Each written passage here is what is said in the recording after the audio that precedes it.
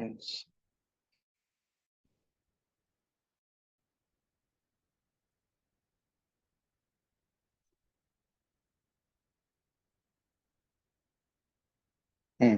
somebody is coming already.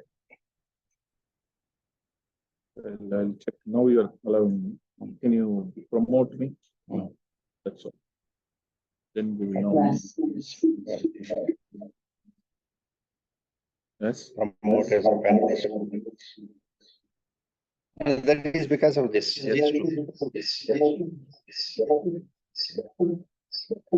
We will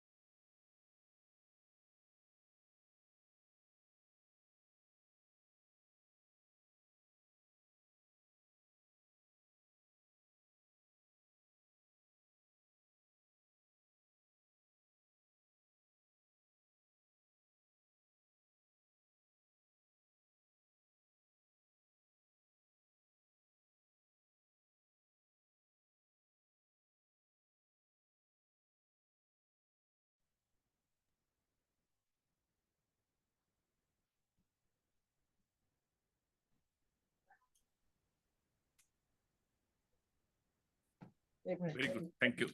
This one.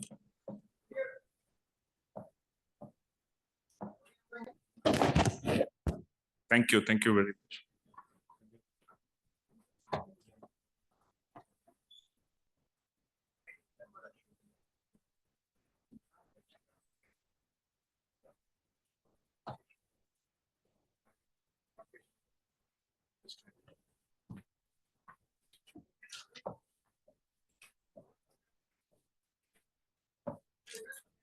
You keep my laptop here. I'll be taking it. I'm taking it. You want for what? No, it's okay. No, I don't know. Yes, yes, because I need to prepare for my. Okay. So shall we start? Very good morning, all of you. Can anybody from the virtual side confirm we're able to see my screen and you're able to hear me out? Even if you give thumbs up.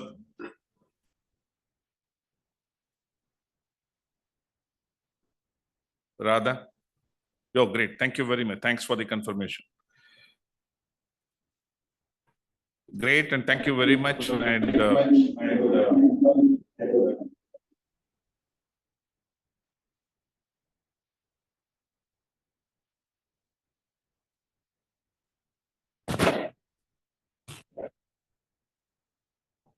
Welcome to the day 2 of our Indian Data Protection Summit. And really appreciate each one of your time to join us, both physical as well as virtual. And I think yesterday we had a very great day. As you are aware,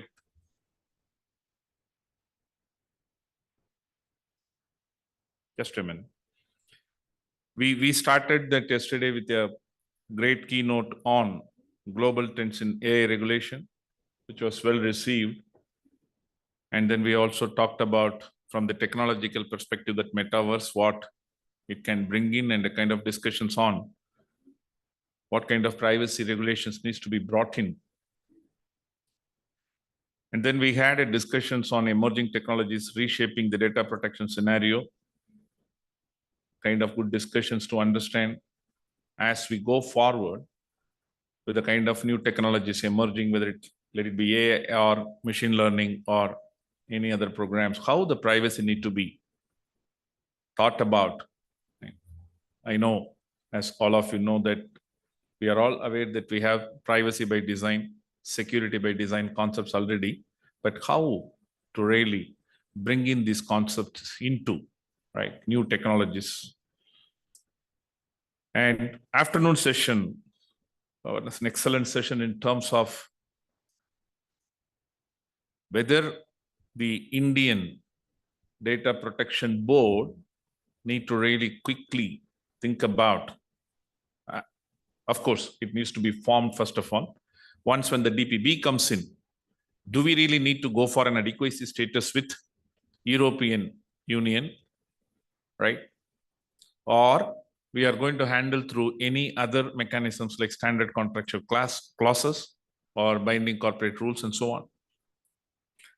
I really like that. We had a very different thought-provoking points emerged in that discussion. Time to look at it really, right? And of course, we also talked about strengthen our current law, right? As we go forward, obviously, today we do not have a proper, I would not call it as a negative point, but the reality is that we do not have any categorization of data into something called sensitive or critical, right? As GDPR or any other talking about, it's simply addressing all the personal data. Maybe we need to really look at this aspect as we go along, which was well moderated by Vasantika and participated by Dr. Mahendra Limaya. He was very straight and vocal, right, in giving his thoughts that, in fact, he was so positive that our law is very, very strong, and right, we heard him out. And Aparna Patak for TCS really correlated these aspects with the other laws. And Puneet Bhatia from UK, in fact, I had gone through many of his sessions a good trainer, a good understanding on different aspects of privacy laws. I would recommend this, like, Mr. Navi, we will be hearing different kind of thoughts from his views. And of course, the important aspect, what Mr. Navi talked about, he was hitting exactly on the target, in my opinion. I was telling him evening when we were going back, very strong, very candid in introducing the DGPSI, which is the need of the hour today.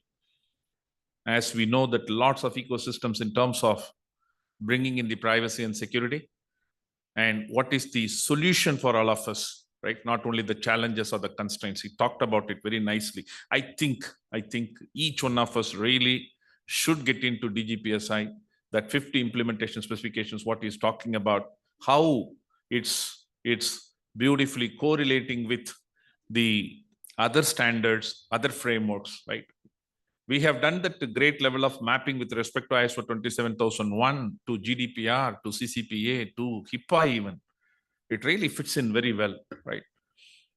I was talking to a few of the delegates yesterday that why not to take the DGPSI in the next level. I was very happy in the afternoon session when we had that last moderating session, panel discussion on our Indian startups ready for DPDPA. If you guys had followed it very strongly, the point came out, right? The awareness is the main problem.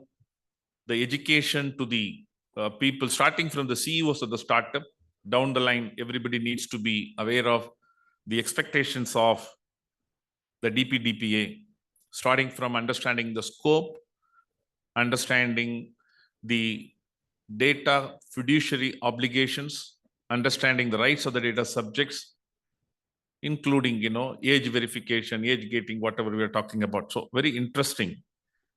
And I think that discussion brought us more and more solution, right? The DGPSI is going to be the key, going to be the game changer for the Indian companies. I think that's one of the output of that yesterday's discussion, and it's going to be today's discussion. I'll be presenting it to all of you. And absolutely, I request each one of you to come out with your own feedback to FDPPI. Even today, if possible, we will make a note of all your recommendations so that when Mr. Navi and the team is going to work on the recommendations to Data Protection Board of India, I'm sure that all these inputs would be helpful to us. And if not today, you have time, feel free, write to any one of us, to our chapter presidents, right? All of us are very active. So your voice would be heard, your feedback would be heard. With this, very quickly, I will just introduce the Data Protection Summit 20, the second day. We are going to start with the Digital India Act and DPDPA shaping India's cyber landscape. We will all hear to Mr. Rakesh Maheshwari. I will request Sanyogita to take it forward. Thank you. Go ahead.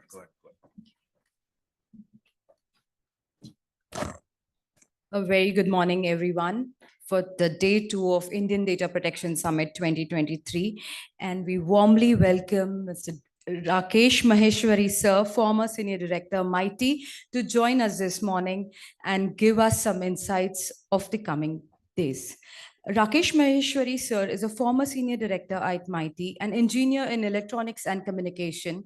Rakesh has spent a total of 25 years working in the Government of India, including 7 years working as Senior Director and Group Coordinator, Cyber Law and Cybersecurity in Ministry of Electronics and IT. As GC Cyber Law, he has worked on matters related to IT, including Designated Officer under 69A of IT Act, the intermediary guidelines published by MIT in 2021, court cases where ministry had made respondent interaction with social media platforms, safety for women and children on internet, and interactions with various government departments on cyber crime, cyber laws. He was involved in early work of a Personal Data Protection Bill 2019, as well as some of the Joint Parliamentary Committee discussions after the bill has been presented in Parliament in 2019. He has also been involved in working on PIS on privacy management standard development. We welcome you, sir, today. And thank you for joining us. Over to you, sir. Hope you're able to unmute yourself. Yeah. Just Yeah. one Over to you, thing. sir. Yeah.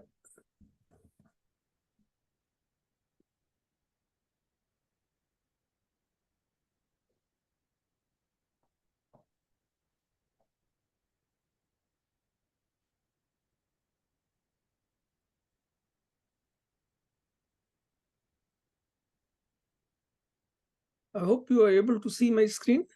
Yes, sir, very much. Yeah. If can it be in So- the presentation mode, it will be great.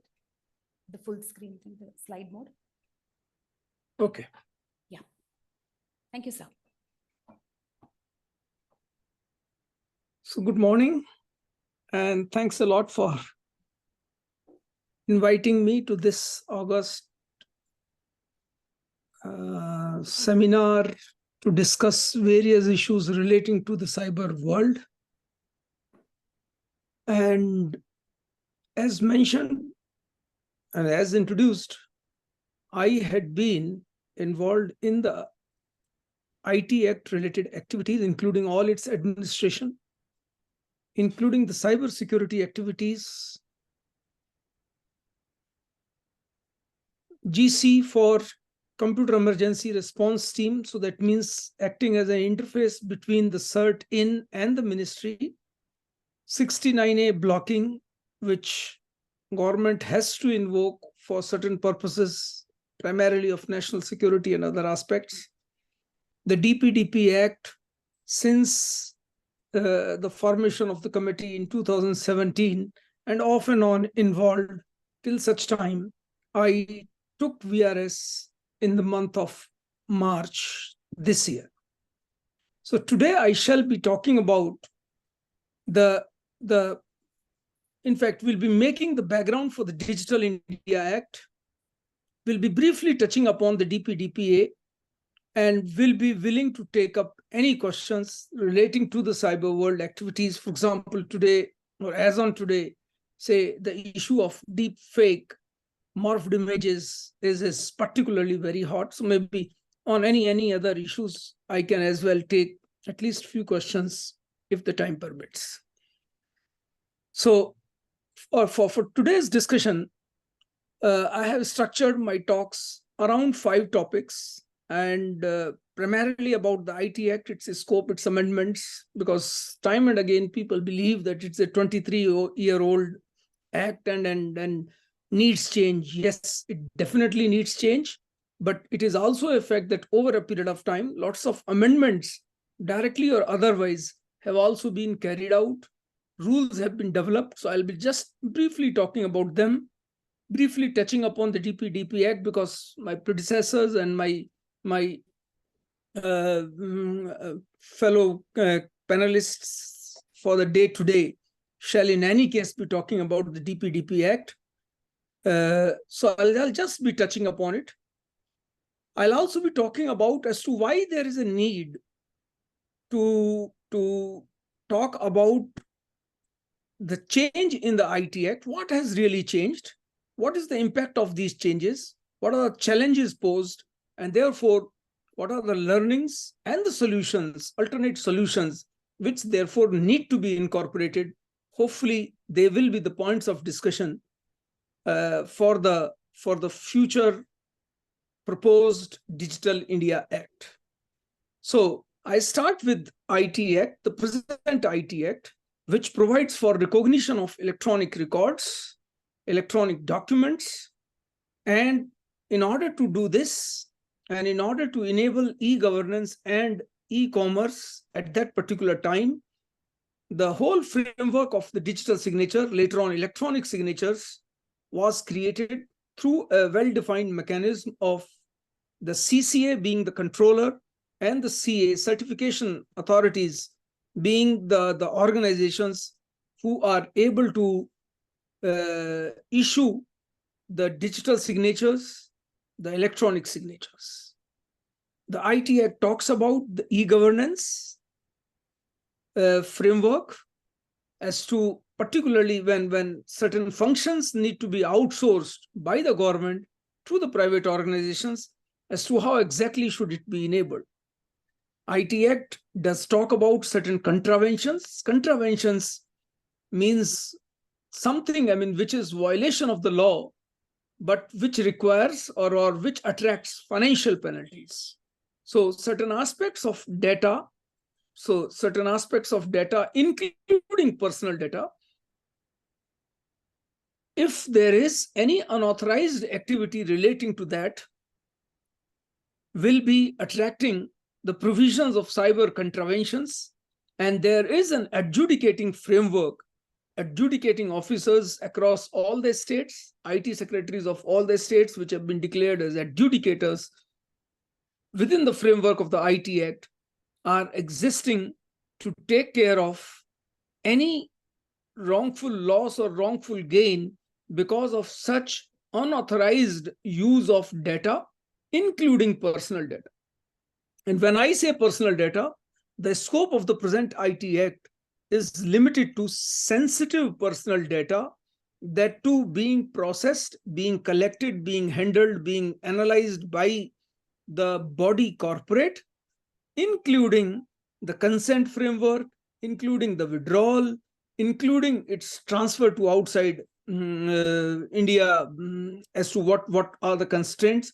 So all those things have been very detailed, in a very detailed manner, have already been described in the SPDI rules 2011.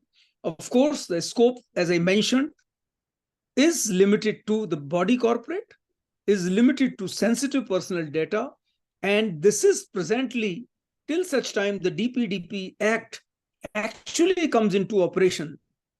The law of the nation is the IT Act, Section 43A, and the SPDI rules. Of course, it is always supported by the sectoral laws. So that's the system which works. I move further. The IT Act also defines the crimes. So all those incidents of data breaches, if there is a malafide intention, are qualified as cyber crimes. Of course, other cyber crimes, including, for example, problem of impersonation, which is precisely the problem of deep fake, is also considered as a cyber crime with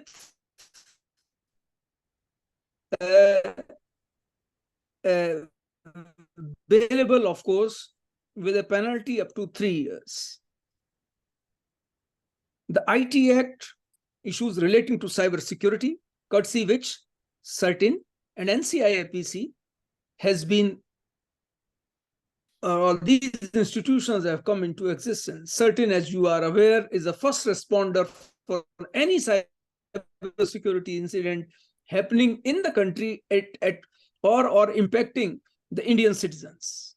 It does talk of creation of encryption policy. It does talk of creation of, in fact, notification of digital examiners, forensics labs, particularly for capacity building in the state and the central government.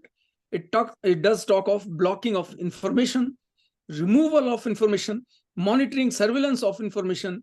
It talks of intermediary exemptions, provided you follow the due diligence. So in a way, though it was written in 2000, the scope is very, very, very broad. It covers almost everything touching the cyberspace even today. The law is considered as a special act, which means anything which falls squarely within the scope of IT Act, no other act shall apply. The IT Act will take precedence. The law is extraterritorial. That means whether the crime is committed within India or is outside India, using the computer resources for outside India, if the computer resource is in India and vice versa, the act actually applies. And to that extent, it is, amongst those few technological laws which do provide extraterritorial jurisdiction. Now, based on the Supreme Court decision in 2017, holding privacy as a fundamental right, and because almost everything is digital today, and because of the fact that Ministry of Electronics and Information Technologies' scope is with respect to the digital and the cyber world, that we started working on a comprehensive proposal for having the Personal Data Protection Act in India. And courtesy the efforts which were made since 2017, you already have the DPDP Act 2023 as of today in place. The rules, because the law, while it has been, assented by the Honorable President on 11th of August, the law will actually become operational over a period of time, and in future, a good number of rules need to be developed. The Data Protection Board needs to be constituted. It will be working in an online mode. So all the modalities of how the bill will actually get operationalized is seriously being worked upon. And hopefully in next 2 to 3 weeks time, the set of rules proposed to be published by government will be put up for public consultation. So that's where the status of DPDP Act is. I move further into the IT Act again. That IT Act, because it came into existence, it was passed by the Parliament in 2000. So it is called as IT Act 2000. There were a comprehensive set of amendments which were carried out in 2008. In 2017, Cyber Appellate Tribunal, which is after the adjudicating officers, if you have any appeals to be made, a framework of Cyber Appellate Tribunal was envisaged in the IT Act. In 2017, along with the finance bill, it was merged with TDSAT. And even in the DPDP Act, when we talk of tribunal, it is the TDSAT which comes into, or which has been recognized. In 2022, Schedule 1, which is primarily about the negative list, what is not covered in IT Act, was trimmed down, thereby meaning that the scope of IT Act was expanded in terms of the records that it can cover. In 2023, a comprehensive bill called as Jan Vishwas Bill, now Jan Vishwas Act, was brought in the Parliament, of course, in 2022, but then got approved only in the monsoon session, which talked of around more than 40 legislations, including IT Act, with an aim to reduce the criminality or eliminate the criminality, particularly for the corporate world, and simultaneously increasing the financial penalties. So that means the approach was in line with the international scope of, international developments, and to decriminalize the corporate world. So that's how, though it is considered as IT Act 2000 and it is considered as 23-year-old, the fact remains that it has undergone changes directly or indirectly over a period of time. Now, what has really changed in these years? The growth of internet, as you are all aware, the penetration of internet, the mobile ecosystem, large availability of apps. Almost 70% of the Indian population is connected on internet today, either they are able to access internet either through the mobile or otherwise through the websites. The internet itself, the websites themselves have undergone a change from Web 1.0 to Web 2.0, and now we are talking of Web 3.0. All this has, particularly Web 2.0 and onwards, has actually empowered the citizen to be able to express their voice. There is an emergence of social media and messaging platforms. With internet becoming faster, mobile apps, websites, social media, huge amount of content and information and data is now becoming available. Emergence of big data, emergence of big tech, convergence of technology and service providers, convergence of service providers like convergence of services like search, like app stores, becoming available through one single company, payment services, content hosting, video hosting, messaging services, emails, AI, all of them have got integrated. Of course, on the negative side, we have the dark web, which has become, which is also, growing and growing very fast.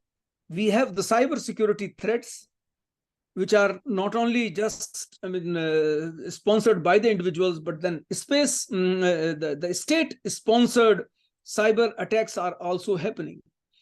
We have emergence of online curated content being developed by professionals, and therefore the emergence of OTT platforms, online news and current affairs, for which also there is a need for regulation, and there were regulations which were created. And once again, a new bill has come from the Ministry of I&B to regulate them as well. From the technology perspective, we have cloud computing, IoT, artificial intelligence, machine learning, particularly the regenerative AI, quantum technologies, blockchain, virtual assets, edtech platforms, e-commerce platforms. The whole development is so fast that maybe there is a need for that the capacity building, the cybersecurity professionals, the kind of crimes and they have gone up in the process. Of course, with respect to domains also, while we had CCTLDs and top level domains, as of today, we have approximately 1,300 domains which are being given. So that means almost infinite number of possibilities of how a domain can be given to a particular website. Internet infrastructure has also substantially improved. Speeds from 2G to 5G, use of fiber, and now satellite-based internet. Now, all this has resulted into the empowerment of people, the ease of communication, ease of ability to express themselves. The speed of business has gone up. Services have gone up, international, multi-geographical. Cloud services, for example, social services, social media, apps, websites, virtual assets. All of them can happen from anywhere. And the problem of, or the future of, the cyber world is the virality. The new kind of online harms, cyber crimes, which has come up. New and complex cyber security issues have come up. The way maybe we had structured our ministries, Ministry of I&B, Department of Telecommunication, Ministry of Electronics and IT, Consumer Affairs, DPIIT. If you find, because the way the internet has grown, a communication can happen on phone, a communication can happen on internet, commerce can happen on conventional shops, commerce can happen on e-commerce. So in fact, films can be seen in cinema, films can be seen on TV, films can be seen on internet, and therefore there is, over a period of time, I'll say, a convergence. Because of the convergence of technology, the ministries themselves need to relook into what their scope of working is and how exactly they coordinate, or need for coordination has really gone up. The digital evidence, the logs, the records, which are otherwise very fragile, but are also hard to obliterate. And in the digital world, we also have the special kind of, I'll say, the effect which is called as networking effect. The big gets bigger very fast, resulting into monopolies or duopolies or whatever. Now, all this has resulted into certain challenges. Challenges of cross-border crimes, the instant communication. Everybody has become a publisher. Everybody has become a consumer. And the same freedom of speech and expression can become a problem. You can intrude into somebody else's rights of freedom of speech and expression, rights of maintaining dignity, rights of maintaining privacy, rights to be left alone, right to nomination, because that's, so new kind of challenges have come up. And because of the fact that maybe the existing kind of acts are not really able to cope up with this new challenge, fuzziness of what is legal or illegal, particularly when the Constitution was written, there were many subjects which were allocated to states. For example, gambling itself. For example, lottery, which was somehow declared as a central subject. But when it comes to online, this difference between, and particularly if the states happen to have different laws, it doesn't work. There has to be a uniform law across the country, particularly for certain things which are in the mode of online. Otherwise, it doesn't work. The online piracy has gone up. Protection of copyrights, the issues are entirely different. I mean, vis-a-vis the physical form. The platforms have actually become more powerful than the government itself. So government used to think as to they are the most powerful, unfortunately, no longer true. The governments have now a lot of dependence on the platforms, and it is easier said than done that maybe we can block you, we can deny access. Unfortunately, when 60 people in the country are using in a democratic setup to block any of these services, or even temporary transfer, temporary block these services. I did mention about the fuzziness of the domains of each ministry. MIB, which was looking into films and public, push kind of content, TV, DTH, is now finding emergence of OCCPs and intermediaries through which content actually can be, where the content is published, but the people are able to pull the contents as and when they want, no licensing, no registration. The whole ministry actually came up with the concept of, on the premise of doing licensing and registration. DOT, same way, where now the communication can happen not only through the PSTN and the infrastructure which was created by DOT, but can happen on internet. Once again, no licensing, no registration.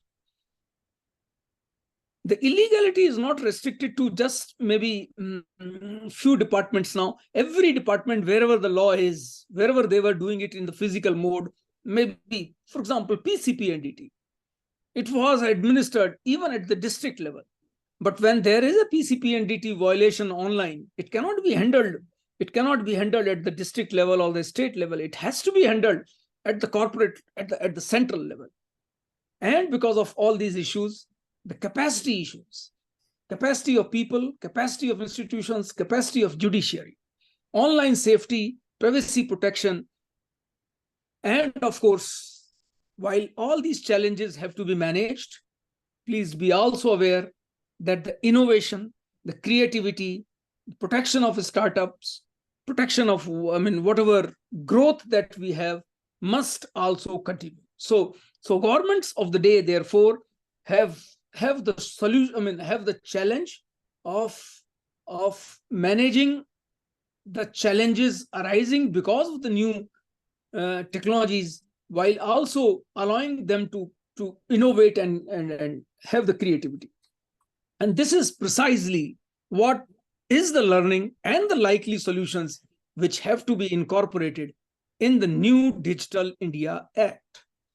Existing system of adjudication has not really worked.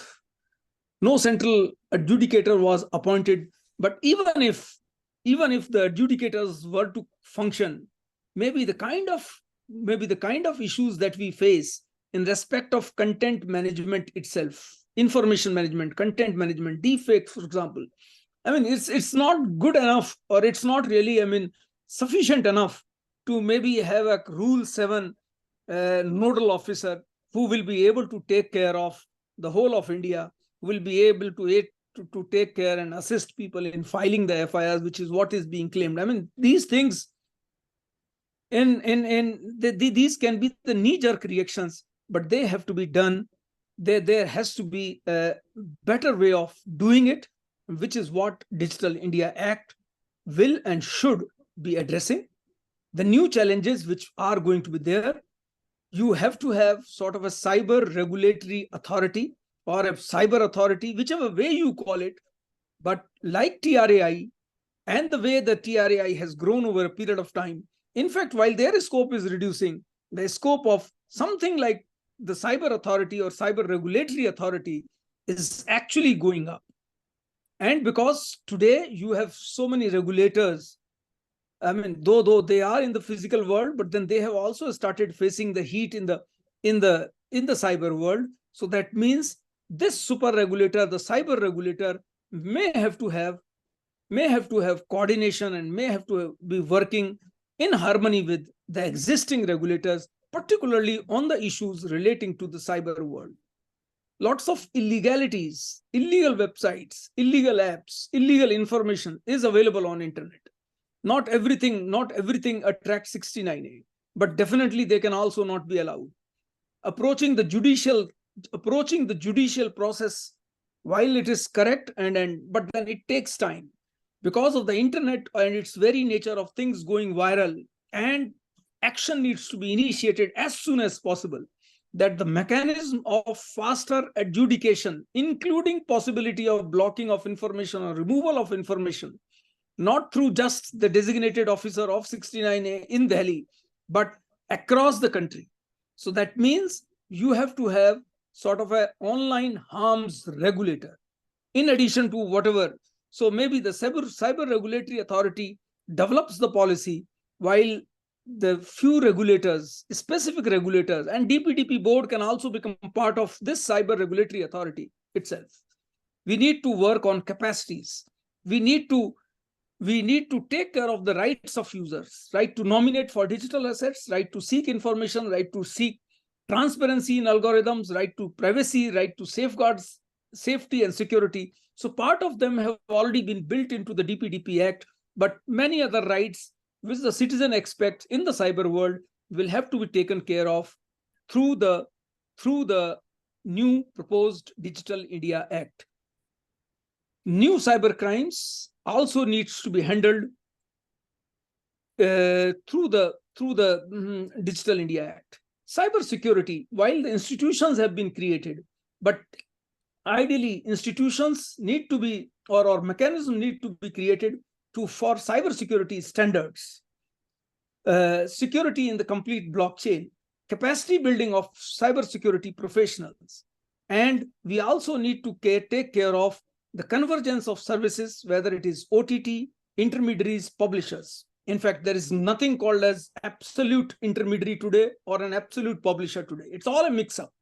So that means we have to rewrite, we have to relook at the intermediary rules. We have to relook at intermediary exemptions.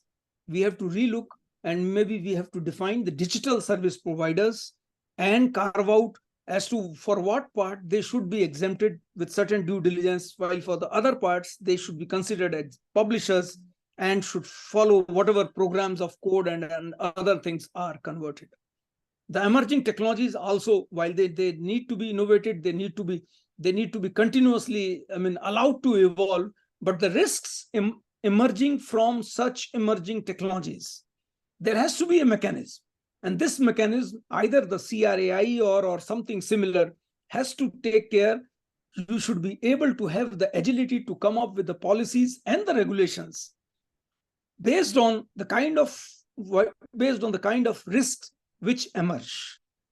In the world of cyber, lots of international cooperation has to happen. Alignment, your law cannot be much different from what the international laws are. And therefore, you have to have an eye on what international developments are happening.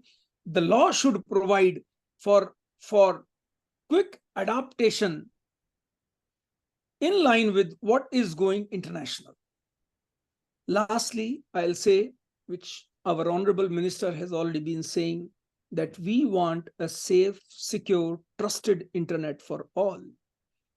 Open, safe, secure, trusted, and safe, secure, trusted, and accountable internet.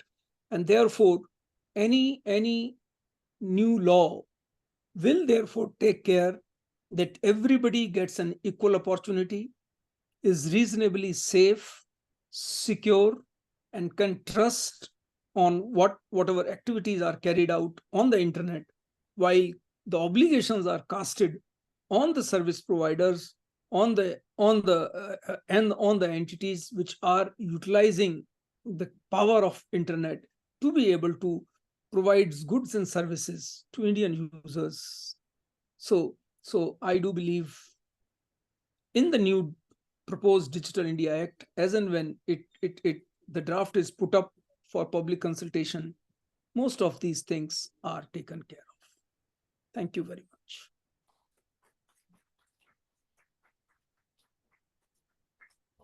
Thank you very much, Rakesh Maheshwari sir, for that insights. We really are very grateful for your presence here at FDPPI. Thank you very much, sir. Now he says.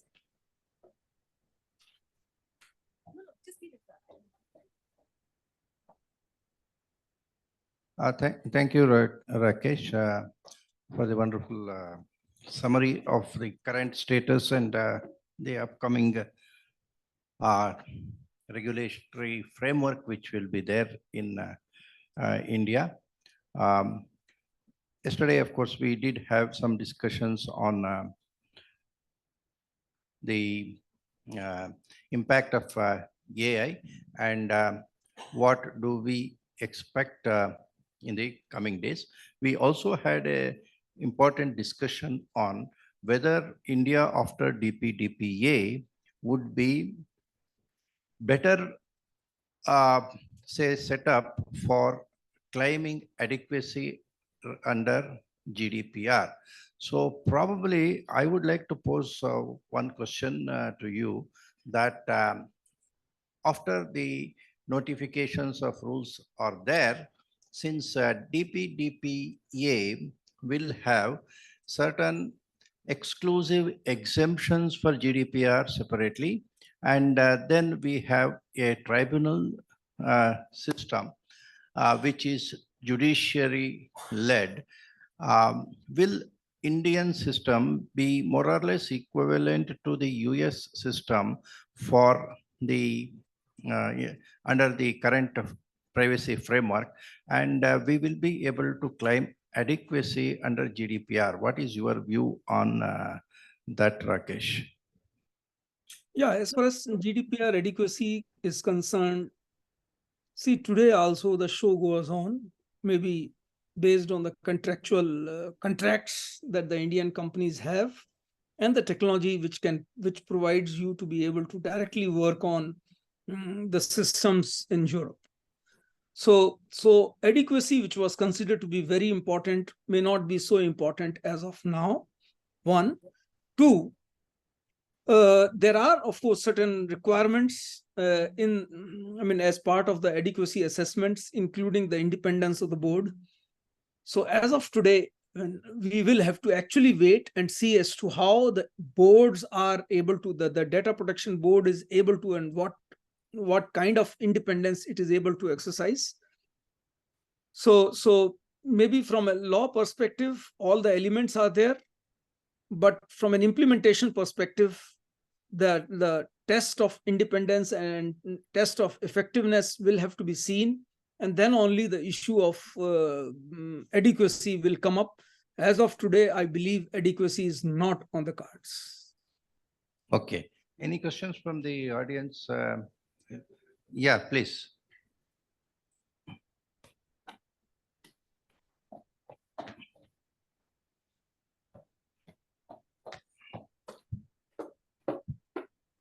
Mr. Subarayadu is having a small question.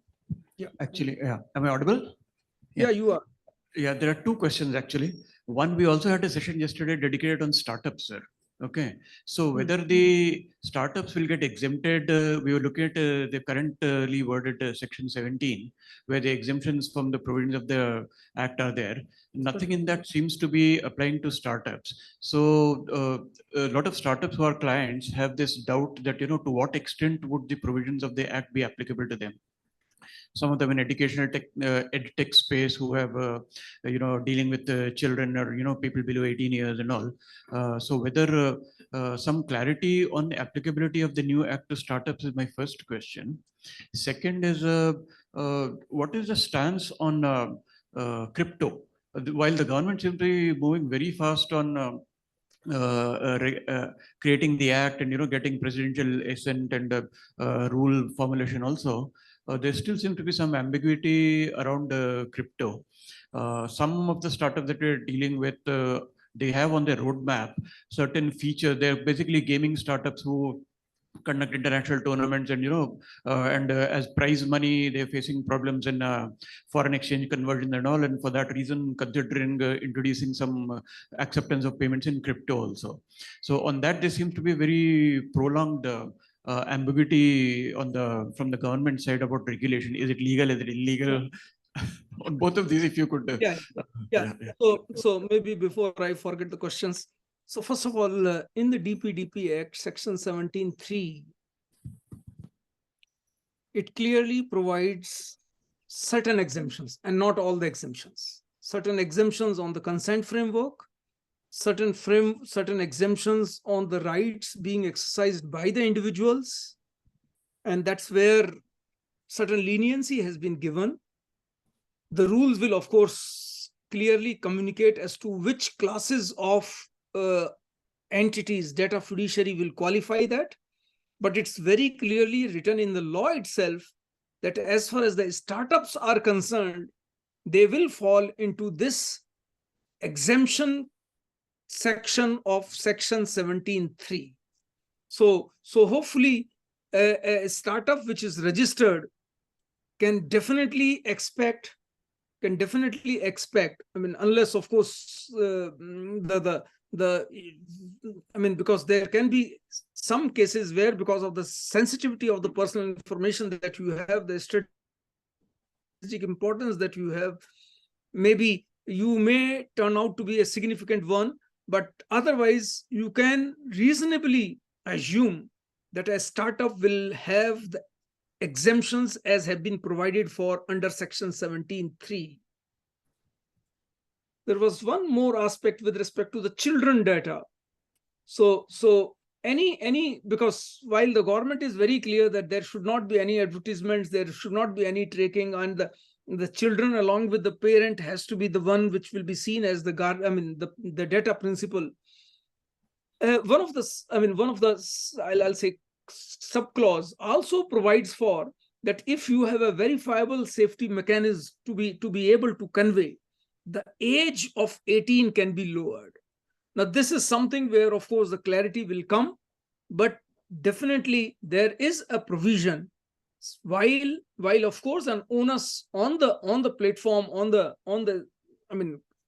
any company, including a startup, if they can prove that their platform is safe and have got safety, reasonable safety, whatever, with respect to the privacy of children, and with respect to whatever data is being collected in respect of the children. So this is something which, of course, maybe the rules will probably clarify, but on the 17(3) part, on the startup part, more or less you can be assured that you do fall as a startup under 17(3). Now, as regards crypto, this is something which does not directly fall into my domain and the domain of Ministry of Electronics and IT, except for one thing, that, see, government is not really keen to promote. The government is keen to promote the technologies around blockchain, around Web3, but definitely not promote the usage of cryptos. And that's primarily because it's not a fiat currency. It's not a currency issued by the central bank. And maybe the actions of government is also clear to put a tax on every transaction, put a tax, 30% tax on the profits being made. So somehow not really inclined. And then simultaneously, there was certain directions that, particularly if you are dealing with virtual asset, if you are a virtual asset service provider in exchange, there's certain data need to be maintained. So per se, from a development perspective, per se, from a technological perspective, government is clear. Creativity and innovation must continue, but from use of cryptocurrencies, either in games or maybe in particularly in India, is unlikely to happen, at least in near future. But otherwise, But otherwise, there was a clear, earnest attempt by the government of India to carve out and create a difference between what an online game is versus what an online gambling is. As I said, I mean, unfortunately, when the constitutions were written, you only defined gambling. So a state can still say a particular format of an online game as gambling, and hence it falls into their domain. While there is no direct power as of today, I mean, though it has been carved out that online gaming will be seen by the central government, but if a state takes a claim that it is not an online gaming but a gambling, I mean, there are certain confusions, and that's why, I mean, at least in the GST amendment which has been carried out, they have only put certain conditions and not really differentiating between an online game or online gambling. As long as it is allowed by the state, the central government is, or the states are keen in collecting the taxes, rather than so confusion remains. Attempts were made, rules were made. SRBs, if they become operational, will make hopefully things very clear as to what is considered as an online game, and the rest will be considered as a gambling or wagering or betting, and advertisements of such sites shall not be allowed. But one thing is very clear, that anything which is offshore, anybody which has not really set up shop here, anybody who has not really got a grievance officer, has not gone in for the GST registration, in my view, shall be considered as an unlawful activity. And like piracy cases, I have always been advocating, government may not have much beyond, I mean, whatever 69A we may do, it's not 69A issue, it's actually unlawful. So anything which is unlawful, of course, these sites are not available particularly on the Google Play Store, but in my view, somebody has to take lead, go to the courts, and like piracy, where the court decisions are very, very fast and our dynamic injunctions are given, something similar has to be done with respect to such offshore gambling websites.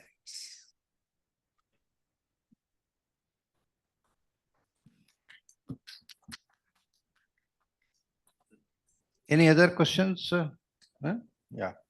Okay. Yeah. Go ahead. Thank you, Rakesh Maheshwari sir, once again for your presence and those insightful thoughts that you shared with us. Thank you, and we look forward for more engaging sessions with you going ahead with FDBPI. Thank you, sir. Thank you. Yeah. With this, we'll move ahead with the next keynote, Artificial Intelligence and Privacy, for which we would like to invite Ramesh Katua sir to introduce Vinayak Godse, CEO, Data Security Council of India. Thank you, Sangeeta. Good morning, everyone. It's my privilege to introduce Vinayak Godse, CEO of Data Security Council of India. Most of you may have heard him and in various talks, as well as met him as well. Vinayak Godse has been part of the Data Security Council of India for the 15 years, and he has a 20 years experience in the IT security infrastructure and development. Vinayak has been promoting the cybersecurity vision for India along with the DS and other members. So in addition to the Data Security Council of India, they are also overseeing the National Council of Center of Excellence, which is again for startups and cybersecurity entrepreneurships within the organization. And currently they have almost 100 plus startups in data security and privacy. Vinayak has been managing the technology teams and in major events during the thing.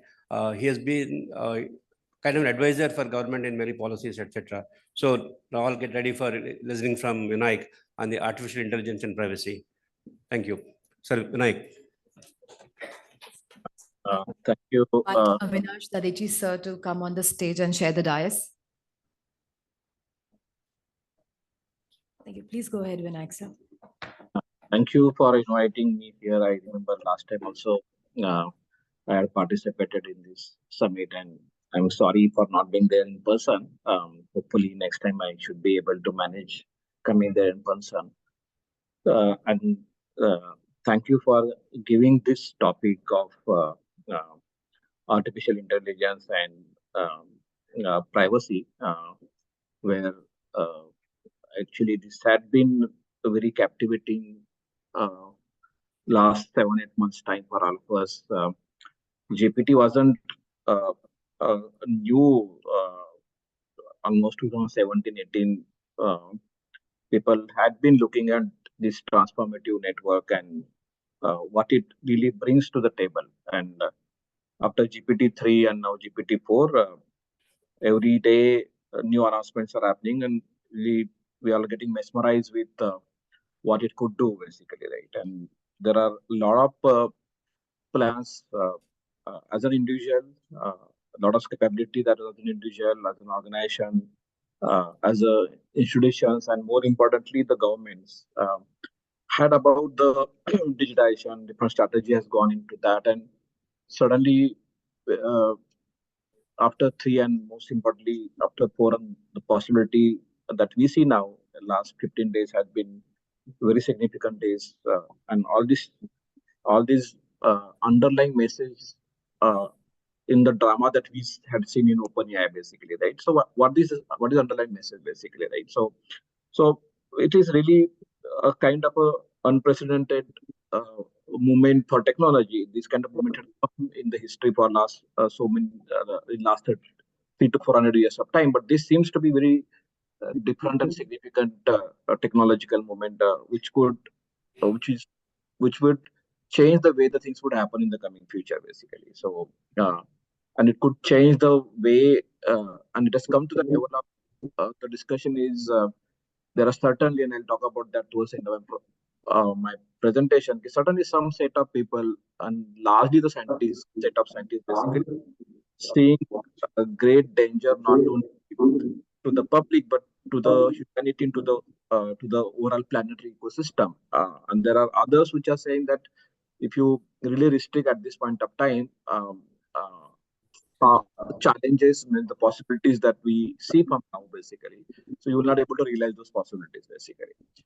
So what I will try to do is I will try to lay down some basic understanding we had been building to understand this better, and largely in the context of India, basically. So I know a lot of global discussion may happen, but in the context of India, how should we think about this artificial intelligence? And more importantly, the today's topic is privacy, which I will try to dwell into. My uh, my proposition here will be trying to lay down the basic uh, elements of the discussion, and probably towards the end we may have some time for deliberate and discussion with some of the questions that you may like to pose to me. So with this, let me start with some of the goal that as we India look at, right, from the digital economy perspective, right. The goal that we look at is what is digital economy, right, for us, basically, right? So since the jobs strategy some years back has came, the inclusion of a population with formal economy remain as a critical, and for the private enterprises, improving the experience of the consumer remain as a critical goal of private enterprises, right? So one hand, private looking at improving the experience, and other side, government looking at the inclusion, right? Inclusion of reaching out to those population, get them into formal economy. Then social connect and interaction, and we all use the social media applications, and now the social means and platforms and interactions has been now leveraged by enterprises. Most of the enterprises are now on WhatsApp, and many of them have been leveraging those platforms, basically, right? So that becomes one of the important digital economy goal. Enhancing business value. So if you read carefully some of the ministry's document, and there was a document of a Ministry of Petroleum and Natural Gas Agency, Ministry of PNG, Memo PNG, Ministry of Petroleum and Natural Gas. So it had talked about how you can use digitization, artificial intelligence, data science to improve the value, right?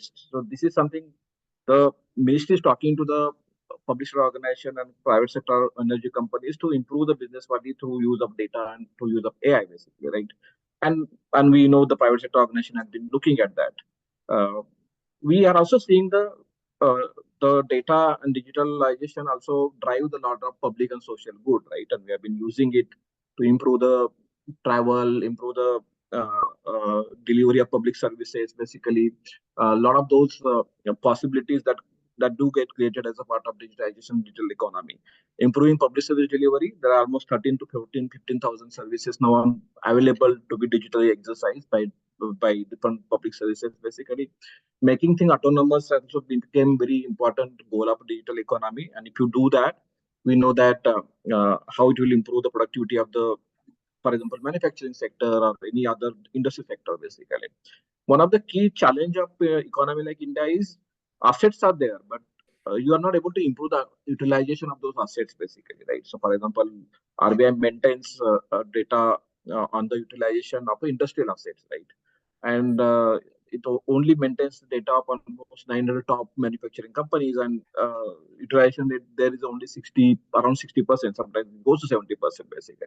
But when it comes to SMB, sometimes utilization is not even 30 to 20%, basically. So if you digitize it, you'll be able to utilize the assets. And we are seeing Uberization phenomena where a car is there and GPS is there and this application on top of it, how it improves the utilization of the asset, economic asset, basically. So that also becomes very important digital economy goal. And improving productivity, because productivity is very important from the overall GDP perspective. So these goals have been talked about as a digital economy goal. And for this, what is really happening is we are digitizing, right? And digitization means what? So we are enriching every product and services digitally. We are designing for mobility and devices. We are going for more open data ecosystem. We are bringing a lot of interfaces, APIs, and third parties to help us initiate the transaction, execute the transaction. We are trying to decompose every process into small services, and architectures are being laid down. We are leveraging the global platform to do our technology in business, and increasingly the architectures are devised in such a way that it's not human intervention driven architecture, it's event driven architecture, basically, right? So this digitization is happening, and once we have, and every of us, every of the businesses, every of the sector have been significantly doing and working towards achieving some of these goals with this kind of digitization effort that we are putting together. So then it comes to like what kind of enterprises that we are talking about when we talk about digitization and innovation, right? So we are talking about, for example, transaction processing industry. Until now, we know transaction processing industry has quite significantly digitized, and now digital payment transaction, that the kind of processing that we do is quite significantly scaled, and no country can now come close to us. So this is one set of industry. Other set of industries which is creating economic value, right? And for example, oil energy sector, power sector, right? So those industry also are digitizing quite significantly, and they are using digital means to improvise and improve the productivity, creating new possibilities, and more importantly, creating, if there is customer, providing more good experience to the customer, basically. And when it comes to government, then this public service delivery is definitely one. Most of the government institutions dealing with improving the public life, improving the quality and performance of the public services. So they have been delivering value, right? So and most of the oil energy ministry, for that matter, transferring DBT. There is a EPFO which takes care of the pension. So out of those, then there are property, the revenue. So all those public service delivery specific government institution. Another one which I'll talk about is the public value creating institution, basically, right? So what do you mean by that? And this is a very interesting one, right? So for example, UPI, which is set up by NPCI, has created quite significant value for us, and it's a government institution in a way, basically, right? So similarly, UIDA is a government institution in a way, basically. So there's something the government will do which will create value for the overall ecosystem, and UPI is a great example of this value creation. Because of UPI, one is bringing the transaction more digital form. One hand, Google, Facebook, and Amazon kind of organization is also now participating in transaction processing. Other than fintech is also small fintechs to big fintech company like Paytm and PhonePe is also creating those value. So these public value creating institutions emerge a lot, and that's why the India's DPI story has evolved, basically, right? And then there are government institutions which are governing and regulating, basically. So in this ecosystem of digitization that we see, So the role of the different institutions comes into picture. So there are their OEMs, and we know there are system. India is largely land of system integrators like TCS, Infosys, and big companies and mid-sized companies and small companies. Then they are doing the role until now. But what happened because of the mobile operating system, and we thought about as a country jam story for digitization. So they mobile operating and key operating players like Apple on one hand and Google on other hand. So they started making their relevance to the digitization goal of economy, right? And the devices that could come across the platform they could bring together basically. So their role become very significant in digitization ecosystem. So for example, most of the mobile transactions we are doing on mobile, right? And because of the mobile had 2013-14, the mobile brought something which could help which helped it to participate in transaction processing basically, and some of the platforms that we have been leveraging as part of that. And now we see a lot of digital product which is coming on top of it basically. There are a lot of digital first companies, and now there are some organization like OpenAI developing these LLMs and models. Either they are delivering directly or there is something like Microsoft is delivering the AI to us directly basically, right? So this is how I see from the Indian ecosystem perspective the digital and understanding of the innovation, kind of encapsulate that we have developed as per our understanding. So once we have that, then the privacy, conventional understanding of privacy also needs to be we should build that understanding in a very structured form, right? Basically. So what privacy? And I think that foundational. So I think the data protection regulation, or in our case, DPDP regulation, articulated those foundational concepts of privacy. And I want to focus more on foundational because uh, uh, going forward, when we talk about AI, the foundational understanding of privacy becomes very important. And that's why I had put together something to really put understanding of foundation. So this foundational understanding largely comes from the consumer uh, trust on a organization or institutions um, which are what they are doing basically. So they're collecting data, they're processing data, they're using it, they're storing it, they're sharing it basically. There are some of the and most of the privacy content principles you will see that are largely on collection, processing, use, storage, and sharing basically. But one of the key challenge here is the asymmetry, right? The If you look at the AI right now, and every 10-15 days there is a new paradigm of AI is getting created, and if you follow that carefully, then you'll say that the pace is so significant, and that pace is bringing so many different kind of multiplicity of the capabilities services to us. Uh, no matter how much we take an effort basically. So communicating what exactly is happening, how exactly the AI has been built, and what exactly the problem it will create for us is still a challenge. And this asymmetry is a very, very difficult asymmetry, not only for individual for privacy, but most of the governments are struggling with it. Most of the governments are grappling to what to do with it basically. So this asymmetry is a very foundational in this ecosystem of trust that we would like to see, and we like to see something happen in that basically, right? And now the right side part is mostly the concern associated with the collection, processing, usage, and storage and sharing. But now the harm is becoming very significant part of discussion, right? So the bodily mental injury, the loss and distortion type of identity, and we know that this generative AI, it is sometimes short-circuited the some of the plans that some of the financial institutions have put together for remote KYC for that matter, video KYC for that matter, basically, because now you can clone video, you can clone the audio very well, and the biometrics for that matter, most part of the most significant segment of the biometrics now can be very well compromised using the use of AI, basically, right? So this identity theft will become quite significant, right? And so will the financial loss and property, and then eventually it will lead to the loss of reputation, humiliation, and some of the things that we talk about in terms of the deep tech for that matter is leading to that, right? So this discrimination, extortion, denial, and surveillance basically. So this harm largely discussed until now in the context of the privacy. When you talk about privacy issues, we always talk about privacy, the loss and the harm, right? And And this was a very interesting debate on DPDP Act specific. So last version of DPDP Act had talked about loss and harm as well. But if you see now carefully, the new act which was notified, which was published basically, and which was assented by President and approved by Parliament, remove harm part from the DPDP Act basically, right? And it is just talking about loss basically.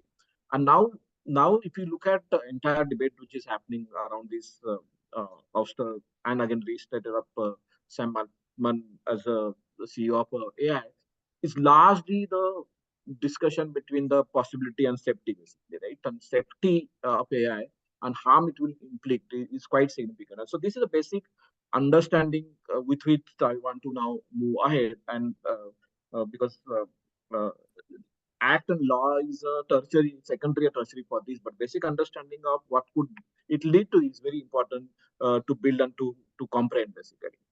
So then we need to also understand now what is really happening in the space of AI, right? And to understand what is happening in space of AI, you need to observe things, right? So what you need to observe, what kind of deal unicorns are come, what kind of products are coming basically, what kind of value they are, economic innovation, competition. You could use many dimensions and see what they are bringing to the table basically, right? And then look at the experiments that of AI basically and what they are driving. And against that, then you look at how the data ecosystem is evolving and digitization ecosystem is evolving basically, right?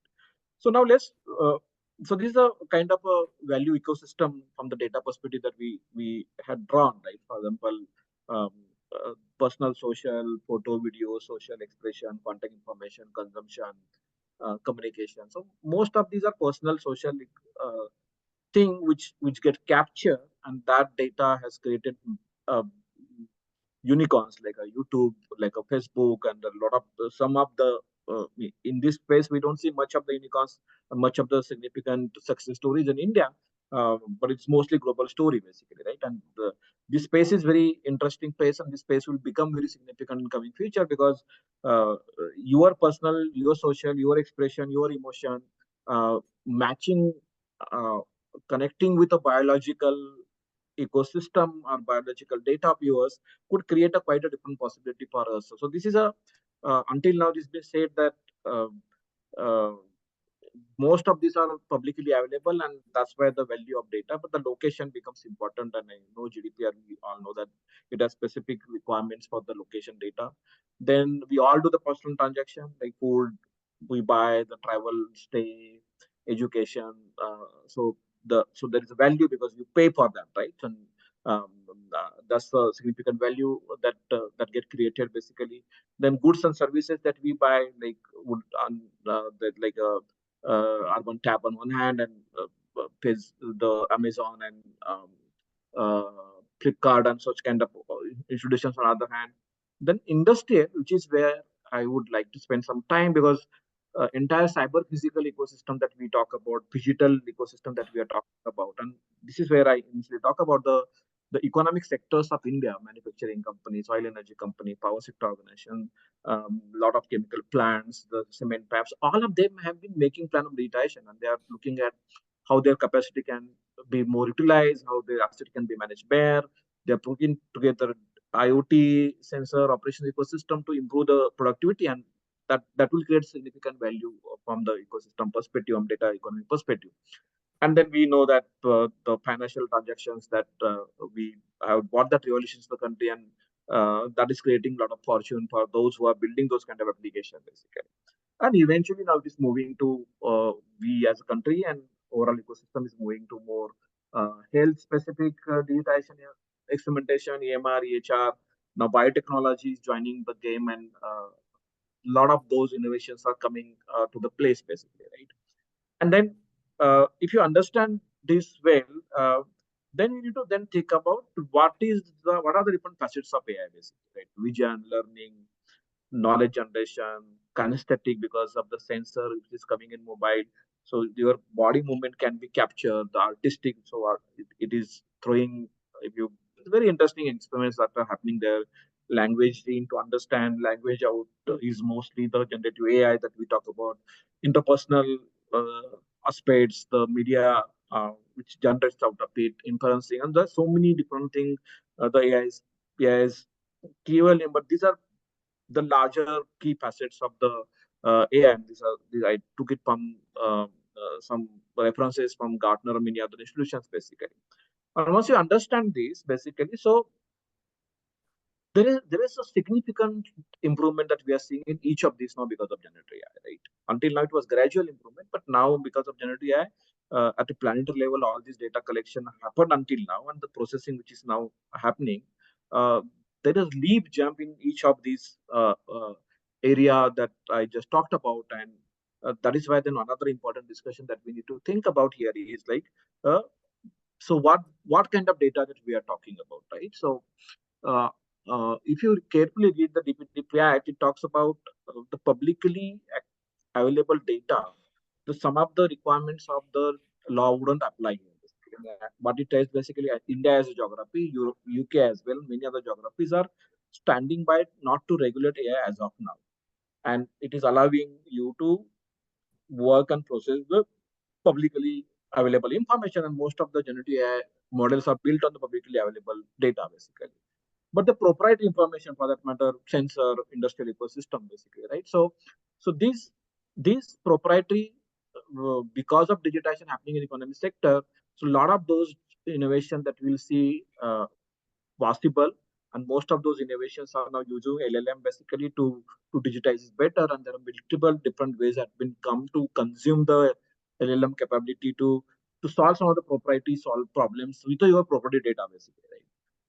Then another interesting thing is the platforms, whether it's a global platform like a Facebook or a Twitter or many of those kind of platforms, basically. So we use those platforms to do our transaction. We use it to solve our purpose, for that matter. Basically, purposes are our, but means are provided by platform, basically. And there is always a challenge of who owns data or not, basically.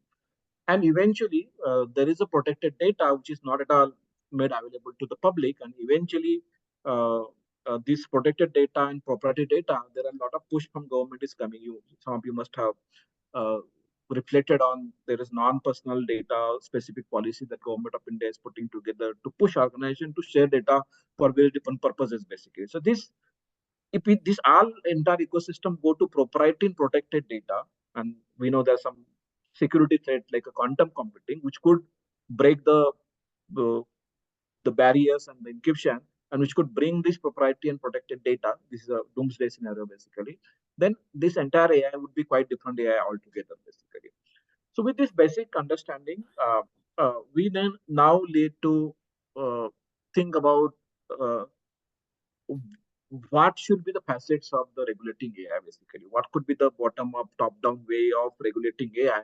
And I would like to discuss that in this call, but I would like to conclude because this is I know we are not fully there in terms of DSA's understanding about the regulation of AI, but what we see now in last 15, 20 days of time, it has come to the level where people are now saying it could go where it will be very difficult to return from. And the entire story that we see now, this entire Q star that we talk about, the algorithm that OpenAI has able to build, which will not even require the training data, right? So that's some of the surprising revelations which are coming out. And then there are people, and there are some scientists, almost 360 plus scientists, which have signed recently the petition that we need to stop, or we need to have very conservative way of looking how the developments are happening. And there are boomers, and the boomers which are saying, yes, we know challenges, but we still need to go ahead. We still need to work on it, basically. And now currently, the registration of the CEO, Sam and OpenAI, seems now there are more pragmatic, effective pragmatism that is now prevailed, and probably we'll see many more innovations that scared that some of the scientists scared like they could create a problem. We'll see them develop in coming 6, 7 or couple of years time, basically. So this is what I wanted to really lay down a kind of foundational understanding. It's not overall understanding, but what is foundational that we are building at DSI. And with this, I'd like to conclude and probably hear from all of you about your views and any question that you have. Thank you, Mr. Vinayak. Yeah, we are open for questions. If anybody Yeah, has please. any questions in the audience. Yeah, here's Karthik. Hello, hi Vinayak sir. Good morning. This is Karthike. So I have a quick question. This is regarding the AI regulations. So we saw that EU came up with AI regulation 2023, and the kind of comprehensiveness and the risk-based approach that it has shown. What do you think, that should India also follow the same league and go for a risk-based approach, considering what you just told us? Yeah, so this is a very dilemma every country had been now getting into, right? So you must have heard the UK made a statement, public statement, that as of now, it would not like to regulate AI, right? And our DPDP Act refraining from creating obligations liability on a publicly public data collected or data available on public platform collected. So that tells that some countries and most of the countries are concerns about if you try to regulate in early stage, you will lose on two things basically. One part is you leverage and gain from it basically, right? So that's the significant, because it promises quite significant improvement in productivity in creating economic value that I just talked about in couple of my first one or two slides. But second part is, if you regulate now, there's a possibility of developing such in India or UK or many other places basically. Then you also stifle somebody who would be, and there are we see that a lot of LLM startups in India now, some of them are doing quite significant intense work basically. Then we'll be stifling those creation of such kind of a model and creating competition to the big model. So this dilemma, everybody is grappling with this dilemma. It's not easy answer to the question that you.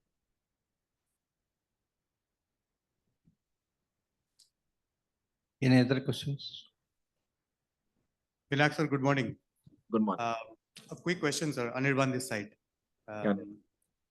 My question is, what I am reading and studying regarding AI is basically there is a lead coming from the Western countries with this AI technologies. Well, it is defining the regulation, training the bots or algorithms and stuff. So this is basically coming from the Western side. Considering India, we have a very rich cultural side as well, sir. Recently, I have come across quite a few incidents where response by AI is not quite fit with our culture. Just wanted to know what's your view, or is there any plan, or do you think we are going to address this cultural part? Because we have a very rich culture and we had a good discussion yesterday as well. Not only India, even we spoke about Africa, they have a very rich culture. So Yeah, but keeping a balance. What you're saying, so the ability of these models are to such an extent. So configuring those nodes which will reflect the culture will be much more easier for these LLMs that we will otherwise achieve in other way, right? Basically, right? So what I'm trying to say is, and now these LLMs would be more responding to. One is the expectation we have. If you see the model that we had seen in the GPT-3 specific model we have seen in December last year, and now the model that we see now in the responses throws now, there's a stark difference. They are responding to these expectations. They are responding to this concern. They are responding to this kind of a requirement, basically. Right? For example, all these new launches that we see, for example, if you take an example of Google's recent phone, they launched it, basically. Right? There have been cautious effort has been taken to make sure that, and as I've talked about the discrimination, some of the harms that I talk about, basically. So they are taken care of, basically. In fact, now knowing those dimensions and those perspectives and those nuances of your culture, and using those dimension nuances to configure model would most of the AI significant leading AI will respond to those kind of requirement, and they will be better off because they have all the public data about you, your culture available, all the publicly available data, and they have found a ways to deal with that data basically. Eventually, I believe they will respond to this kind of a specific cultural requirement and specific community requirement as well. Thank you, sir, for the session. It was a lovely topic. And I have a very short question. It's kind of a follow-up to the first question about risk-based classification. So in your slides also, I saw harm being there. And when it comes to things like mental integrity, my attack on my autonomy, it's very difficult legally in a court of law to prove harm there. So do you think this calls for a legal reforming measures also as to what constitute damages? For instance, in Europe, the CJU in May this year, they defined damages as my mental harassment as well. So there was an AI tool which kind of wrongly inferred a person's political alignment, and the person went to court and he held that my mental indignation is also damages. So do you think if we are now moving towards thinking about regulating AI, this is one thing which we should also consider? Yeah, so this is where the discussions and this is where the big doomers and bombers had been debating, right? So this safety and possibility, right, and this harm that I just put together some kind of areas there, right? So, but it's very nuanced discussion, as you said, Robert. So, what will basically harm you, right? And so that will be very difficult, and eventually people are now predicting that we will be going into the situation where for every situation, every context, there will be expected human behavior, and each of us will be asked to conform with that expected human behavior. Like, so there is a concept of this panoptic on society, right? So somebody out there is watching us. That's happening in China kind of organization, right? Where China kind of a country basically. So where because they have so much of data, so you can't really go out of basically, right? So what is being expected from you, right, as a part of the society basically. So then it will harm my freedom of choice. Will we have a choice, right, in the coming future basically, right? So there are various different nuances that would fundamentally come in the discussion, and we don't know how do we articulate them. So current problem is I use some 4-5 lines or 4-5 words there basically, but are they enough? Can you really go to articulate it to that level of nuances, those level of dimensions basically, and put it together, and then from that you put a question which could potentially get answer, right? So it's not easy, right? And that's why we need to really bring a lot of psychologists, we need to bring a lot of those anthropologists, the people who understand the deep sociologists for that matter. And then because many of things that we do as a human element or societal part of the society would get driven and shaped because of this technology that we look at it. So one question here, Subbaraidu here. Yeah. See, been reading a lot about laws in the making to tackle any biases or harms caused or detrimental decisions being taken by AI. But the fact is that AI would be replacing human beings, maybe supplementing human beings, or giving additional data to assist human beings in taking decisions, or maybe in some cases taking decisions. The fact is that human decisions were also biased, and human beings are themselves also biased as well. So why this so much focus on biases in AI and dealing with the consequences of biases in AI? Is there a disproportionate focus here? Is it justified? Because at the end of the day, let's say a sophisticated AI program might end up replacing a human and taking a decision on behalf of the human. The human himself or herself may also have been biased, right? And also, if let us say the laws do progress in that direction, is there a risk of some kind of regulatory arbitrage, saying that if a decision taken by a human being as a result of a bias causes some harm, there is a penalty prescribed there, But whereas if a program does it, there could be, either a lower penalty, because we are also talking about decriminalizing laws, and, even in the PDPA, there are civil liabilities only, but perhaps criminal liabilities may not be there.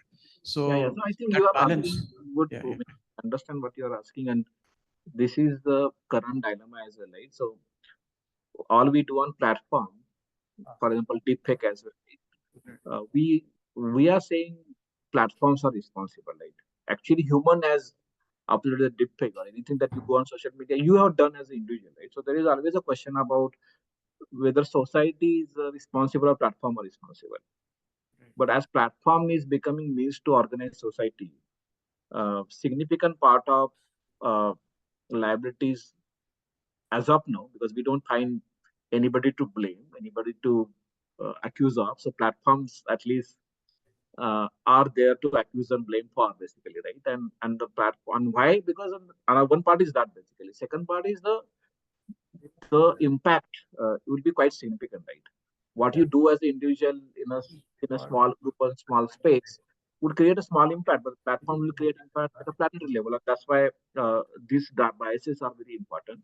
But what I like to talk here is uh, most of our behavior as individual, right, are intuitive in nature. There is always a system one, system two thinking. System one is more intuitive, and system two is more mathematical, more analytical, basically. And yeah, I know we do a lot of those things. We take a lot of those actions by calculating, by analyzing, by evaluating, examining. But still, most of our reactions, responses are intuitive in nature, basically, right? And they create a lot of those kind of injustice in society, right? I may insult somebody in some conversation. I may do violence. The intuition uh, is always challenging. Now people are started even is part of in, then the AI will do much better, because until now the problem was calculation is bringing all the fact together and processing them and taking decision, basically, right? And human has shown the limitation for intuitive thinking, and at that moment you may not process all that, basically, right? And AI is able to do that, basically, and that's why decisions of AI will be much more uh, uh, fair, much more in line with the social justice. So you can configure and they can process all the dimensions involved to take that decision in a fair manner, basically, right? So, and we know in cybersecurity space, we are relying on AI to take decisions or the security decision, basically. Eventually, society would start believing AI does much better job compared to the human when it comes to a fair opinion, when it comes to fair decision making, when it comes to balanced decision making, basically. So that challenge will be very different challenge. I still discuss in the context of the harm and privacy, but some of the challenge that recently in Bangalore I did was session on a consciousness of AI. So where we discuss about is there a possibility of AI replacing us, and which are those areas, basically? And people are already saying the current discussion of AI, they were saying it is reaching to that level. That's why there is a uneasiness in the scientist community.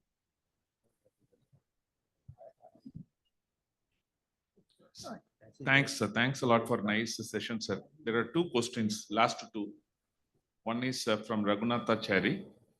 He says, recently, the deepfake identity theft cases emerged a lot. AI on one side proving to be a great boon, but also it is training cybersecurity. How AI can be taught to avoid cybersecurity challenges it poses? Yeah, so. Yeah.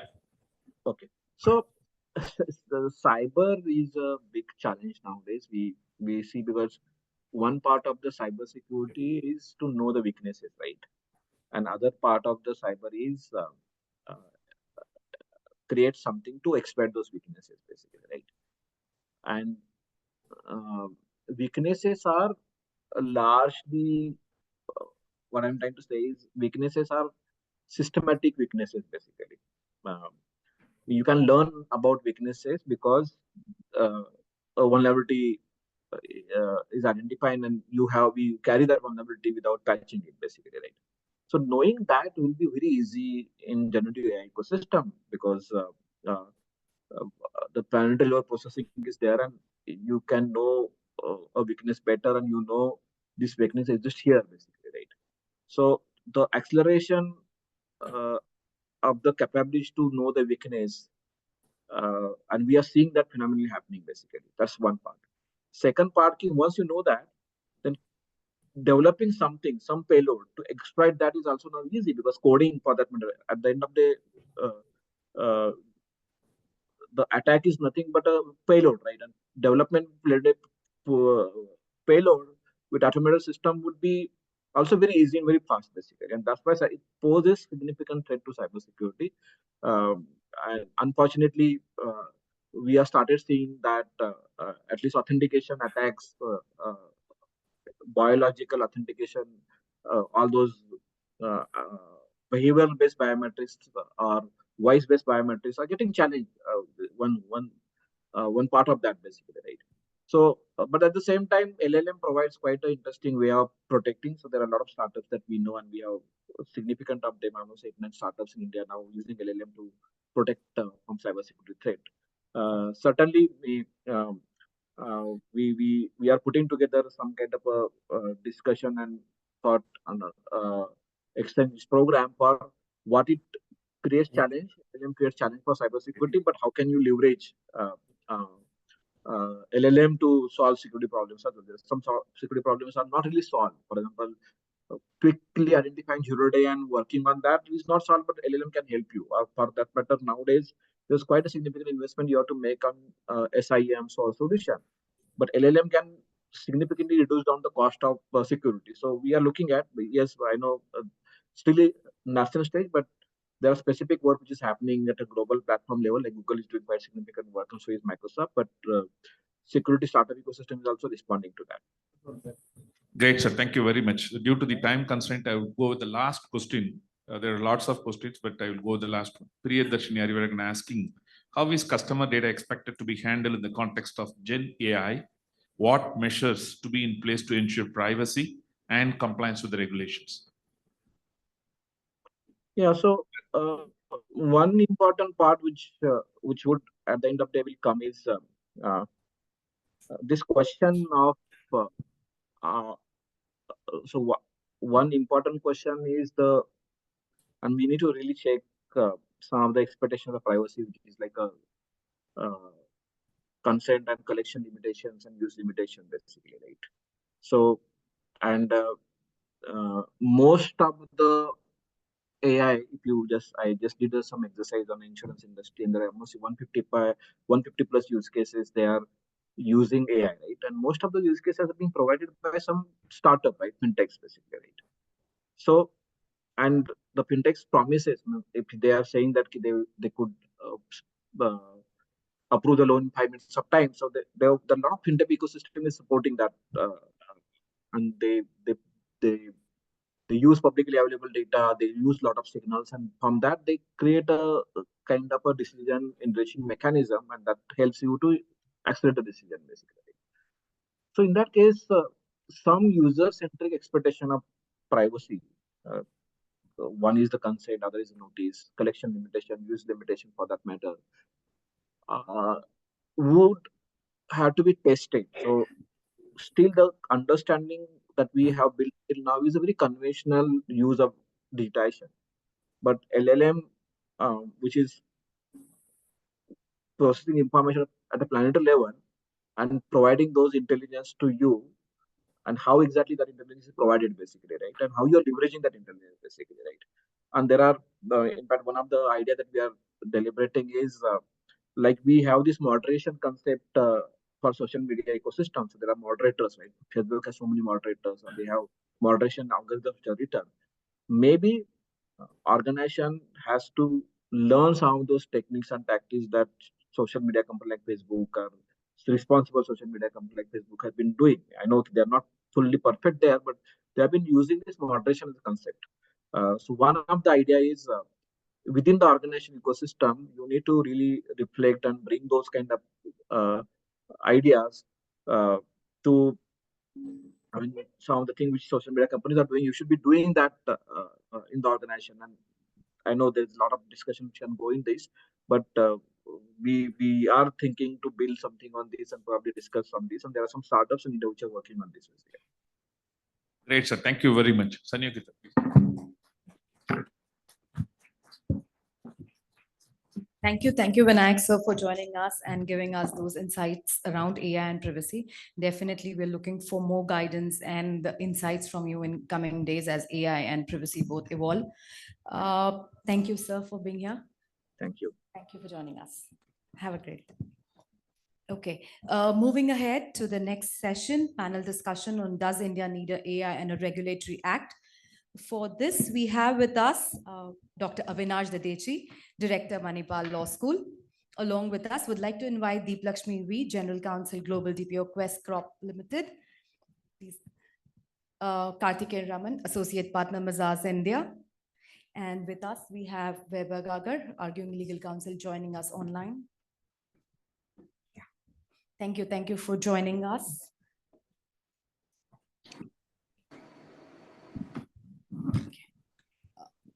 Just a quick round of introduction for all our panelists and moderator for the day. Dr. Avinash Dadechi, Director, Manipal Law School, has rich academic and industry experience with specialization in competition law, law recognition of AI, robotics, governance of internet, data privacy. He has completed his PhD from United Kingdom and LLM from France. He has held position of Dean, GLA University, Mathuram, Dean, IFIM Law School, Bangalore, Advocate, Supreme Court of India, Manager, Deloitte India LLP, Senior Consultant, Ernst & Young, Law Expert and Competition of Commission of India, Ministry of Corporate Affairs, Government of India, has even worked with Loreton Novel LLP, Paris, France, and White & Case LLP, Brussels, Belgium. He was a visiting researcher faculty at various prestigious colleges in India and abroad, and attended and presented papers in renowned international forums. Thank you, sir, for joining us and helping us moderate this session. Along with us, we have Deep Lakshmi, General Counsel and Global DPO Quest Corp Limited. Deepa handles legal function and business services at Quest Group and its group companies. She has diverse experience in cross-border transactions, strategic global alliances, M&A, and activities of legal compliances. She is also managing the company's data privacy framework, compliances as global DPO. Deepa regularly speaks at various knowledge-sharing forums and has authored articles on data protection and IT laws, privacy and IoT, cyber laws in India and women empowerment, which was published in international journals. We welcome you, Deepa. Along with us, we have Karthik Raman, Associate Partner, Mazars India. Karthik is Associate Partner at Mazars Advisory LLP, professional with 15+ years of proven success in consulting large global and domestic businesses in privacy, data protection, and cybersecurity, risk advisory, ISO audits, business resilience, and regulatory compliance, and cyber laws. Global experience in service delivery, businessman development, client relationship. He was earlier with Ernst & Young, leading data privacy and protection services, cyber regulatory compliance, and was Director, Cyber and IT Risk at Grant Thornton Barrett. We welcome you, Karthik, for this. With us joining online is Weber Gagar, Arguing Legal Counsel. Before the Supreme Court of India, the Delhi High Court, and various other tribunals, with over 2 decades of experience, Weber has several watershed judgments to his credit. He has advised a host of Fortune 500 companies beside representing various government entities, ministries such as Ministry of Electronics and Information Technology, Patent Controller, and Trademark Authority, and etc. At the forefront of policy and strategy for disruptive future technologies, he has worked deeply in Web3, gaming, cyber and technology, TMT, intellectual property, data privacy laws, and white-collar crimes. He is credited for conceptualizing and presenting the architecture of online games of Skills Act. He's empaneled as expert faculty and member at the Indian Institute of Corporate Affairs and also an evaluator for grant of master's certification in antitrust laws by National Law University, Delhi. We welcome you all, the panelists, and our moderator for the day. The stage is all yours, sir.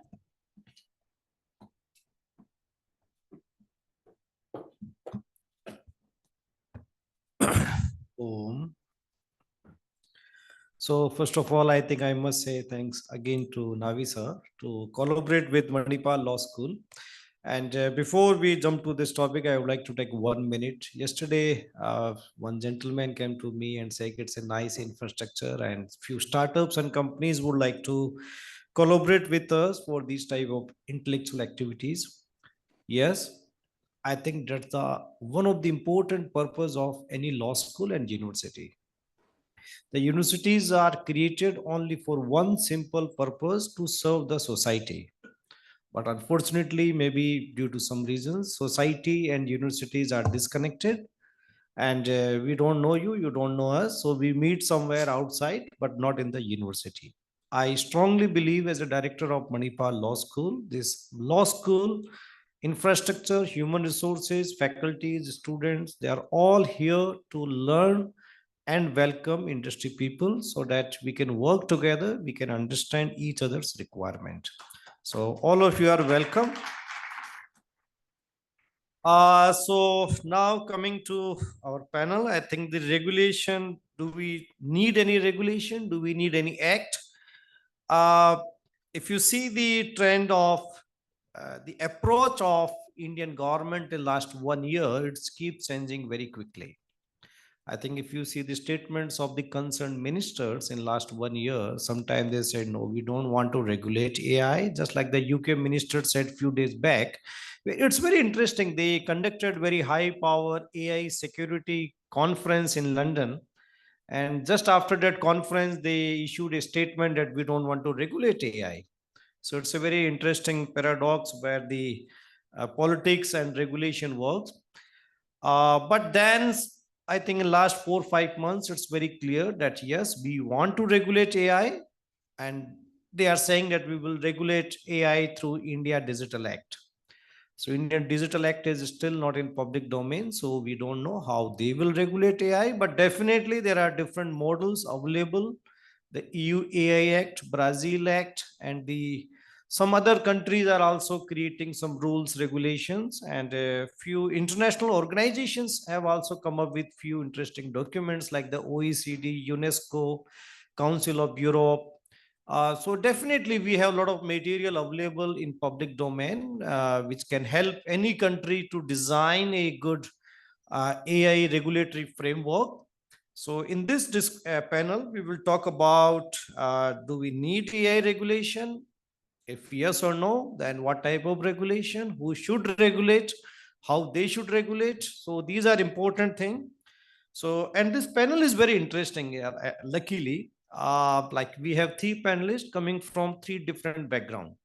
So Karthikeyan is coming from very rich consulting background, Big Four background, now the Mazar. So he knows in and out of consulting and in-house environment, from a strategic point of view, he can see the larger picture. And then we have Deepa, very rich experience in-house, like as a legal head, as a DPO. So she's working very closely with board members and the industry people. Then Vibhav, my old friend, he's a arguing counsel. So he argues. He argues before the High Court, Supreme Court, and all top forums in India. And he works very closely with the government of India also. So I think it's a very interesting panel where 3 panelists coming from different backgrounds, they will share their view about rules and regulation. Because there are 3 different stakeholders here. One is the government, then the people, and the industry. Okay. And we lawyers and law professors are mainly gatekeepers. Whatever comes, we just observe and give our comments. We don't decide things, but yes, we play an important role. So before I go to question sessions, I would like to request all panelists to give their opening statement or opening speech between 3 to 5 minutes. So we may start with Deepa.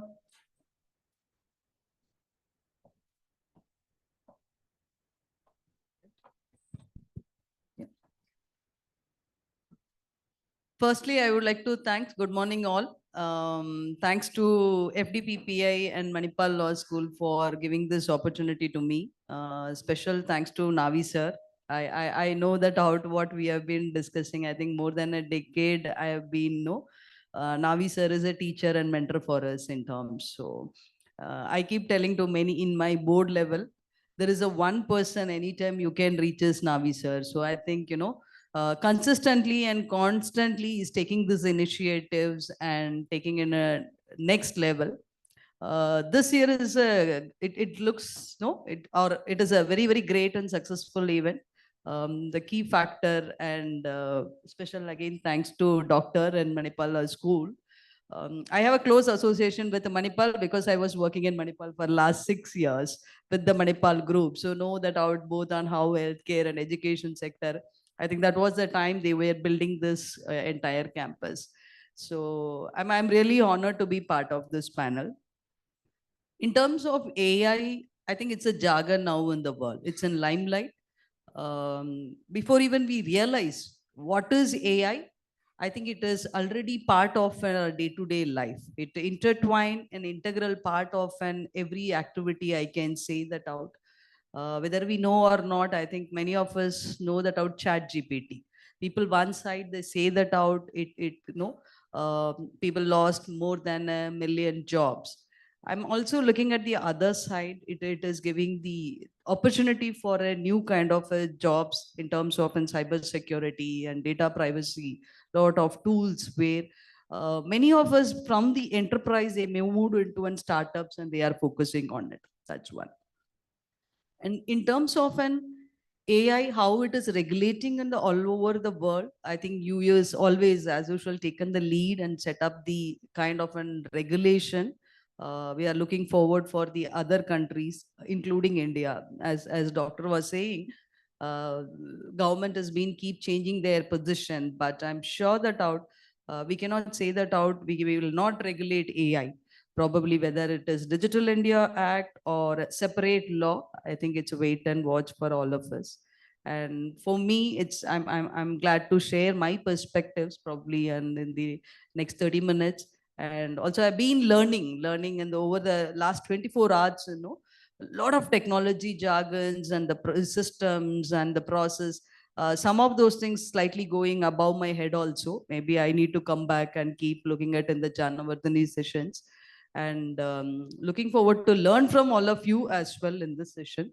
So it's overall as an wait and watch for this regulation. Thanks once again. Best wishes. Thank you. Thanks, Deepa.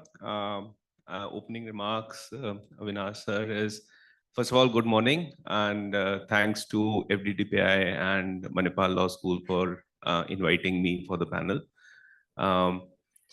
Again, just taking a leaf from what Deepa was saying, that I have a very close association with Manipal too. I did my engineering from Manipal Institute of Technology, Manipal, Udupi. So that's how I started my career.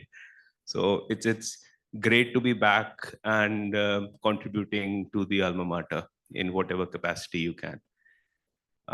Years of journey with AI, I totally take her point that AI is a jargon. We have been making decisions based on systems, inputs, insights for a very long time. Decision support systems, DSS, is something which was very normal for board and CXOs to utilize to do this. AI coming from artificial intelligence, it's more towards they themselves deciding certain things on behalf of us. And that's where the law comes into picture. Because if you write something, you take on the accountability that you have written it. And somebody can come up to you and say, yes, okay, you are accountable, and you take the ownership of what you wrote or what actions you took. With AI, the problem is, for example, in ChatGPT, there was one discussion in one of the panels in North.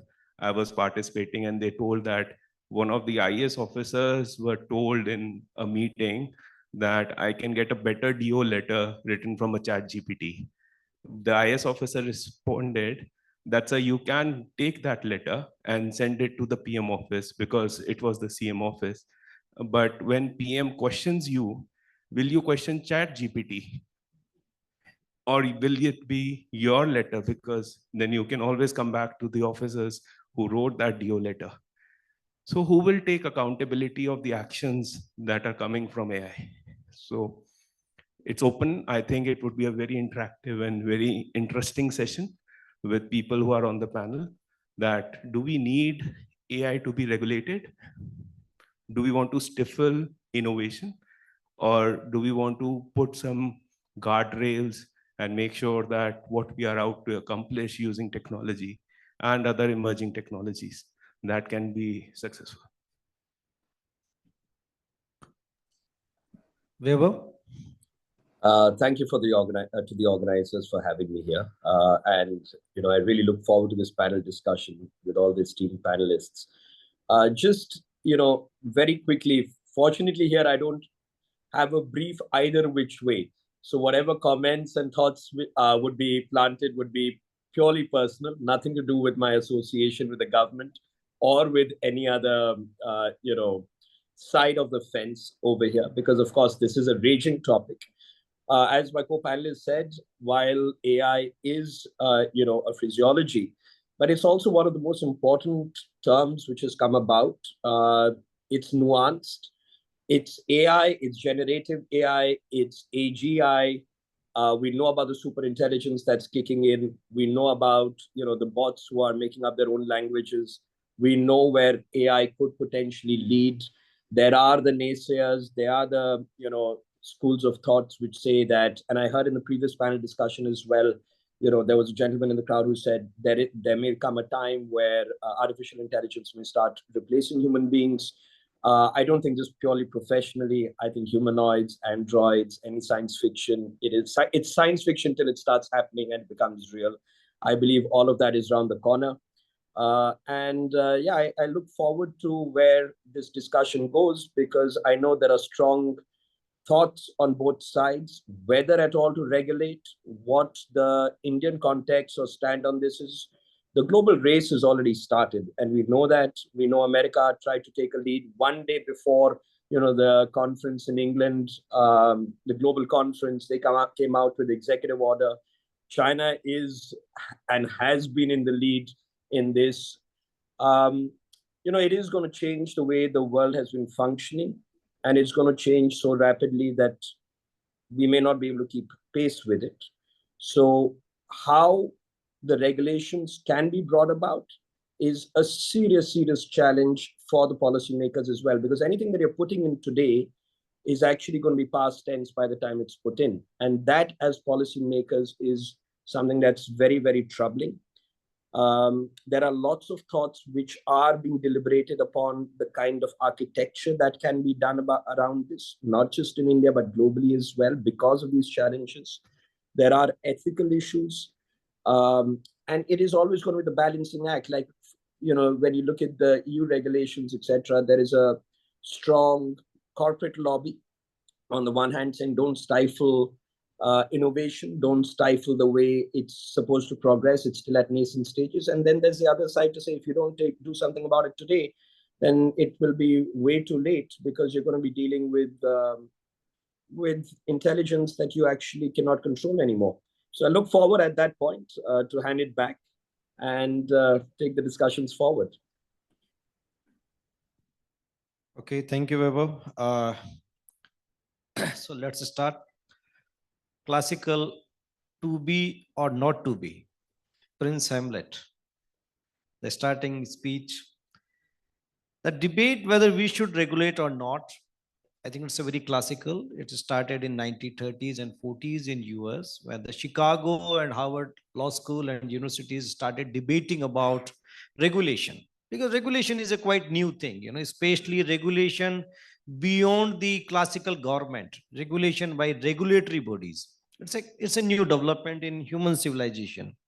Normally, state used to make rules and regulations, but then we gave some power to agencies outside of the state with independent agencies. So the Chicago Law School approach was very clear that we don't need to regulate big organizations. They work very well. Big is good. This response came after the Harvard Law School approach, after the Great Recession in US. They said, no, big is bad. Big is bad because what we have seen during this financial recession in 1930s, that big are not interested in social benefits. they are very selfish, and we can't put our society in a risk where if big fails, then everybody fails. So then they advocated this idea that we need to regulate these big companies, big firms. I think you will connect with this debate today also, because when we talk about regulation of AI, we are not talking about startups. We are talking about all 5 or 6 big firms. That's all. So then Howard started this debate that we need to regulate big, and big is bad. But in 1940s and 50s, the Chicago Law School Press says, no, big is not bad, big is good. We need to promote big firms because big firms brings efficiency, and efficiency is good for society.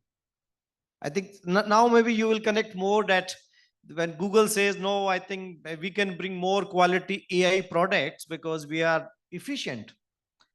So this debate between Chicago and Howard is still going on. And I think this AI debate, which we are going to have, regulation to be or not to be, will really help us, because we have seen good and bad from both sides. The banks, pharmaceutical companies, and a lot of big firms, they really failed to take care of the society. We have seen in 2008 financial crisis, we have seen few big pharmaceutical companies at the global level where they failed to comply with not only rules and regulations, even the basic ethics and moral principles of the society.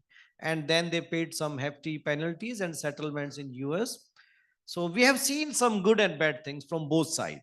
Big is good, big is bad. So now we are again start this classical ongoing debate with Karthikeyan.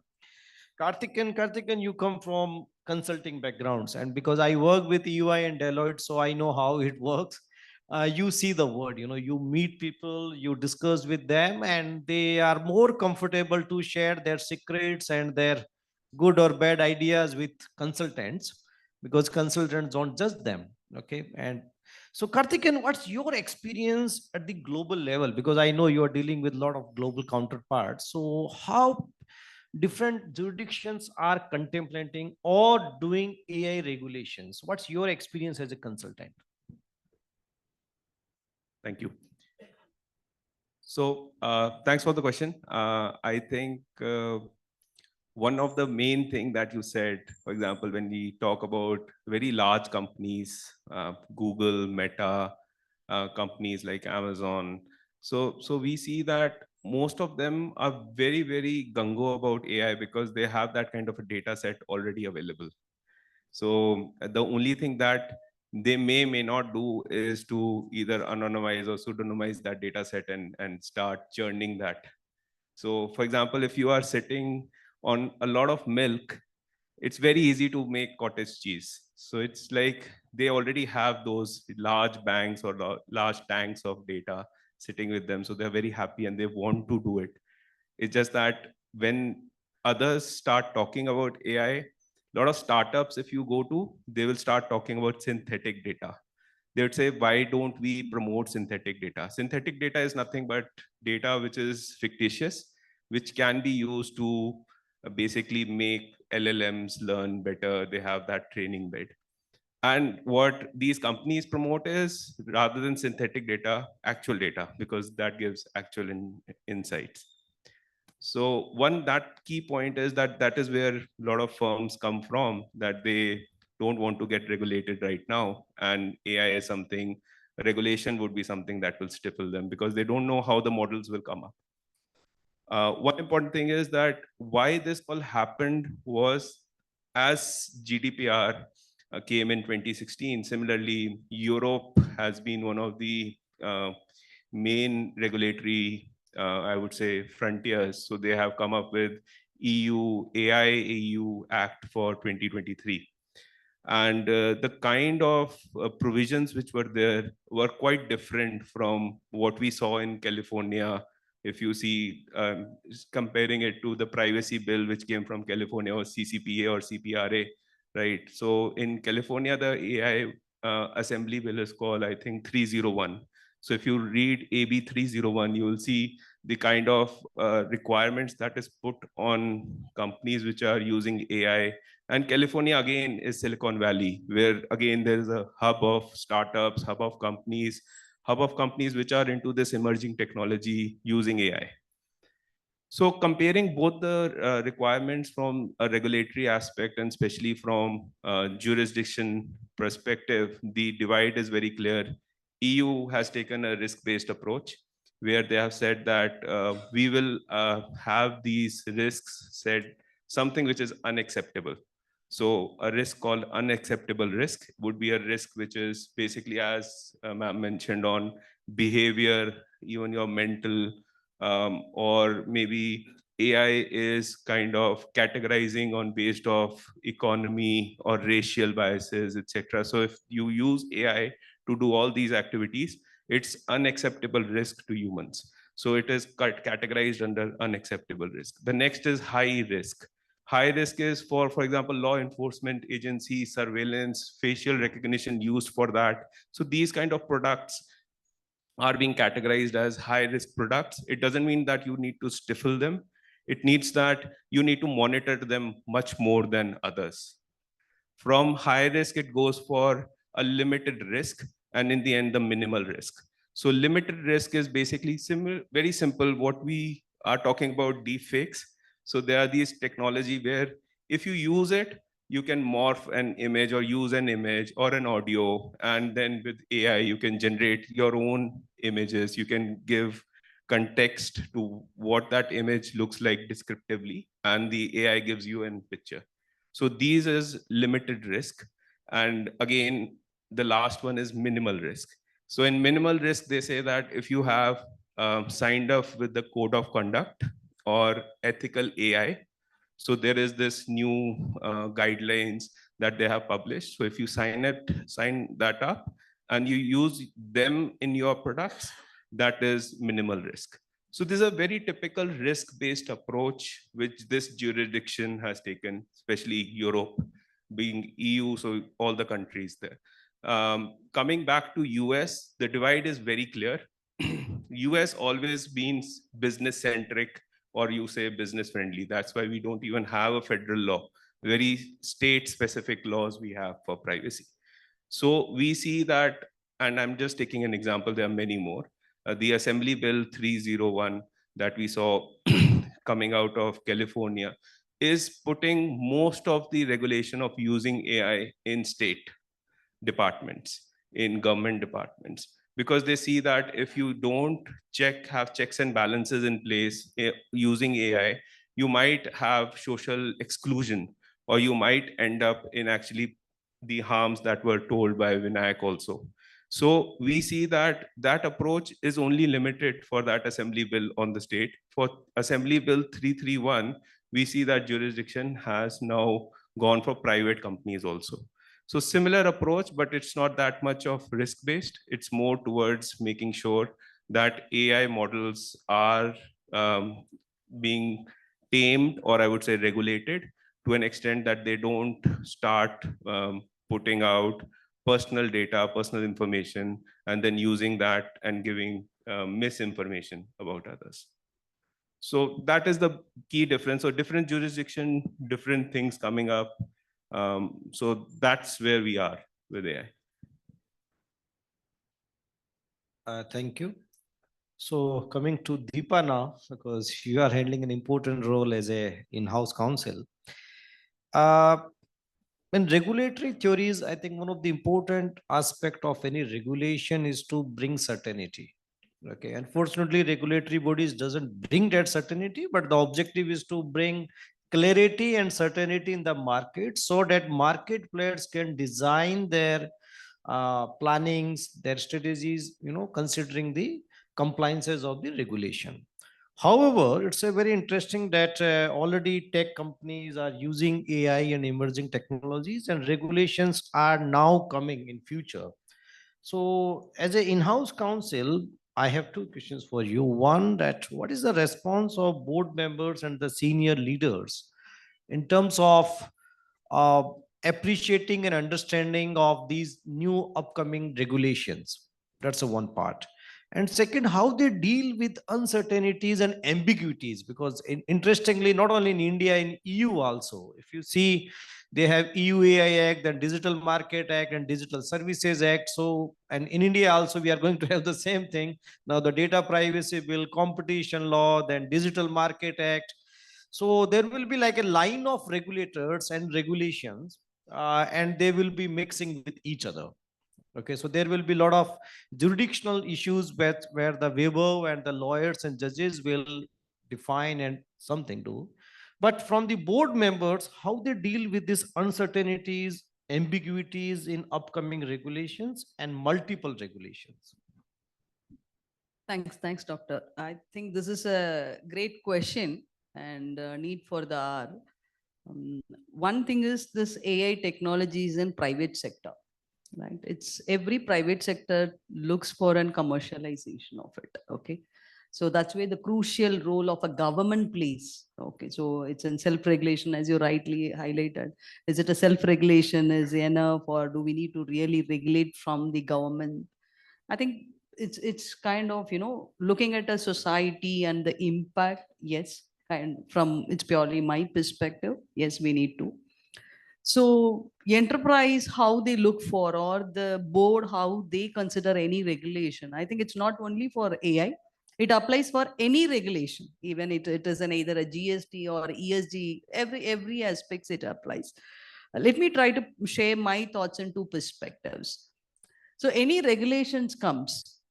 So one set of a team, internal team or the stakeholders within the enterprise always consider that ambiguity and uncertainties as an opportunities.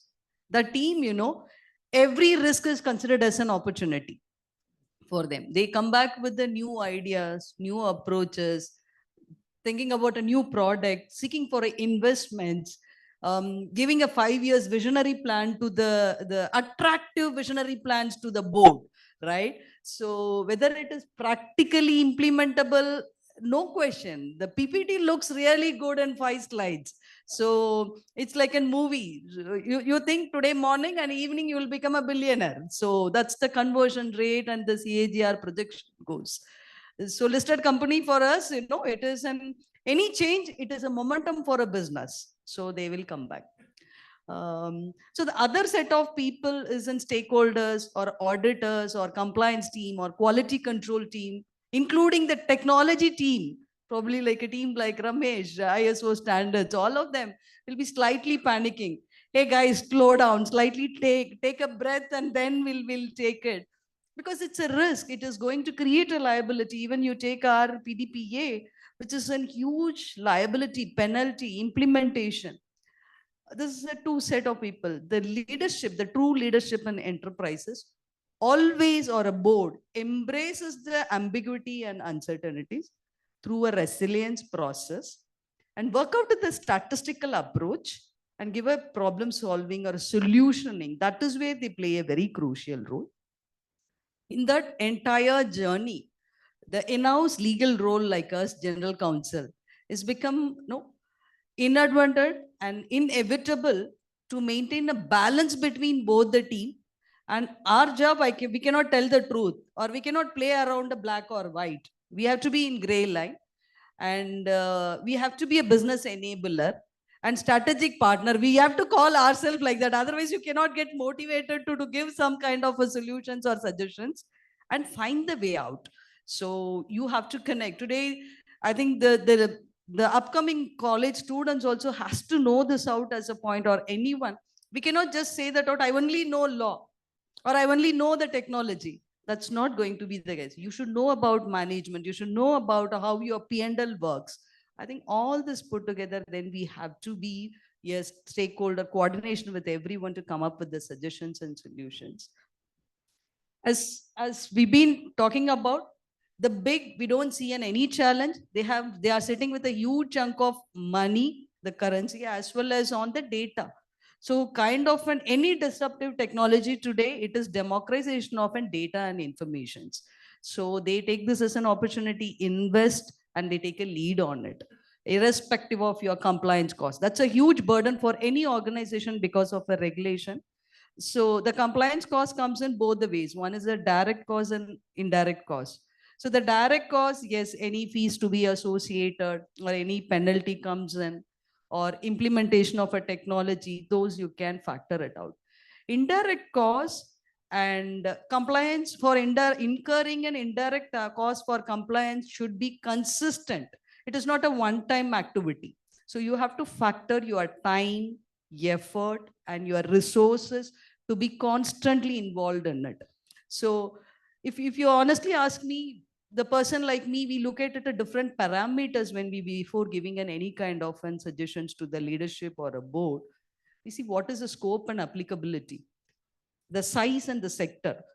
For example, company like a Quest, it'll probably in a PDPA, it comes as a significant data fiduciary. I may come back in that category. 500,000 employees are in my system and payroll. So you imagine the resumes and database which I have been sitting on in the last 15 years. It's around, more than or approximately around 1 billion resumes and data sitting with us. So we need to look at it how it is applicable, the frequency of the compliance which needs to be followed. So these put us to completely come out with some kind of an analysis and thoughts on that. The second, we do also suggest what kind of a technology and tools which we can implement in monitoring this ongoing. And based on the complexity and ambiguity, do we need to engage like Karthik, ENY, or external consultant, all of them, and making Navi sir like to be a part of a board, advisory board on my privacy committee or a team. So these aspects to be really factored, which really makes us, all of us, to look at it, how we are going to manage. I think any regulation, if you ask me from my perspective, the big companies, it's a celebration for them and take that out. The small companies and mid-size, definitely they go through their pain part and to crack their own share in the market, their pie in the market. But we have to, let's embrace on it. This is my 2 cents of thoughts on this. Thanks. Thank you, Deepa. I appreciate your very candid opinion and suggestion. I think it's a very, I want to say something about this compliance cost part. I think all rules, regulations, societal values, ethics values, they are expensive for companies. If you remove everything, then companies will be very happy. But unfortunately, we can't do it. That's why we created state. We created some system where the balances must be made out. Regarding the compliance cost, I think there are 2 problems of this regulation. Maybe over-regulation or optimal regulation. One is compliance cost. Almost companies say compliance cost, but truly, what is the compliance cost for a company compared to their marketing and branding cost? If you spend $1 for compliance, I believe you spend minimum $100 for your marketing branding cost. Why don't you worry about your branding and marketing cost? Because that brings you business. Compliance brings some social justice. Okay, so that's the one part I think we need to really worry about this. Is it really valid argument of this compliance cost? Second, about the penalties. Unfortunately, in last 30, 40 years, because of the Chicago Law School approach and the US influence on these regulatory theories, companies really don't worry about penalties anymore, especially big companies. Like, for example, Google. They are paying billions of penalties in Europe, but still they are okay, they are happy. So if you trade off the profit made through non-compliances and penalties which you are paying to regulators, I think still companies are in green. So good companies, at least in US, I believe in India too, they must be doing it, that what would be the penalties of the regulators and when we will be paying it? Because the beauty of India that we don't have very strong settlement mechanism. So we rely on litigation and lengthy litigation. So if you impose penalty on me today, I will go for a lengthy litigation for next 10 years. And by that time, that amount of that penalty will not be significant on my financials. So I think because I'm a professor now, so I always think that the argument of this compliance cost and these penalties, I think we need to rethink about it because it really didn't work in US. It really didn't work in Europe. But in India, I think we need to rethink about it. So coming to this litigation part, we will come back when okay. So I think to add on to it, kind of today the authorities have taken an kind of a step on this. I think maybe Kodandaraman sir can vouch for me on GST angle, especially today in labor law or a GST. If there isn't any penalty comes in organization, today they are asking us to pay certain security deposit. Even you enforce a litigation mechanism, 10%. So kind of that 10%, if it's a huge amount, I agree on, partially, but earlier it is nothing. You don't need to pay, you take it out for 10 years. Now today, I think that's a kind of a good movement. But you are not paying as a charity. The companies have made some profit. Okay, they have made some profit, and now after a fair trial or maybe regulatory investigation, the penalty has been imposed. So maybe you have made $100, and now the regulator says, okay, you paid $40 as a penalty. Okay, take $4 as an advance payment, and remaining payment we will pay after 10 years. So I think this is an interesting debate because we are sitting in a university, an academic institution. So we need to think about this thing. So coming back to this, I'm sorry, okay. Coming back to Vibhav, because you are working with government and policy makers like executive, legislatures, and judiciary too. So I have two questions for you. The first one is your experience with policy makers, especially the executives, the civil servants and the ministries. Can you please share your experiences on how these policies are framed in Delhi? Because in India, unfortunately, it's not very transparent. Very few people have access to how things are working. Okay, it's a very privileged class, and a very few regulators and few ministries are putting things in public domain for good discussion, and public is not very much involved. So Vaibhav, I think maybe you can help us, the industry people, like maybe in a theoretical manner, that how policies are designed in the beautiful big cabins of civil servants in Delhi. And then second question is, what is the mindset of legislatures, executive, and especially judiciary when they interpret or adjudicate tech policy regulations? So the first question about the ministries, Doctor, and second about the judiciary, how they interpret, what is their mindset when they are talking about new regulation, litigation in High Court and Supreme Court? How judges decide? What is their mindset? Doctor, even before that, I must say I had a big smile on my face with respect to the previous discussion that the two of you were having, you and Deepa were having, because I feel your pain. I know when you were in the CCI, what we went through. It took us years to get something done, and then it would take another few years to get the penalty done. But I won't wade into that discussion. That's a discussion for another day. So, Doctor, very clearly, as far as policy is concerned, while from the outside world, it looks like, this is done in a very, very guarded manner. There are a number of ministries which are actually very open-minded, which are actually engaging with various stakeholders, MeitY being an example, right? And we've seen this, whether it was with the DPDP, whether we've seen it with the gaming laws, whether we are seeing it once the Digital India Act, the draft is put up for public consultation. But the public consultation part also comes later, right? Typically, how this is going to go is we identify, or the government identifies, all right, that there is an issue that needs to be grappled with. Let's take AI just as an example, not that anything beyond a point may have happened or happened, because it still undercovers to a large extent what's happening. They'll appoint their committees. So we know in public domain that 7 committees were appointed by MeitY to look into various aspects of AI, right? Those reports were churned out in 4 to 6 months. Those committees actually are bureaucrats, are some experts, are technology experts, policy experts, other stakeholders. Though that's really the first step up, right? To say, what are we dealing with? What is this universe that we are dealing with? Post that, once the reports are submitted, it is going to go through various channels. So the minister in charge in our case, is very, very, very hands-on. I must tell you, both the cabinet minister as well as a minister of state, they come from a terrific background. They understand various aspects of technology as well as entrepreneurship, as well as the executive. So they go into it very, very deeply. And let me not just talk about media. Let me, because it may appear that because I'm advising them, there's something more coming forth. Even if you look at the Consumer Affairs Ministry for a moment, I can tell you that they may be looking at AI very, very seriously in order to help render justice.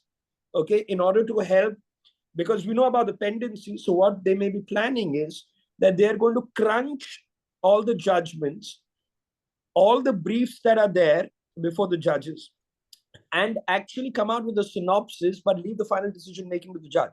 So A, interministerially, they're speaking. Now, I'm just giving you two examples here, right? B, it is very much vertical as well. So once the policy starts evolving, it spreads deep, right? It will go through, it's not in a silo that only, 2 people are working on it or 3 people are working on it. Once it becomes granular, or it becomes, all right, we know what we're dealing with, it's become concrete to an extent, then internally the government would inevitably start consulting with their experts.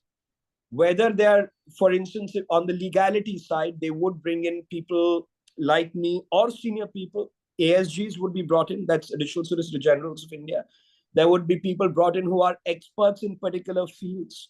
The same concept could have 5 different ramifications. Just think of it, the Digital India Act, as and when it comes up, you're looking at technology, but you're also looking at criminal jurisprudence. You're looking at damages. You're looking at the regulatory framework and the intersection of regulators with courts. You're dealing with principles with respect to, can there be, separation of powers, because they will have the investigative powers, they will have the judicial powers, they're also supposed to be regulators. So these are all massive constitutional issues that come in, right? So just for that, you need lawyers, more than a few lawyers guiding them through that process. And they will get involved from an early stage, right? They will also go beyond just their impaneled lawyers, by the way. So they are going to tap into some of the top law firms. They will go beyond the normal advisors who are there in their panel, quite apart from law. So they'll reach out to the big 4. They'll reach out to, depending like FCRA, etc. They'll reach out to some of the final auditors, the forensic people who are outside the system. They're not government. They're not even, OSDs or anything. So purely from the private side, but in a very confidential way, right? And they will be bound by confidentiality clauses so that there can be a proper exchange. And I'm still saying this is stage 1.5 or stage 2, right? Then there is going to be a draft that is made. That draft is circulated and looked into by the minister concerned, and I can vouch for this, on a daily basis. So there are stakeholders, within the ministry itself, there are going to be meetings which are going to be held on different aspects, from the senior most to the junior most basis. What is the issue being discussed here? They are going to be deliberated almost on a daily aspect. We will go back, we will research on the issues which have been discussed and said, okay, do we have the answers? Have we found the problem statements? How do we balance these things out? Next morning, we are back again, right? To say, okay, now let's take this a step further. When this process goes forward, and we'll have a team which is looking at all the international and global developments, by the way, as well, right? Once we come to some sort of a formulation, a draft is made. So till before this, there's nothing. Huge amount of ideation, deliberations, research, data collection, then analysis. Now comes the draft stage. I can tell you that the drafts are circulated more than 200 times. They are amended more than 200 times. And this is before it's gone in for public consultation. All right. Once the government or the department believes they've got some sort of a framework which they are happy to put out in the public, that's where it goes for stakeholders consultations. 2 examples, DPDP. We had more than 35,000 suggestions. And believe you me, each one was looked into. Each one was looked into. They may agree or not agree with everything, right? But each one is looked, it is flagged, if found relevant. So first they will kind of sift, is this repetitive, has, you'll kind of create categories, etc., right? You will see if there is any additional factor. You will look at the criticisms which are there. Post that, you will come to the stage of physical interactions with stakeholders. So yes, please. Sorry, you were saying something.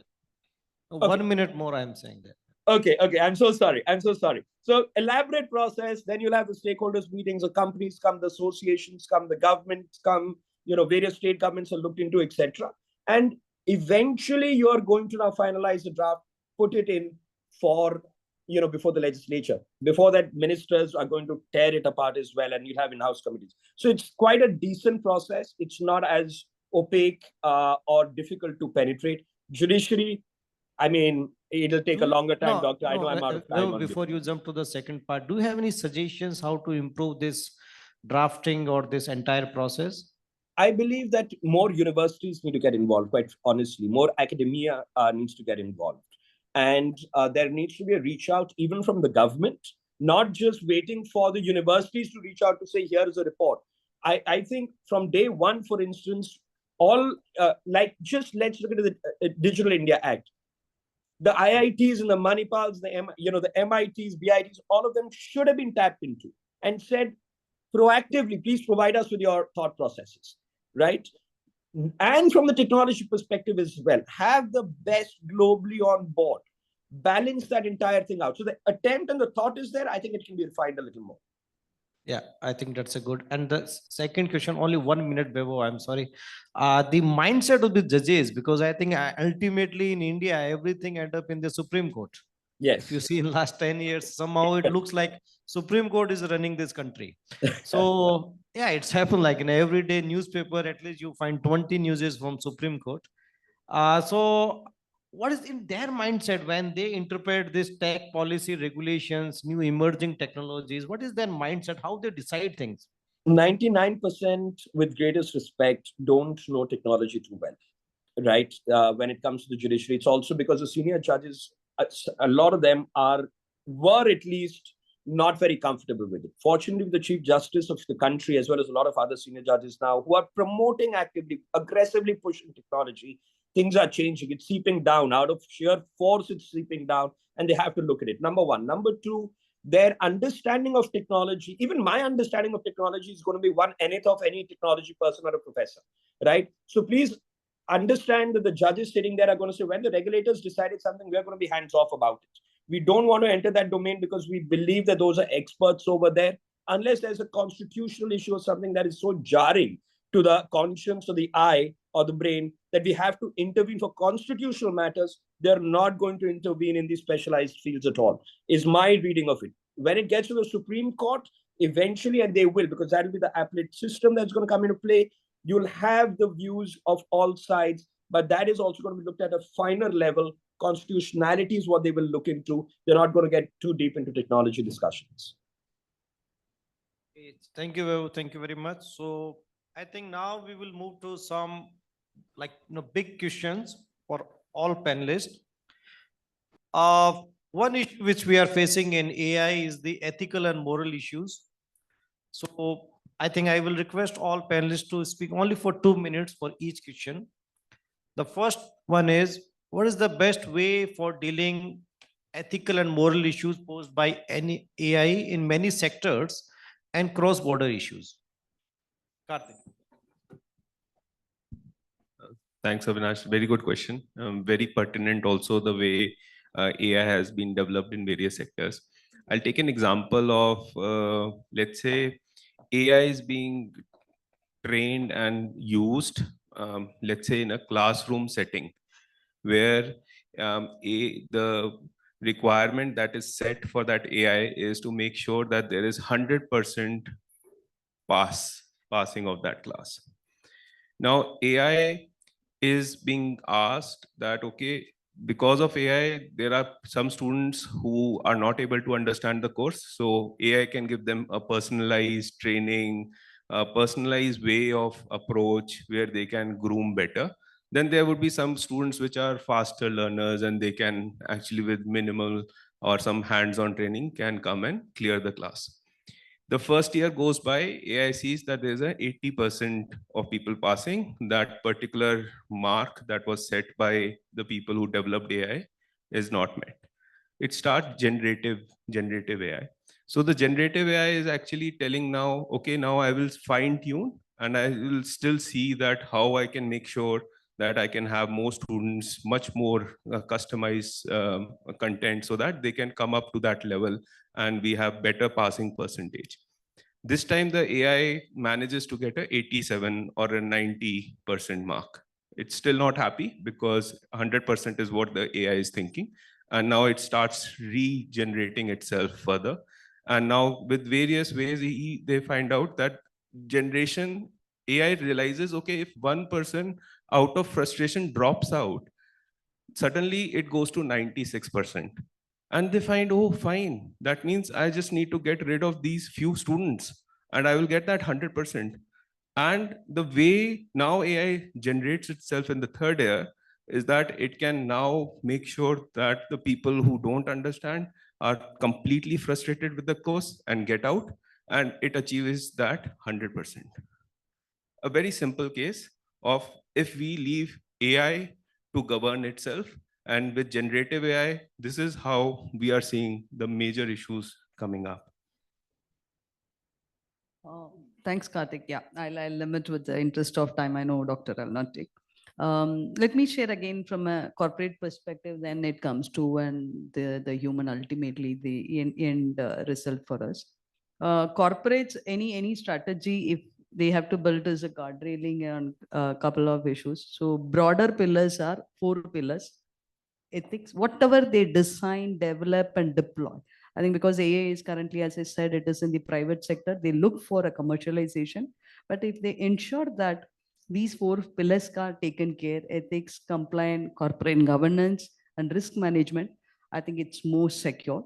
And the outcome is, it's the fair, safe, unbiased outcomes are coming.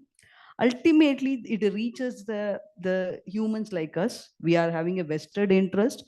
We always look for, I want to respond in this in a very positive way. We always look for an human security, safety, and expect these kind of disruptive technology respects our existing laws of fundamental rights for all the human, and give whatever possible benefits, whichever we should give it. So for all of us, one thing which we have to be very conscious now in this technology is what we are handling, how are we handling. We should also be slightly conscious and diligent while handling a data or sharing our data. So I think with this, I just want to. Weber? According to me, the ethical question goes a lot deeper, Doctor, because, and not just cross-border. So one is the data sets that are fed in. I mean, India would want to do it a certain way versus the US versus China. But my bigger problem and fear over here is AI, generative AI, and artificial general intelligence. So when you're getting to the generative AI was worrying enough, right? Now, when you're getting to artificial general intelligence, which is really known in common parlance as super intelligence, you're now looking at mimicking human consciousness. You're looking at mimicking human brains and going beyond that. You're looking at situations where they would be able to decide for themselves. It's not just data that they are processing anymore. You're talking about creating, you've taken the first step towards super beings. And I can't understand how that is okay for people. I can't understand how people are not being able to grapple with the challenges which are there. A lot of people are saying, oh, but that's bound to happen. Even if it is bound to happen, have you put any systems in place to be able to deal with the impact of what's going to happen, right? So AGI is really something that needs to be looked into very deeply. And I don't believe there's enough discussion or thought which has gone into it. We don't know where to even begin on that. There has to be some serious consensus and there have to be governmental controls at a global level. Maybe that is coming through Project Q Star. OpenAI, they are working on it. I think in India, we don't have very strong mechanism of sandbox approaches to test the AI technologies. I think maybe once we have some regulator, we will have some sandbox experiments to understand the ethical and moral principles. Going to the last question, I would request 1 minute only because this is a very straightforward question. Should India have a central regulator for AI, like a federal agency in Delhi? Or should regulation of AI should be carried by sectorial regulators like the SEBI, RBI? They should regulate their own sectors regarding the AI challenges and coordinated by a committee of concerned ministries. Like one is federal agency like the CCI, SEBI and RBI, or sectorial regulators should take care of it, and the different ministries and different regulators, they should work together.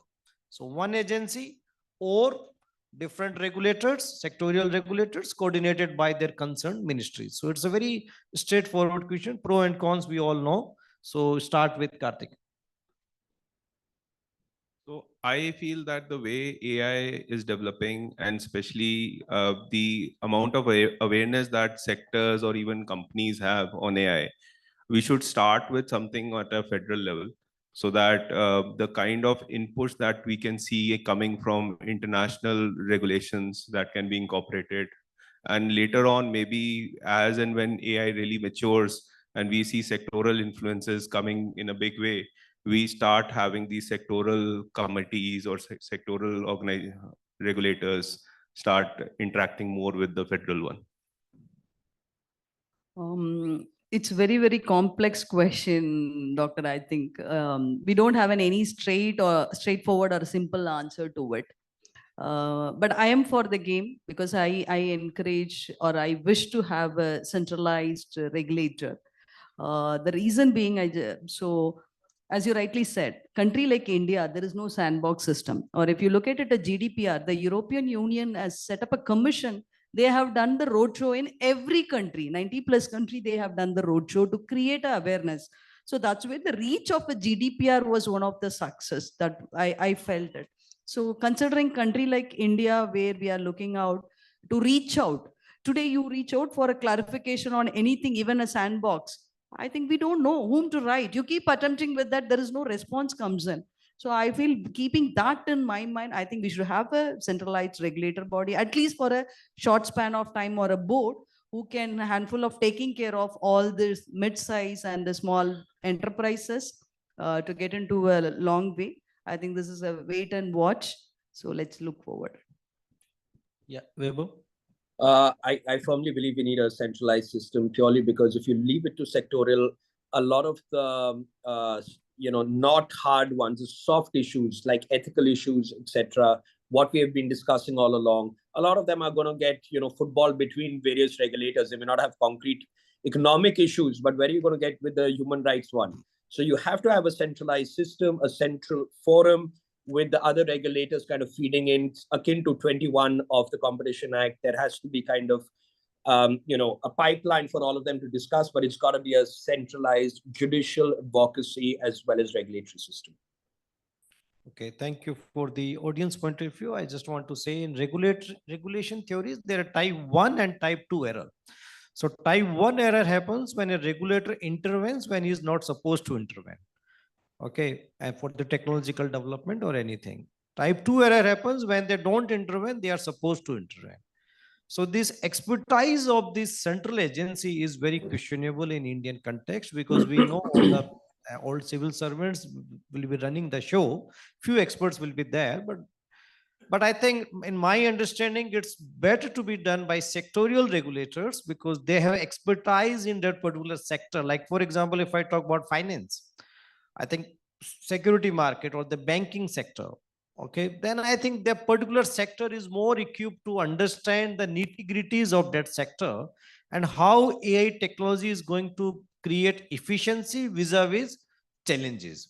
If you give that task to a sectorial regulator, it's going to be a big resources and efficiency issues, but definitely we all love things in Delhi.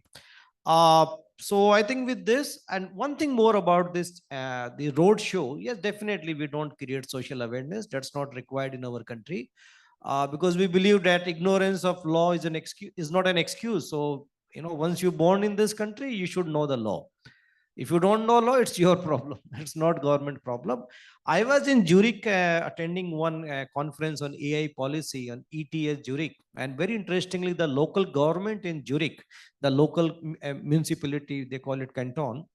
Interestingly, they are creating those type of road shows in small villages in Zurich. Okay, they are going to villages and talking about challenges of AI, the pro and cons of AI, and they are creating awareness, about the AI. Definitely in our country, yes, I agree with Navi sir when you always talk about that. We need to do something more from the awareness point of view. I don't think that in our country still it's a big debate that AI is a serious concern. Yes, deepfake technology has become a concern because, as Navi sir said, it's affecting some actors and actresses. So if until unless common people are not affected, it's not a political issue. So I think we need to talk more about this, how to create awareness about AI, pro and cons. Okay, so with this, I would like to stop here. Thank you very much, my co-panelist, and thank you, Weber, from joining us from Delhi. Thank you. Thank you, Avinash sir, for that amazing moderation and our panelists for those insights. For thanks, we would like to call upon Vamsi Krishna Maramgati, CEO of QRC Assurance Solutions, to give away the mementos. Yeah, in short of time, we can have it during the lunchtime if that's to the break tea time. Hope that's fine. Subraidu sir? Yeah, okay, we can go ahead with the question if you wanted. Avinash sir. Please, sir.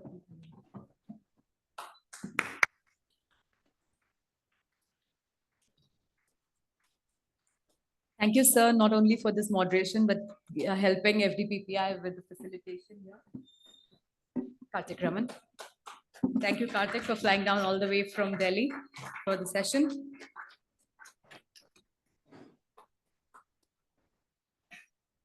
To Deep Lakshmi.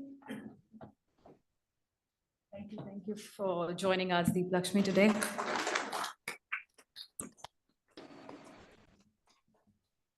You can have one with the mic.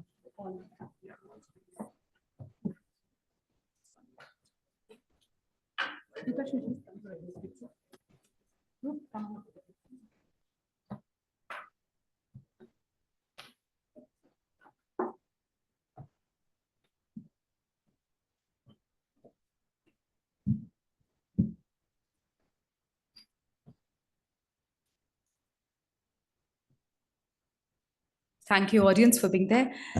Let's break for tea and let us catch up by 12:15 back here. Just a 10 minutes break. Thank you.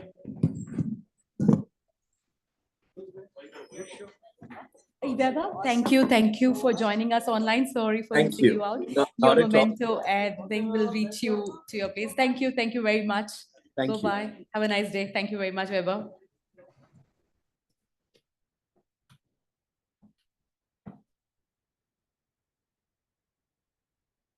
Joined online. We'll just catch back in another 10 minutes here.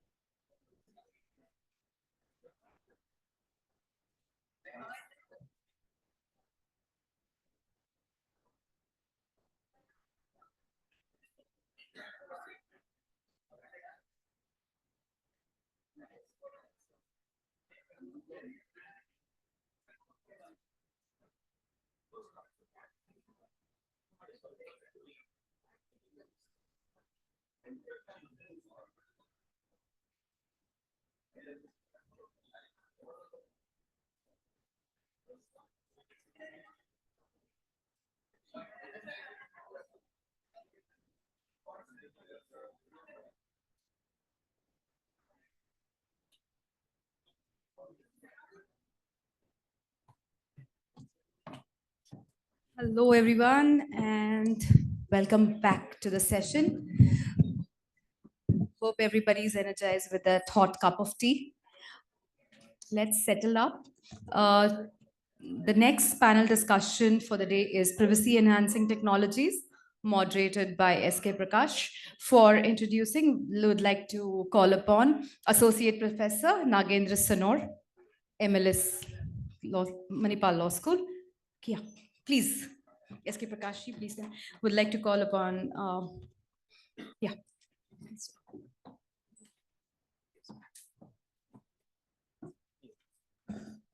Good afternoon, all. I hope you're all having a wonderful day. We are truly honored to have Dr. S.K. Prakash with us today and other stalwarts from corporate. We are eager to gain valuable insights from their presentations. Today, Dr. S.K. Prakash is the moderator of the panel discussion on privacy enhancement technologies. Let me take you through his brief profile.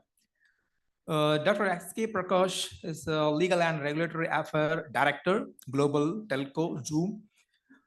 He's a multifaceted lawyer. His experience in legal domain includes arbitration, banking, commercial and engineering contracts, cyber law, intellectual property litigation, labor laws, procurement, privacy, telecom laws, compliance, and software licensing.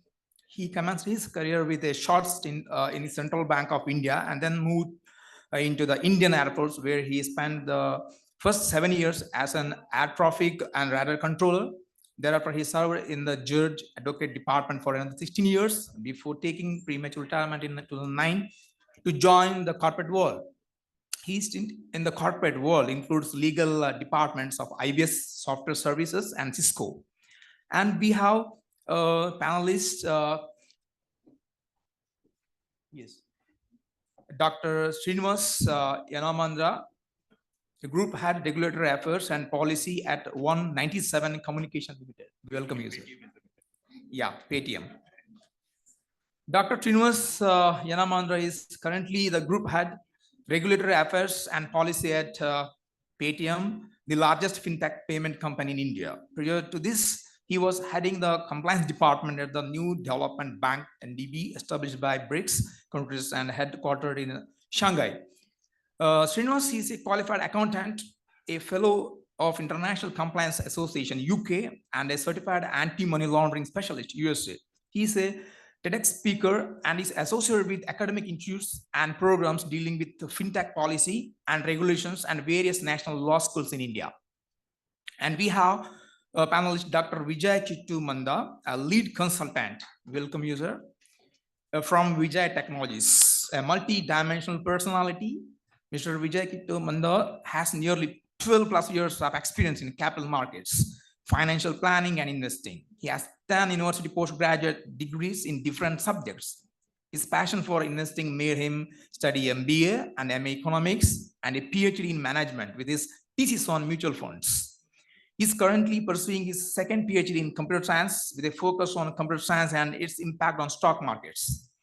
As a securities market researcher, he authored several research papers published in reputed international journals and has penned 2 books, foreign exchange markets, and the basics of trade and commerce. He's a columnist for several magazines and newspapers, a resource person for various conferences and webinars, and serves as a guest faculty for B schools. And today we have panelist Jagannath PV, Global DPO, LTI Mindtree.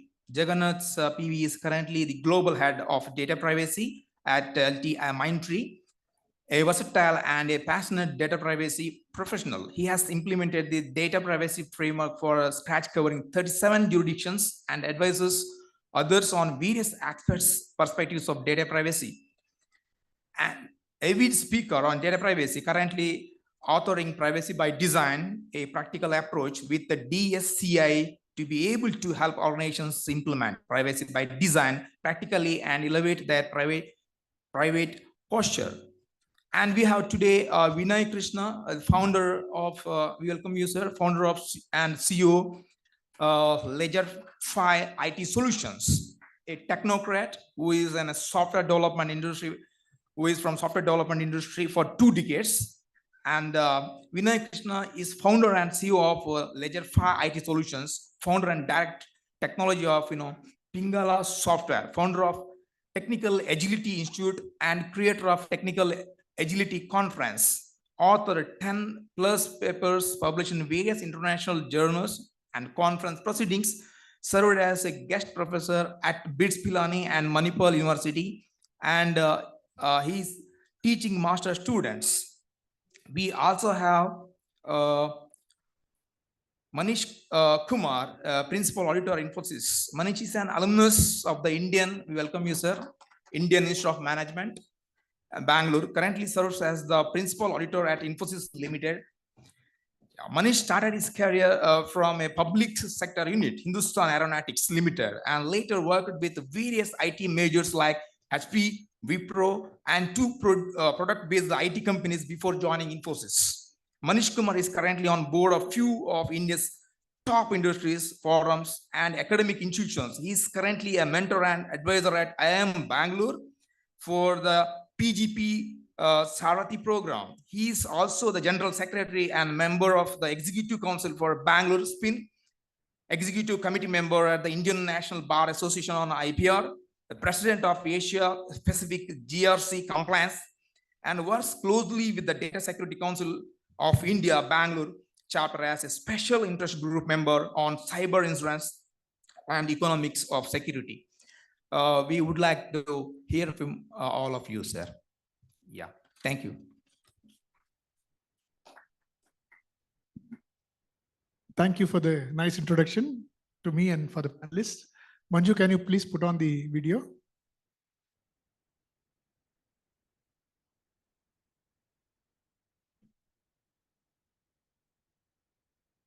Here is a short video on the topic, just a minute. Voice, audio.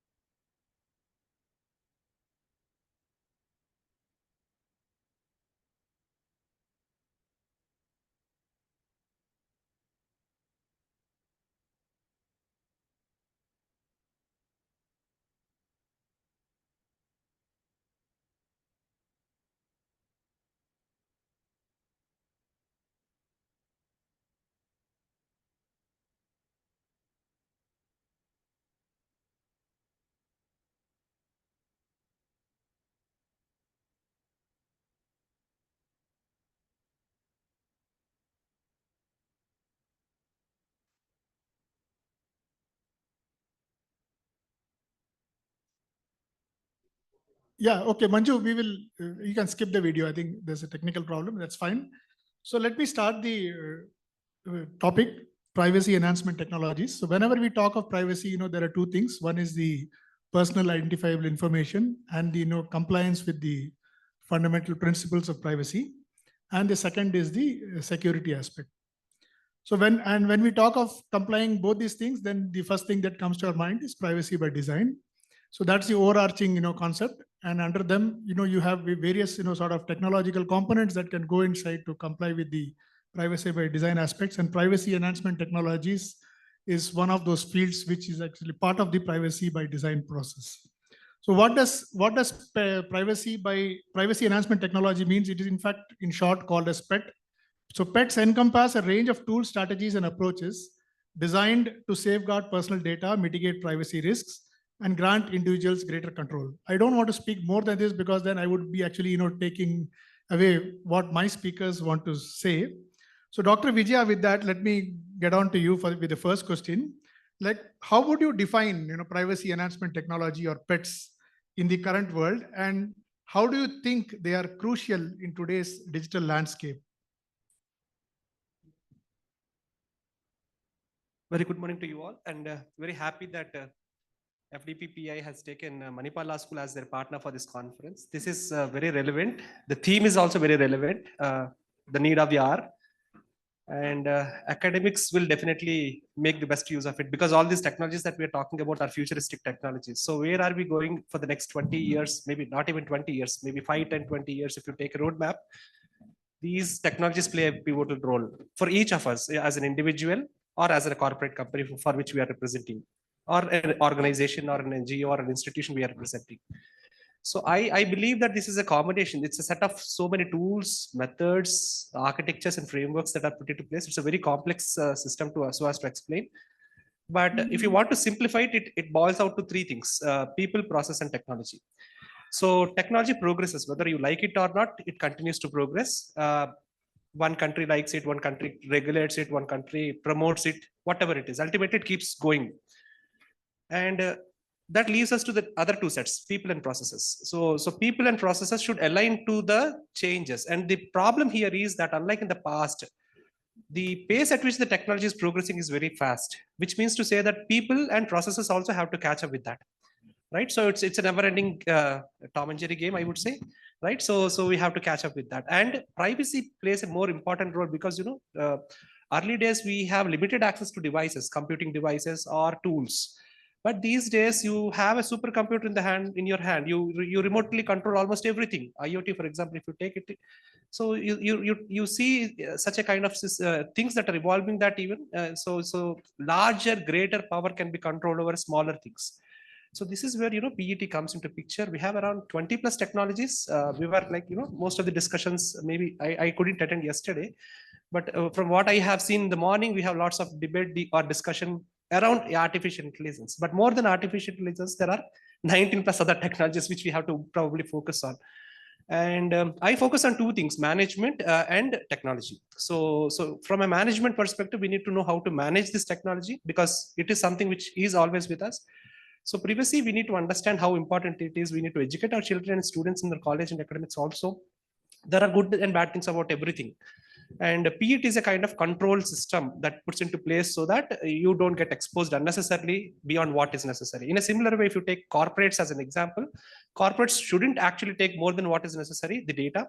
And whatever data they're capturing, customer data, when they're designing an application or something like that, or managing the data, they have to ensure that it is managed in a proper way. So the processes comes into picture there. So PET is basically a set of tools and technologies which basically talk about these that deals with people, processes, and technologies. So that is what broadly I speak about. Thanks, Dr. Vijaya. With that, let me go to Mr. Vinay. So Vinay, just continuing on what Dr. Vijaya said, he was talking of peoples and processes. So what specific roles or functions, do you believe that PETs play in safeguarding privacy amongst the ever-evolving technological landscape? Definitely. So we are in the two world nowadays. One is physical and another one is digital. Physical, we safeguard everything. We try to, right?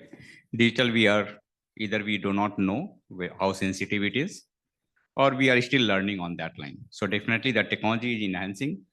The privacy enhanced technology plays a vital role in that case. If you look at right now, we do a search, right? We go Google and we get all the information. But whatever we search, Google also get that information, right? We use Alexa, right? Alexa collects all the information. It misuses does not matter, but it's there, right? Now, when we started talking about the privacy, there are lots of different technologies started getting into that space. Like if you look at now, we have privacy-based browser, right? We have privacy-based search engine also, right? Which is taking care of privacy is something which we are saying that it is the right of every human, whether you understand that or not. As a layman, if you will go and if you'll go to your family member, right, who does not know the technology and the impact of that, right? If you will ask any information, especially in India, they will be ready to provide you. Right. Now that responsibility not only comes to the user, but also for those who are going to collect that information. And that is where I feel like that technologies are enhancing, definitely. But I am seeing nowadays that is also coming up in the name of like AI. We have discussed a lot, but you will see that there is lots of good use of AI also, which is to maintain that there is any external threat on the system or not, which will be getting exposed that privacy thing as well, right? So AI based lots of context related threat that we will be able to get as a developer or maybe the like a collector of those information. The same way, like if you look at like a blockchain now, making the system more transparent, right? More resilient, right? More in terms of like, okay, they are able to maintain only those information which is required, right? So there are multiple things which is coming up. And as I told you, like we started living into the two world, the another world also we have to do that, like how we can maintain that privacy there. Thanks, Mr. Vinay. And you spoke certain good things about AI for good stuff. In fact, yeah, with technology we always have benefits and perils, and we all have to live with that. We all understand that. You also spoke an important point on which I'm going to ask Manish the next question. That's on privacy risk browser, which he mentioned. So basically, what you are trying to say is that the PET or the privacy enhancement technology ecosystem is sort of maturing slowly. So Manish, with your experience as being an auditor, can you highlight, or would you be able to throw some broad insights on some specific examples or real life scenarios where pets have significantly improved privacy for individuals or organizations? Thank you, and thanks for this opportunity. Of course, the initial stages of what the concern was, we all are aware. Okay, and obviously at organization level, we are putting a lot of checks and balances, processes are in place, controls are in place. Now it's time for the next level, what is required and how do we protect. So I'll bring, two unique examples, okay, which clients are also insisting, and almost, there will be a day when these things will be common. One thing is about enhanced, disclosure. Enhanced disclosure, wherein what happens that you share a particular data for a particular purpose. We all know that. But what kind of control we have to ensure that it doesn't go to the next party? So people have come up with cryptographic controls, wherein, once the purpose is, we call it limited disclosure technology. There are multiple organizations into this space. So once the purpose is kind of solved, is met, I mean, you have the cryptographic controls installed, like one purpose is done, the data will not be visible for the next activity. And also, that to whom you have shared for what purpose. This is there. Then next, I recall, we call it enhanced privacy ID, EPID. EPID is yet another, I think Intel has got one product also around this. So what they do is, we all are aware of the digital signature technologies. We all use it, Adobe or any other tool. Here, the concept is slightly different. In the earlier version, where you use a digital signature, you have one public verification key and one individual key. So while validating, it kind of validates, keeps all the track of, who is the person who is trying to access the content or validating. But in this, they have kind of DA has been introduced. Okay, digital anonymization activity. So where what they're doing is your details are part of a larger group, group. And once you are kind of authorized there, the amount of detail which will be there during the verification process is minimal. So if somebody wants to really, want to check out, who is the person, that is still left to the user to the for disclosure. Other than this, healthcare or even cab services, they have also kind of adapted to a larger extent the data. For example, if I take example of cab company anywhere across the globe, they need a couple of basic details. I'm talking more from a perspective wherein somebody wants to take a cab and drive himself. They want to have a valid license, but the license details need not be shared. So it will be validated by some party and kept as a validated information. Age is one requirement, which is of course part of the driving license. You must have insurance, while you drive. Okay. And of course, some digital currency to make use of the application. So all these things will be validated, but then the details which are there may not be available to the party who is using it. So they have anonymized, and similar, fundamentals have been there in the hospital industry and any other similar industry. So these are certain examples. Thanks, Manish. So Manish, you spoke of the olden concept of private key and public key, and then came to DA, digital. Yeah. So good to know all that. There's just one last question on that particular portion. What lessons can you draw from these experiences? Like, is there anything that one needs to be, careful, or one needs to be aware of? Yeah. See, I see this, PET coming up as a very important aspect. I'll not say it is a silver bullet, because you still need to keep your concepts of, how you look at privacy and what are the elements to be controlled here. All that are still important. But as an organization, I see I'll summarize it in 3 points. Number one is that every day when you have new regulations, whether it is GDPR, CCPA, or something else coming up across the globe, these third party, who are providing pets, that works as an additional boundary in terms of the checks and balances from a requirement perspective. So of course, our focus on whether we get penalized, there is an impact on the brand. You have one safety net on top of what controls we have. Second, as an IT organization, we work on multiple projects. So there is enough opportunity for us to test certain data. Okay, and sometimes we make use of third-party organizations to test these data, and in those contexts, we have to share the data. Now, these pets actually play another role to ensure, what purpose, how it is delivered. There is one round of, security layer again there.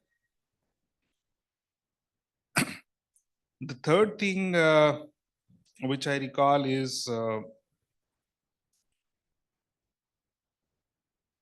more or less, when you deal with these pets, and handling any breaches, the first round of responsibility is again with the organization, who is providing you the pet services. So obviously you have next level of filter. They deal with multiple organizations. You are one of the organization using the services. So you are not directly, facing the entire implication. That's another thing which comes up. Though it is a responsibility for them, but as an organization, there is again something in between. Thanks, Manish. So Manish, you talked of safety checks, the third-party checks, etc., and of course the responsibility piece. With that, I go to Dr. Vijaya, and then Mr. Jagannath, I'll get to you after this. So, Dr. Vijaya, what are the primary challenges, you are an entrepreneur, so you would be more aware of these things. What are the primary challenges that an organization faces when implementing pets? And, what are the strategies that you normally would, apply or would recommend people to apply to overcome, those challenges plus the technical and regulatory challenges? The first step is, of course, the organizations have to understand that it is really a kind of something which is to be dealt. This is unfortunately missing. It is put into place only for the sake of meeting regulatory requirements or compliance requirements. So understanding the need to protect the data and manage it more effectively and the consequences that might come are very important. We don't want to know. I mean, in the morning discussion, it was like we were saying that the companies are open to paying penalties. But you need to also understand that the concept, it's not just about penalties. It's not about financial part of all alone. It also includes reputation of the corporation, right? If your company is frequently paying penalties, you see how the general public sees it to light. So no matter how much of PR money you spend, ultimately, if it boils out to paying penalties, it is always seen into bad light. So organizations have to understand the importance of protection of data, and individuals. I also put a role or onus on the individuals to take care of their own data. We all know, for example, if you take us as an individual, we know that data privacy is important and that companies like Google and all are tracking us all the time. But how many of us are taking the responsibility to to use private browsers, right? By default, your browser also has a private version. How many of us are using Tor networks, right? So these are technologies which are available already in our mobile phone, but we look at our own convenience, and we are, as an individual, are not bothered, and corporates, because of their responsibilities or compliance requirements, they are little bothered. So the cost factor is definitely very high. Companies which try to go beyond feeling that it is not a big issue will of course have to pay a bigger penalty as time progresses. The second problem is in regard to the pace at which these technologies are going up, and the pace at which the resources within the organizations, how quickly are they skilling up and then upgrading themselves to these kind of requirements. That is the second kind of thing. And the typical ways, organizations like FDPPI, for example, play a very important role. It's not about corporate consulting kind of thing, but also creating awareness so that people process. Whenever there's a problem, most of the problems come because of people. It is the people who deviate the processes and try to misuse the technology. Ultimately, the technology can stop to a certain extent, but it's something which is freely available, and it's keeping on upgrading.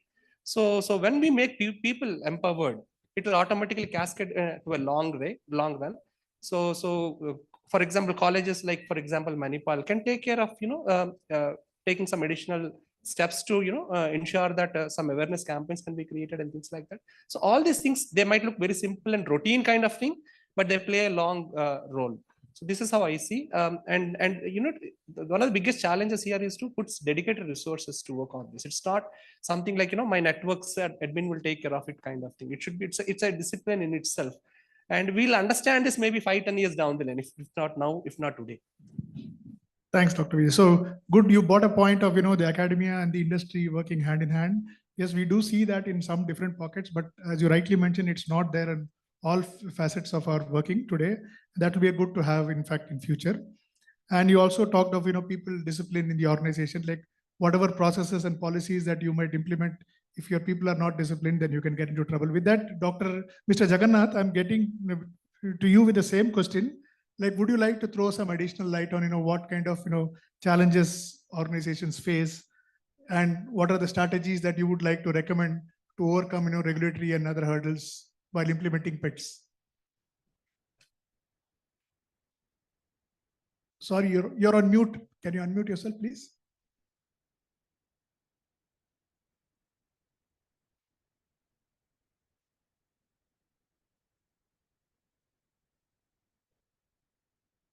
You will see a mic button to the left of your screen in the bottom. Just unmute it. Just check it.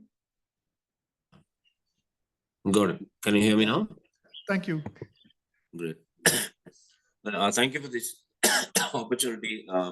Unfortunately, I missed being there in person, being in Bangalore. I've got a very bad throat, so this morning I had to drop out and join online. Well, nevertheless, at least I have the opportunity to talk to you all. Well, again, when whatever I'm saying now is based on my personal experiences and nothing that implies what we have articulated in the organization or implemented in the organization. Now, to answer your question, I want to give a little different perspective. Firstly, to implement a PET privacy enhanced technology, I think it's very, very important to know what data you're processing and where is your data, right? Because I've been interacting with several people in the industry, and I see there are three silos. Okay, one is the personal data that we collect as an organization.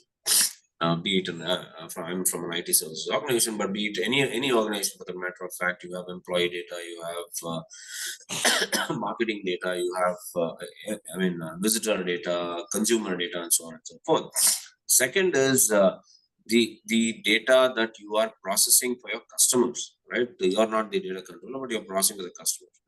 Third point, which I see significantly missing and not being spoken about, is the CDO organization, the Chief Data Officer's organization. They process data for business, right? It could be internal analytics or external analytics, or going to market, understanding market scenarios, and so on. That piece I see significantly missing in many organizations, and the reason why I'm emphasizing on that is I attended a CDO event, and then I asked, there were top CDOs in the panel, and I asked all the CDOs, how often do you interact with your privacy teams or your privacy officer? The answer was zero, right? And they said, we have a person in our team who takes care of privacy nuances. Yes, it's good to have a champion there, but at the end of the day, the privacy team needs to collaborate with all these sections in the organization. But the reason why I'm saying that is personal data and sensitive personal data is being processed across. Right? You may wonder why a CDO is being referred here. You look at a pharma giant, right, or you look at a retail giant. There's a lot of information that is processed, right? So coming back to PETs, I see there is a significant need to implement PETs in organizations, especially who are processing sensitive personal data like diversity data, which is becoming very, very common. Okay, a lot of companies like ours who are processing customer data, right, where the two project teams are interacting and they build a particular application, and then ask the customer, give me data to test the application. And then the person whom you interact with the organization is really not aware of data privacy norms, and they give you an old production norm. And the lower environment typically is not as stringently controlled as the higher environment. Then you take the accountability of processing real data, non-pseudonymized data in a lower environment. Yeah. And then you have the when you transfer data to third parties, that is where you also need to implement PETs. Okay, and the industries that you can, which are significantly prominent in who can enable or who can benefit from PETs are the industries that are processing sensitive personal data predominantly, which could be financial industry or healthcare industry. Ad tech is a classic example where you really need PETs to ensure that you are you don't identify people by IP address and so on and so forth. And the new norm or not norm, new jargons are like AI and LLM. That's a significant area where you need to where you can actually use PETs and ensure that the appropriate technical measures are taken into account. So the complexities, and coming back to your main question on complexities, what are the challenges and complexities while we use PETs? One is they're definitely complex algorithms, complex technology interventions that you need to put in, right? So you need to implement and manage. So which also involves vast computational capacities, right? Let's say, for example, you are encrypting a complete database. The latency of retrieving information from that database is going to be significant, right? And then, of course, if you have to implement an PET, your expense comes into picture. That's where people, think twice about implementing PETs to a large extent. And of course, the minute you increase computational capacity, the storage increases and so on and so forth, and it directly relates to environmental destructiveness, right? And the new ESG norms. Okay. And then implementing PETs in legacy system, that is again another challenge, right? How do you implement PETs in legacy systems? I mean, there are organizations that have legacy systems even today, especially the financial sector. So there are implementing PETs, using PETs in legacy systems is definitely more challenging. And of course, the different types of sources of data that you get. You have mobile data. I think somebody also related to IoT data, AI/ML data, LLMs, data from different sources the organization is collecting, and so on and so forth. So I think these are the key challenges of realistic challenges of implementing PETs. Yes, PETs are very good to have and are essential for the organization, but these challenges may make organizations to take a step back and think, do we really need it here, and what is the extent that we can implement PETs and so on. So I'll pass on from here. Thank you. Thanks, Mr. Jagannath, and thank you for joining us despite your ill health. And I will get back to you a little later. Sure. So you spoke some good things. One is you said that privacy team is generally not consulted, and in fact my experience also says that in some organizations still they get into trouble. The privacy team is possibly lean and thin, and possibly not able to exactly even take on the load which actually would come to them once there is a catastrophe there. The second is you also mentioned that the implementation of PETs is complex, and it's a cross-functional piece, and it requires discussions with everyone. So with that, Dr. Srinivas, let me get to you on how do you think PETs can be integrated into the existing systems and processes without compromising on user experience or functionality, and how would you go about it rather, or how would you recommend people to go about it, especially considering the answer which Mr. Jagannath gave on the complex cross-functional approach, discussing with the privacy team, etc., etc. Yeah, I'll take a little step back in terms of this privacy enhancement technology and then get on to this. And even before that, thanks to Navi sir for having me, and also this wonderful hosting of this entire Manipal campus. It's so beautiful to gather around at this place to talk about these things. Before I start, I'll just want to say something which we recite in Bhagavad Gita in chapter 10, in verse 38. Krishna says basically, Maunam chaivasmi guhyanam jnanam jnanavatamaham. Basically, he says that out of several things, he considers himself as the best in several of these things. So chapter 10 typically talks about Vibhuti Yoga. In that Vibhuti Yoga, basically, he says that if all the things that have to be kept confidential, Maunam chaivasmi guhyanam, silence, I am the best one. So he says that of all the things to be kept confidential, I am the silence. Jnanam jnanavatamaham, of all the things that are supposed to be intellectually oriented, I am the intellect behind this. And these are two separate concepts which are intertwined at the same time. One, it says that you have to keep some things confidential. And at the same time, he's also saying that there is an intellect, I am the silence, I am the intellect. But intellect is supposed to be shared. An insight becomes an insight unless it is shared. So how do you keep something confidential while maintaining it is, how do you keep something intellectual or insightful while remaining confidential is what I think PETs typically talk about. That is the fundamental way to, I look at it in terms of balancing privacy and then the insightness that should come into these technologies, which is the insight which we can gather from one of our old scriptures. Now, coming back to the fundamental question in terms of how organizations can typically use these kind of technologies, I think the taming should come first in those functionalities which are not directly customer oriented, because there are a lot of tests that we need to do ourselves in terms of unleashing the technology implementation to the customer. So some things which we can do inside the organization, like one example could be, say, for example, a fraud control. When you have to do certain things in terms of predictive analysis that you want to do. But at the same time, the predictive analysis is important only once you have got certain amount of information to be passed on to certain set of teams, either in-house or there is an expertise teams that is going to do. In those cases, the way you are going to not reveal the fundamental nature of the customer's private information, but at the same time, fraud, trends, typologies, because this is an information we have to share with several teams. So how do you do analytics? in terms of preventive analytics, in terms of the frauds, and how do you make sure that these analytics are useful to the across the organization? That could be one good example.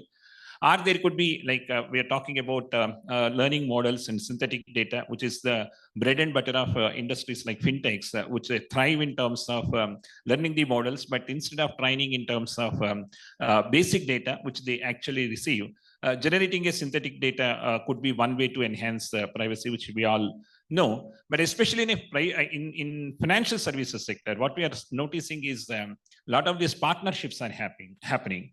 The partnerships could be like a kind of a co-branded cards, for example. Two entities have to share information. So there is a branding partner and there is an issuing bank, which need to understand as to which set of customers, say, for example, would be more resourceful in terms of issuing these cards. That information has to be, again, shared with your branding partner, and the branding partner also might have to share the insights to the issuing bank. So how do you make sure that these two sets of entities interact with each other, but at the same time don't compromise upon, say, for example, the privacy required to be maintained for the customer information?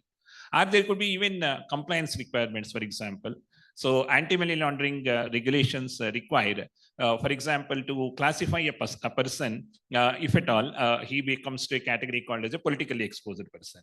Now, there is a kind of a problem that can happen in the industry when I, as an institution, classify someone as a politically exposed person, but the other entity may not be classifying this. So across the industry, the regulator wants to know whether this classification has been made appropriately or consistently across entities. So how do you share this kind of an information to the other entity, making sure that this person is classified as PEP across the organization? So sometimes there could be a way in which this information can get passed on, like a homomorphic encryption, for example, where you are going to say to the other entities in such an encrypted format, but they need not decrypt. But at the end of the day, the purpose of regulator in terms of ensuring consistent way of doing this can be achieved. So there are ways in which we have to start with, but not necessarily only for the purpose of like a marketing or branding or anything of that nature to start with. But there are certain compliance controls that we have to do. And those compliance matters, which are either it could be in the area of anti-money laundering or it could be anti-fraud nature. So those are the best, playgrounds to start using the privacy enhancement technologies, because the people who generally are engaged in these control functions are anyway sensitive to the requirements. So instead of unleashing these kind of technologies to, say, for example, the business teams, which can find out a little more aggressive way of implementing it, it is better to start with the control functions to start with, slowly tame, get the understanding, and then gradually extend the scope of these technologies maybe to the other, business units in the organization. That could be the better approach. Thanks, Dr. Srinivas. So basically, in short, you said that first take baby steps and then, Indeed. start taking the elephant steps. Yeah, good. That's a nice point. And you mentioned one good thing about, politically exposed person. One company says yes, the other company says no, and the regulator wants to know how. So with that, I'm going to ask you the next question on, regulation. And I will sort of cross-refer to the previous panel, which talked of AI. In fact, in the AI panel also, there was the same question as whether you want a federal, regulation or a sectoral regulation. And there was also a point which came about, which is common for all of us, actually. In fact, they said that you have any query, you write to the regulators, normally they would not respond. The way they would respond is actually when they, come to do an audit. That's how it is. And that's a fact of life. You try in any segment, the answer is the same. So with that, Dr. Srinivas, I would like to ask you that, two questions actually on the regulation piece. One is, we all know that, like presently, let us, when we talk of India, we know we have the IT Act, we have the DPDP Act, the rules would come in soon, we have the certain reporting. And similarly, we have got, similar stuff across the world, So what are the future changes that you are predicting on privacy regulations, especially considering the development of pets, which can come about? That's, your thought process as to what do you think can happen? And then secondly, I want your main answer on, what would you recommend? Are you recommending, to have sectoral, sort of regulations, or are you recommending to have, federal regulations? Because I'm just correlating that with that politically exposed person question also. I'm a fan of this phrase called as omne trium perfectum. Anything that is said in 3 words always stays in our mind. That's what people say. When I say roti, kapda, maka, Ram, Rahim, Robert, say, for example, these kind of things typically stay in our mind. So when I have to say what I would say technically in terms of the further development in PET, I think let me put it in 3 words. What privacy generally entails, or privacy regulation generally need to entail. One is access, making sure that the access is like purpose bound and also consent oriented. So first is the access part of it. Second is the engagement. That is the most important thing, so that the technologies should proliferate. Unless the people don't use the technologies, it is no use of like implementing the technology. UPA is the best example. So government has taken a lot of steps to make sure that the UPA technology is used by people. So there are a lot of these MDR making zero, so that there is a lot of engagement happens first, and then you get on to the next level, basically the empowerment. So one, you have to have an access, and you should have an engagement, engagement, and then there is a question of empowerment. I think in India, we started with the first step slowly. So the access part of it, the purpose-bound nature of it, the limitations on the consent. So all these rights are getting discussed at this stage. But the next 2 steps are equally important in the next stage of development of the privacy regulation. How do you create, say, for example, usage of these technologies by the people? So unless, like some of them, the panelists were also mentioning, if the private browser engagement, if it is not proliferating to the individual customers, so how do you make sure that the law, the benefit of the law and the benefit of the PETs can get done? So that is an engagement exercise that the regulation has to focus on. So how sensitively you are going to increase that engagement is the next question. And the third is, thankfully in India, the way the entire technology has evolved is fundamentally different. The way maybe either the innovative mindset of US has evolved or the rights mindset of the Europe has evolved. We started with a very different and a new age concept of this digital public infrastructure. So the technology involvement has happened with the government taking the lead in terms of making sure that it is an API driven technology rather than any individual corporate providing the technology, while they have partnered with individual entities like Paytm, for example. But the fundamental backbone of our India's technology stack is our digital public infrastructure. So I think this is where fundamentally we need to understand the role of the privacy professionals come in a big way. Because we can't draw models from US, we can't draw models from Europe. We need to understand in a digital private, public infrastructure, is there a third way in which we can create what is called as a data protection and empowerment architecture, which is what exactly the government is thinking. So I think for us, the best part to start our privacy journey is to forget about GDPR, forget about US Act, unlearn. So because those models are not the kind of models that can work in a country like India, because we need access, we need information, we need massaging of that information for several of our access to the credit and access to the financial services to several of the segments. But at the same time, we of course have to value, importantly, the rights. So there is a kind of a balancing act we need to do, and that balancing act can be rightly done under the digital public infrastructure rather than in the private segment. I feel like that is the most important challenge, and also I would like to see it as a success where India can come out with a new model. We always talk about California Act, or maybe we'll always talk about GDPR, but how DPI enabled privacy enhancement technology is an important concept. Now, I'll take a minute to explain why I say so. While we all talk about PET, organizations are concerned about PAT, profit after tax. So we may say that PET is important, but the startups, the entire growth story is dependent upon entities which are startups, and the startups are also having a winter time and a funding winter time, and also several pressures that are coming in terms of either the compliance cost or it could be the technology costs that are coming up. So who will bear these costs? Because ultimately, everything, there is always a debate whether AI should be regulated, whether privacy should be regulated. But the fundamental question, I always think that at what price? I regulate it. I'll give you privacy protection. Does the consumer is willing to pay price for that? Because ultimately there is no free lunch, we all agree. And Google Maps, for example, there is like a free data that can go around. But if I say that I will protect your data, I will not use it anywhere, will you be able to compensate the amount of the whatever benefit I derive? Because I'm not providing a charity service. These are all commercial organizations. They have got stakeholder obligations and they are raising funds. In fact, it is not that I'm responsible only to the customer, but there is a stakeholder from whom I have taken money and started running the company as a listed entity. And the stakeholder expects also one of the obligations, not necessarily the total obligation is a service only. It is always also profit. So given this obligation, having this profit also as a kind of one of the objectives, where does we draw a line in terms of how much investment we have to make? Here is where I think government has a role to play. And this is exactly very beautifully getting played in the Indian context. For example, instead of companies investing in PETs, I have seen, say, for example, Aadhaar itself is becoming a PET actually. Like the government is saying that you can have a virtual Aadhaar, you can have a kind of a digital Aadhaar, you can have, say, for example, a DigiLocker that is created for you, you can have a kind of a DigiYatra created for you. So these are all the privacy enhancement technologies which the government said that instead of companies inventing it, since they have already a technology stack that is done, if that stack can be privacy proofed, and that can be given as an API. So there is no need for any kind of an additional way of like somebody doing it so that the empowerment comes into the customer right in their hands. Instead of individually companies investing so much amount of money in terms of saying that this is what is a PET, that is what is a PET.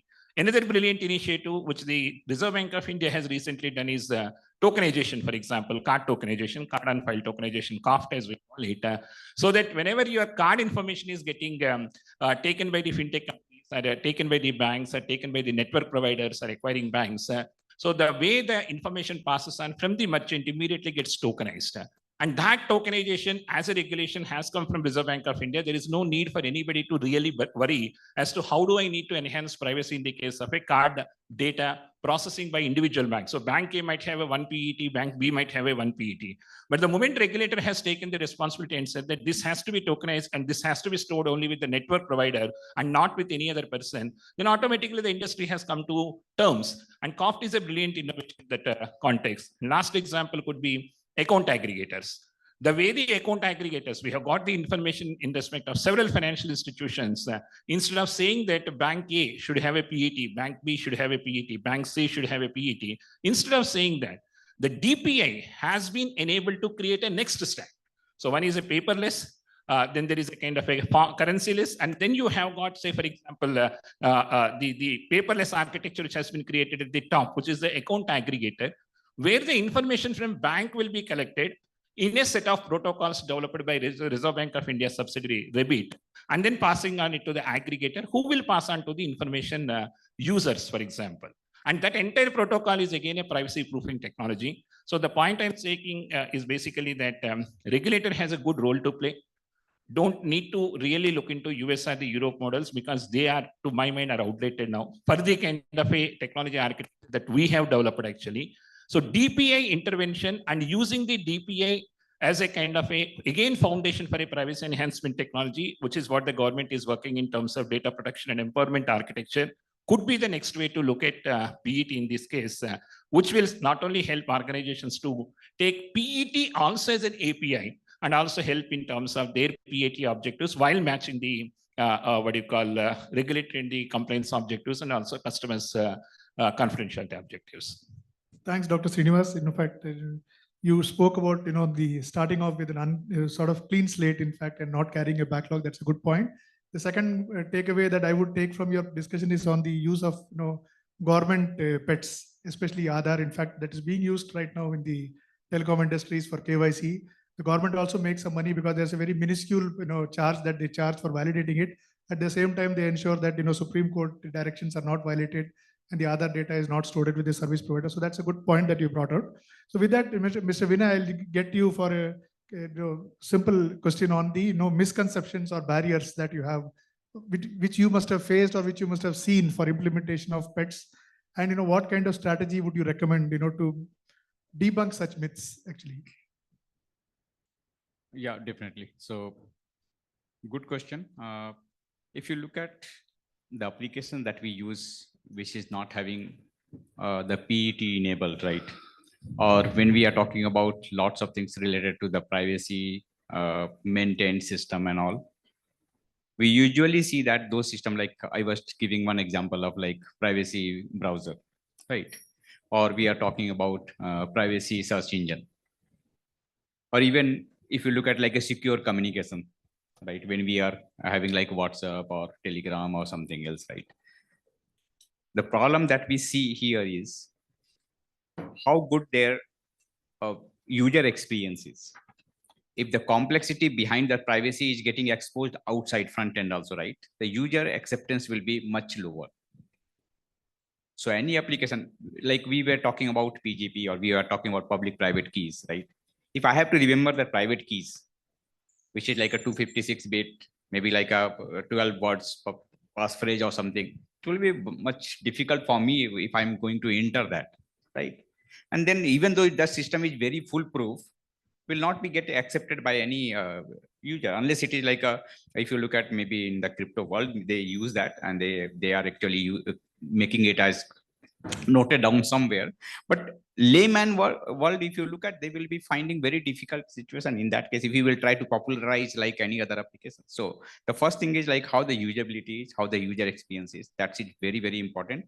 Even though behind the scene, we have that privacy enhanced technology used there, which could be more complex to maintain that one, right? That is something really required, right?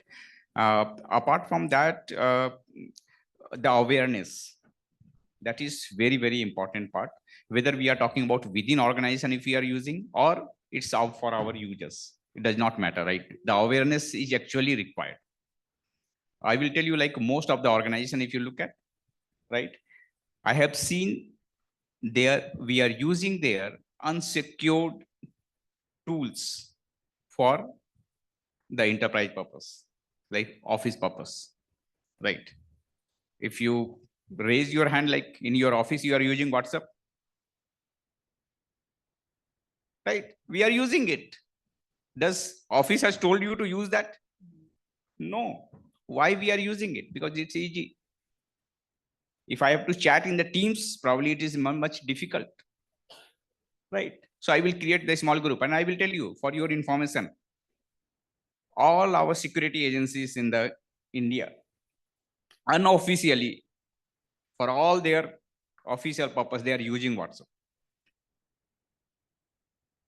Right. So we are talking about government and all. I will just talk about like few more things. I will just add here. Like there are few things which is coming up and which may in future we will see that is much better, like a zero knowledge proof, right? Which is right now getting adopted. Very soon we will see that. It's just like in old time in the movies, you have seen that there is one currency note torn into two part. Another person is coming there and showing that he will get all the things, right? He has not to tell who am I. Right, the similar things, somewhere in future will come. It's getting into lots of applications right now. They are working on that zero knowledge proof. That is one thing. Yeah, right. And the second one is we have started one journey. We have used some word yesterday also and today also, Web 3.0. So, yes, decentralization. So Web 1, it was just a static. It was just giving you the information. Web 2 started where all these applications, whatever we are talking about, we have started getting the interactions, user interactions, right? We started likes, comments, right, views. But who are getting benefited? Either the content creator or the providers. And your data, you are using it, right, has been utilized and sold out. How they are making the money, right? We are using WhatsApp. I was talking to one security agency. They told that why we will use secure communication, because there we have to invest something. It is free, right? But why it is free? Because they are getting your data and they are able to make the money from there. So in Web 3.0, you as a user will own the data. It's your choice whether you want to participate there, you want to sell that, you get benefited and all, right? So it is not so matured at this moment. We have started the journey. It's just like what we have started in Web.1, right? When internet was not there, when the smartphone, forget about laptop, desktop was so not easy, internet connection, slowness and everything was there. Now the same thing, Web 3.0 is coming up. Privacy, yes, of course, it will be maintained, right? And we have to see that how we can adopt those things. We have to make more aware.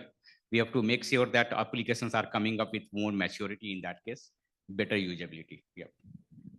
Yeah, Srinivas, please. So generally, being in a tech industry, we always get this, one of the insights saying that it is user data, it is user data, it is user data, and users are like not having maybe adequate compensation or maybe the power or an empowerment actually. But I think a little step back, just for my thought process, because this is a second year into my tech entry actually, otherwise I'm a finance professional. But the way I see sometimes is that the same thing as a logic. In a healthcare industry, nobody has spoken so far. Nobody has gone to a doctor and said that this is my blood test report, this is my DNA report, and I should have some kind of an access. And why are you like using it? The reason being, the healthcare service provider always maintain that amount of confidence, and rather the amount of trust that the healthcare provider has to give to the, say, for example, to the patient. But technology, it is not about the person having a right. It is about the trust that needs to be created by the ecosystem is what is more important. It is not that I can tomorrow call my doctor, say that now you have taken all my blood test report, therefore you have knowledge on this, so you pay me something and I should have an appointment. Now, if that has started in healthcare industry, we would not have seen what are the developments that are happening, and doctors would never have got the insights on what they're doing. All the medicinal research that has happened and the medicines that have been invented, where is the data gone to medical research? The data has gone from us. We gave the blood, we gave the DNA samples, we gave these things, and these have been converted and processed and then sent as a kind of a medicine to the people. So data, nobody has just like that used. The data has been processed. So what is getting paid by the customer is the processed data, not the data. Data as such doesn't have a use. Like I don't have a use for my blood test information. I don't have a use about my DNA information, but the processing makes it medicine. Medicine is useful to me, which is exactly the kind of an architecture which the finance team also is trying to provide, or a tech is supposed to provide. But in this process, the trust that the industry has to have created to the public is something lacking. And that is what I think is the more amount of emphasis that needs to be created as to how these entities can be creating more amount of comfort to the people, rather than maybe just always saying that there is a data that is there and the data is all useful. Individual data, to my mind, doesn't have any utility unless it is a processed data. Thanks, Srinivas. So I think I've been told that the time is out. So I'll just take one last question. And in fact, again, connecting this with the previous panel, Deepa spoke of 4 pillars of corporate governance: ethics, corporate governance, risk management, and compliance. So I'm taking the most interesting thing in that is ethics. In fact, you can see ethics everywhere. In fact, ethical AI, ethical, any topic that you touch, ethics is always there. So with that, Mr. Jagannath, I'm just coming back to you to know what are the ethical considerations that you would recommend developers and organizations must keep in mind while designing and deploying pets, and what are the other steps that they should undertake to avoid unintended consequences or misuse of pet technologies? Thank you for asking me the toughest question, but see, honestly, ethical practices start from the time of data collection, right? So I wouldn't want to restrict my answer to pet, but I want to make it a little more broader. Well, like I said, be it marketing, you can't do data scraping as you think what you want to do. Clear scenarios, clear view AI, which is being taken into task by almost some 7-8 regulators for scraping publicly available data, which is again something that I don't advocate in DPDPA, where it says publicly available data is free to use. So that's one point of contention there. So you, from the time of data collection to, of course, putting in all the principles of processing and so on and so forth, if you are, by using PETs, I think you should ensure that you're not using a PET to mishandle or misuse the data, right? You can use PETs to mishandle and misuse the data, like several scenarios of that kind. So that brings you to the point, awareness is key. Awareness within the organization. I think Mr. Srinivas spoke really, at a holistic view, starting from the government to the public to the organizations. I think that's an excellent point on how to adopt PAT's awareness, right? Awareness is really key amongst all the personnel and organizations and government who are in touch with the personal data or any data for that matter of fact, which is sensitive in nature. Also, it's important to read case laws and bring out storytelling mechanisms to build this awareness aspect. Otherwise, you're just asking somebody to use a PET and then the person just uses the PET without even understanding what is the end result, as in from a implication perspective and why we are using it and so on. I think it is important whoever is using a PET should understand that and come across the solution. A small example I would like to give is if you're building if you're putting in an application or you're building an application that you know that is going into an MRI machine or a surgical intervention, your interest or your enthusiasm and your intricacity will be a lot more when you're building that application versus just building an application for the purpose of something. So also as organizations within and external, which is where I really commend organizations like FPPI and DSCI, which are bringing in a lot of awareness, bringing in checklists, bringing in guidelines, which is really important from an Indian perspective. I would like to fall back on EDPB, which is a European Data Protection Board, which brings out a lot of guidelines for the European ecosystem on every topic. For that matter of fact, ICO is another classic case like that. I think our Data Protection Authority, which I think in one of the discussions, Mr. Navi also mentioned. I think it was in BMS where I was sitting right next to him, and he was telling Minister Rajiv Chandrasekhar on this very important point, bringing out guidelines. That is very important. And embedding privacy by design is another classic scenario that I would like to emphasize on, where into your development lifecycle, into your processes, into your business operations, as well as building technology, using technology, building applications. So more awareness, more guidelines, more involvement of the entire ecosystem will bring in the habit and the overall ensuring the result is going to be not misused, right? So primarily doing things ethically. I would probably like to leave it that way. And of course, not to forget, you audit these technical controls, these PETs, usage of these PETs, input, output, and so on and so forth. So ethical consideration is a holistic view, just not with PET. It starts from the beginning and goes till the end. And that's very important for all of us too. Thank you. Yeah, thanks, Mr. Jagannath. In fact, you rightly said it, that ethical considerations are applicable for any part of the business, in fact, not only pets. Yeah, absolutely. And with that, in fact, I'm going to conclude asking questions. Just to recap, whatever we have learned, we spoke of employee awareness, use of government pets. In fact, a good example which Dr. Srinivas gave about Aadhars and DigiLocker, etc., DigiYatra, awareness of regulators. Then we also talked of use the available pets, that's for individual users like privacy risk browser, etc. Paying penalty, this is a very good thing. In fact, paying penalties is not a good option. In fact, it harms your reputation. In fact, reputation risk is a bigger threat for an organization than paying penalties. And the last and the most important catchphrase that I caught again from Dr. Srinivas was that pet versus pat.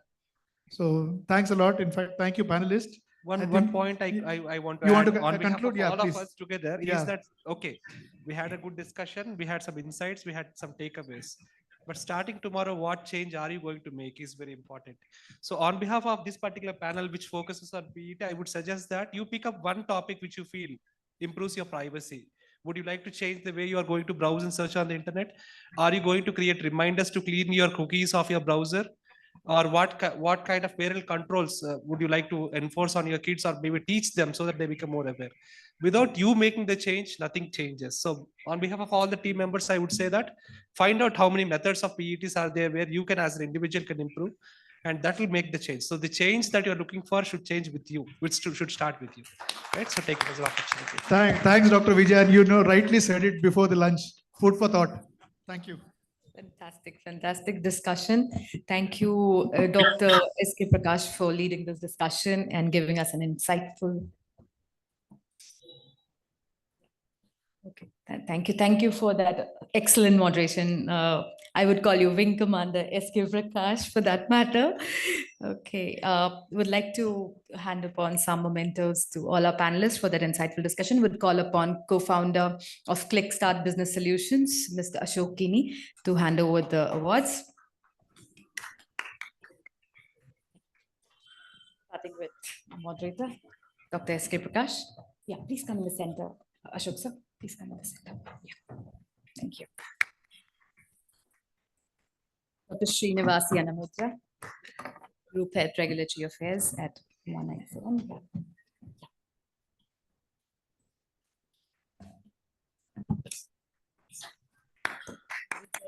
Kittumanda and Dr. Vijay Kittumanda. Please. Thank you. Vijay, sir. Vijay. Did you give the trophy?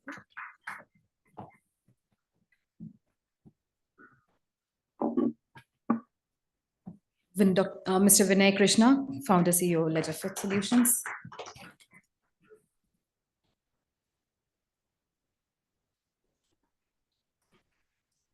And Mr. Manish Kumar, thank you for joining us.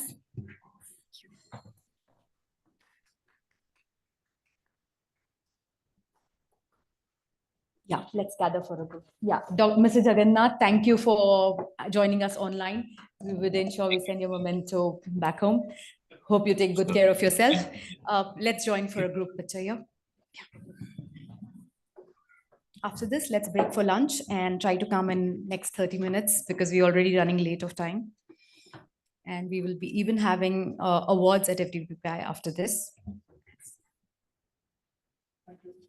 Thank you. Thank you. Yeah, let's break for lunch. Thank you all.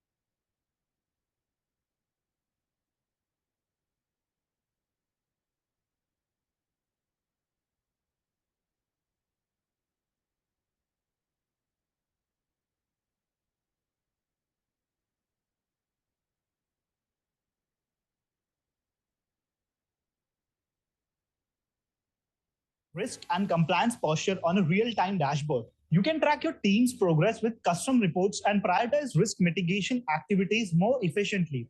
QRC Assist also helps you create a centralized knowledge base and a concise risk reporting. You can track your internal compliances and get a clear and accurate view of your risk in real time. Moreover,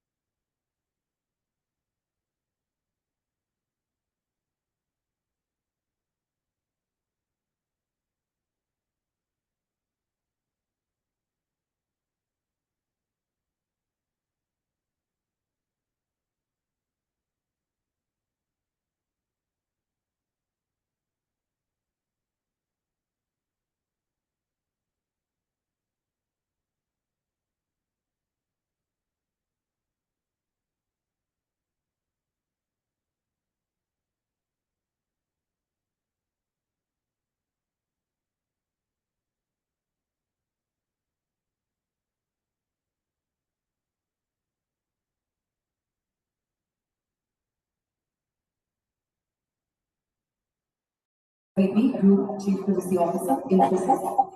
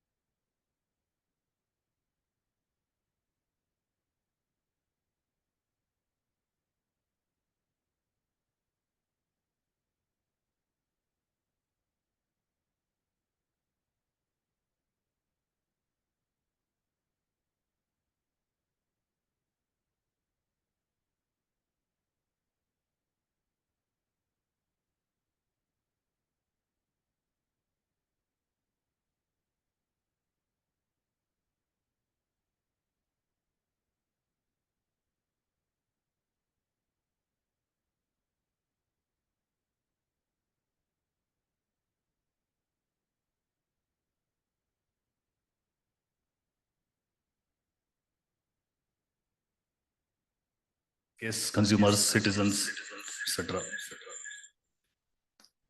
Sabiko is coming.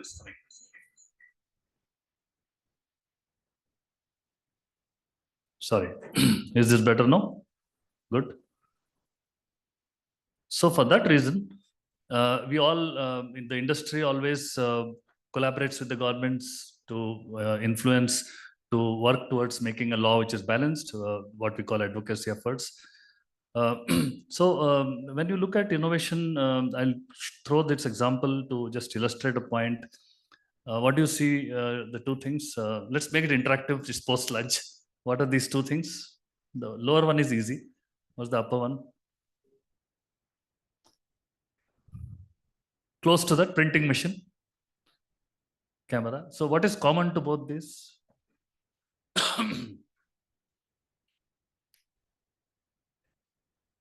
What is common from the perspective of regulation?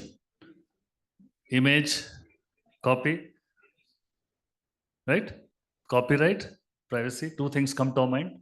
So when these devices were invented, of course, there is a spread of 100 to 200 years gradually. I put it in one slide here.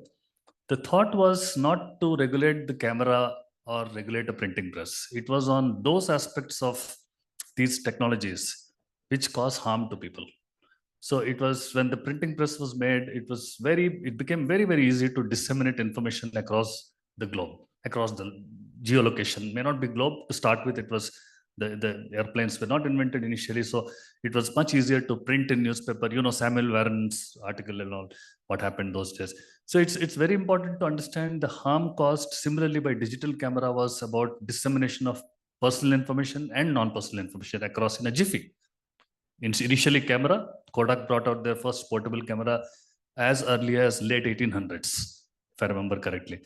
And that became a big innovation those days, and then it became easy to disseminate information. So all these bring to the point that our attempt to regulate innovation should be focused on what harms it causes rather than curbing innovation. Otherwise, we stop benefiting the society. Most innovations are for the benefit of the society. So that's the point I'm trying to emphasize. What about AI?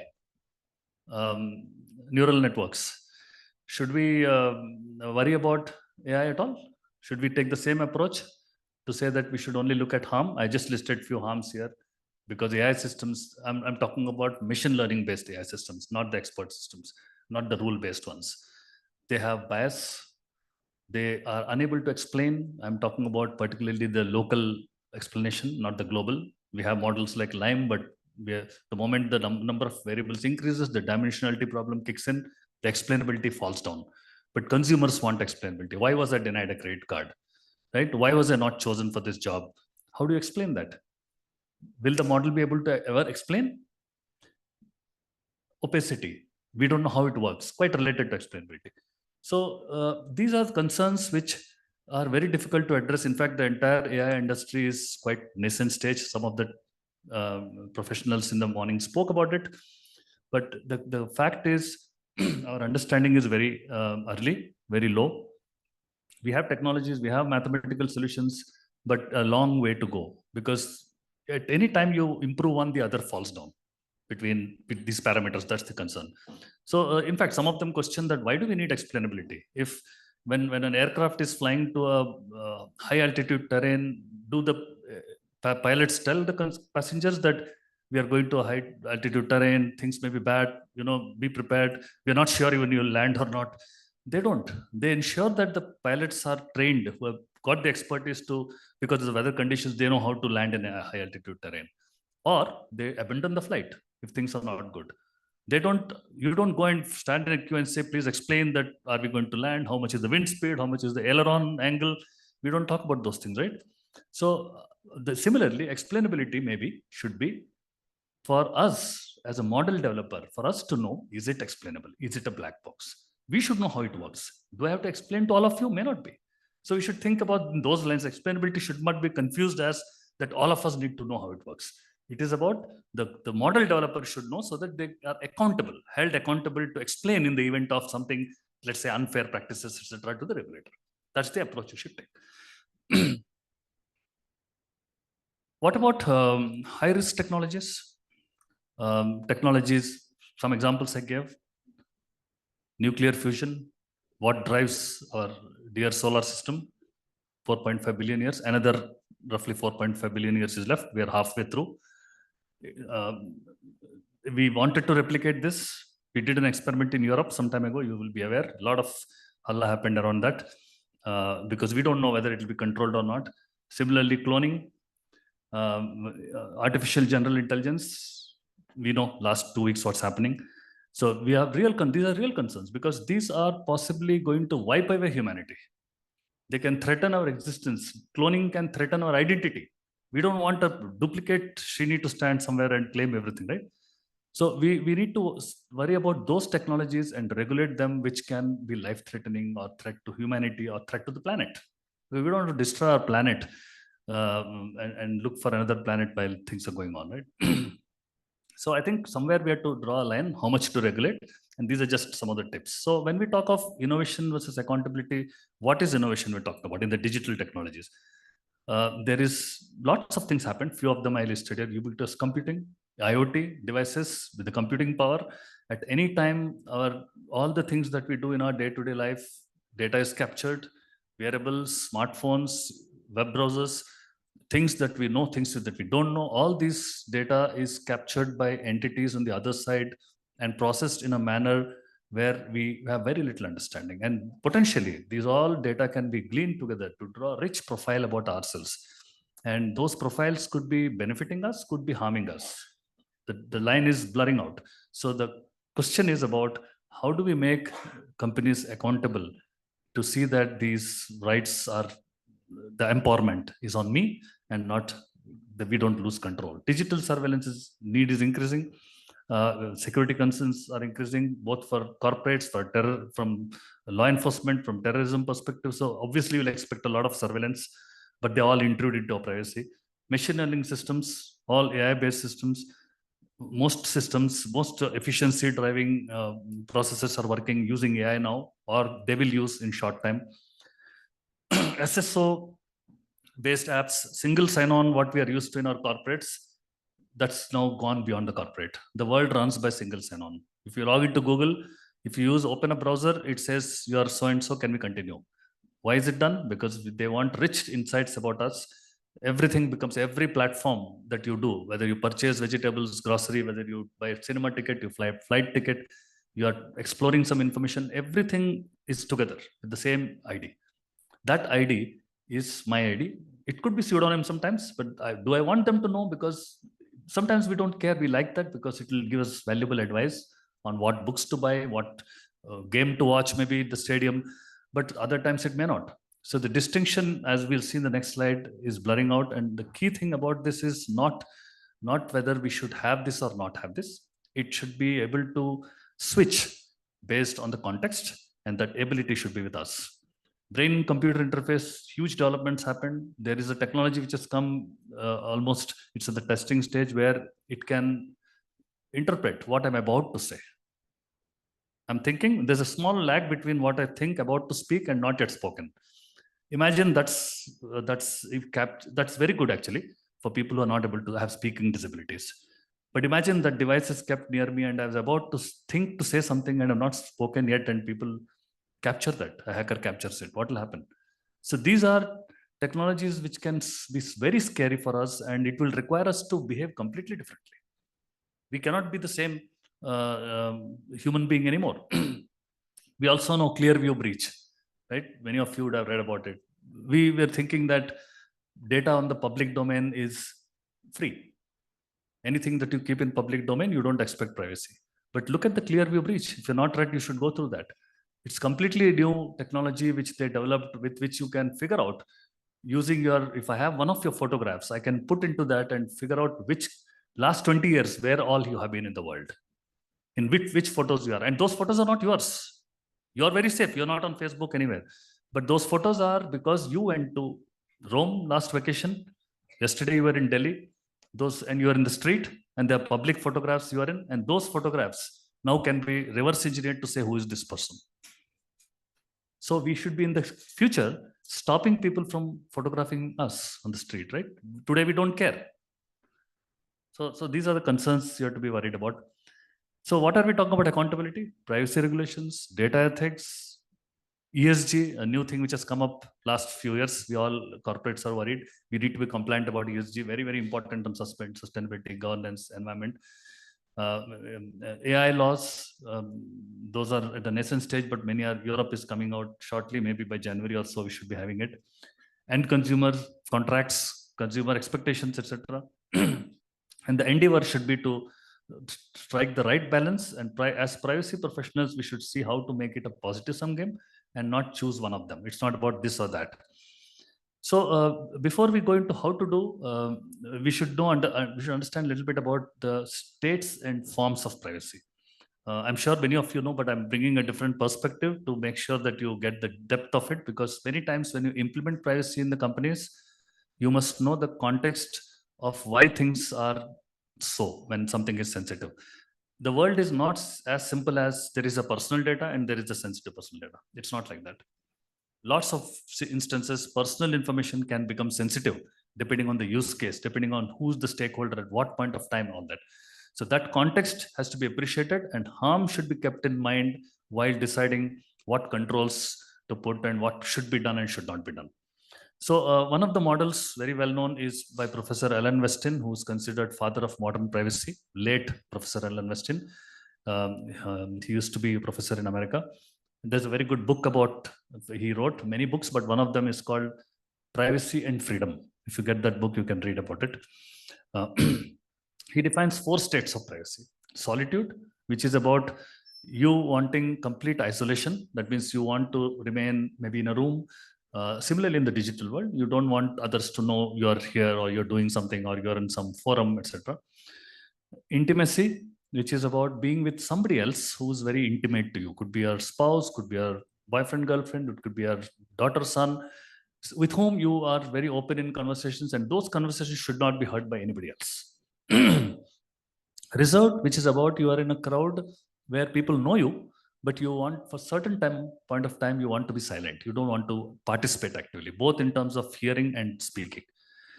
4th one is called anonymity, which is very, very important. This is a form of privacy which you get by virtue of being in the crowd, amidst the crowd, which means this is not about hiding somewhere. It's you are in the middle of a crowd, but you enjoy the privacy. Why? Because people don't know you. So the anonymity is directly, inversely proportional to your popularity. So if you're very famous, you're very, celebrity, etc., you probably cannot get this anonymity right? So you need to go and find out some other country where people don't know you, and then you can get anonymity. So lucky that I'm not a celebrity, I'm a normal person. I get anonymity rights even in a small shopping mall in Bangalore. But imagine if there's a very important right, because this is a form of privacy where you participate in the crowd, you look at people, you enjoy the nature. You're having a coffee, people don't know you, but you may smile, you may say, how is the things going on, all that. You may strike a conversation with someone, but you don't go beyond that. You don't get into what's your salary, where you work, you may not, right? So that kind of freedom is very, very important, where we can observe the world while not disclosing our information. Now, all these forms of privacy, which we are showing here, these are not to be confused as each of us falling into one of these buckets. These are all states of privacy which we all go through in our life, and in fact, every day we may be going through each of these states. It is not that some things are for Americans, some for Europeans, some for Indians. Absolutely nothing like that. We all go through all these things. Just introspect a couple of minutes later, you will tell me that that's the truth. These are all forms of privacy we all enjoy, and these are essential for growing, for human growth, because you need time to observe people. You need time to introspect and see that what is good and what is bad. This guy told me this is the truth, but I figured out by looking at another source, this is not truth. You need that freedom. If you're constantly bombarded and surrounded by the same person or same family members, you'll not learn. Because we are supposed to be shaping up in our lives by learning from friends, families, school, college, right, colleagues, society. That is deprived if you're constantly with same person and with an echo chamber where same thoughts you keep hearing. So it's very important for us to switch out of the society at times and introspect, figure out what is right. We all do that at home, nothing to worry. I'm not prescribing some formula which is difficult to do. It's just that consciously you must distance yourself from people sometimes if you're not doing that. Some of us think, oh, I'm very social, I can't stay alone, I cannot have coffee alone. The people who can't go to a food court alone, they will always be surrounded by 3-4 people. You would have seen, right? They're very uncomfortable going alone because they feel that going alone means you're an introvert, nobody cares for you, you're desperate for company. That's what the people's feelings about you. You should shun those feelings. You need privacy, you need time. At times you want to socialize. There are times when you want to say, leave me alone. I need to think something important. That doesn't mean, so don't mix solitude with isolation. Both are different. Isolation is about, it could be even people who are jailed, imprisoned. Somebody who's imprisoned is do you call it solitude? No. It's deliberate law enforcement isolation, triggered isolation. Whereas solitude is among the crowd. I go to a corner and make myself. So that's the distinction. Then there's a digital world analogy. You can read about it. Simple, quite simple. Then the forms of privacy. So forms of privacy are different ways to classify, but broadly physical, mental. Physical is about our personal space. Mental is about computer-brain interface, which I said, that can things influence me? Do I have decisional autonomy? And to some extent can lie detector and all that stuff. Information self-determination, which is recent times, is about I should be able to decide what can be done, cannot be done about me. And the important thing here is contextual integrity. between the two. What are the harms in the digital world? Subliminal influence, the influence that AI or technologies exert on me taking my decision. So I should be able to take a decision rather than some filter bubble telling me what news to be read or which flight to pick up. I don't want somebody else to influence me. So when I go and open a Google or some Times of India, some website, the news feed that I get should be same as all of you get. But actually it is not true, because sometimes we want it to be giving what I like, but at times I want to switch to something called public, where I should be able to say that I want an independent view. So that ability should be with us, because otherwise you would have seen what happened in Cambridge Analytica case. It's exactly subliminal influence. It not only impacts privacy of people, but also countries, election system, etc. Hawthorne effect, the remote working, many of us are into hybrid mode or remote working. There is a pressure from organizations that you have to keep your camera on constantly. Some say that you have to, for every meeting you have to be in, you put your video camera on, or in CCTV monitoring continuously, because they don't trust you, because they feel that the data is very sensitive and you may do something wrong, or you may be not at workplace.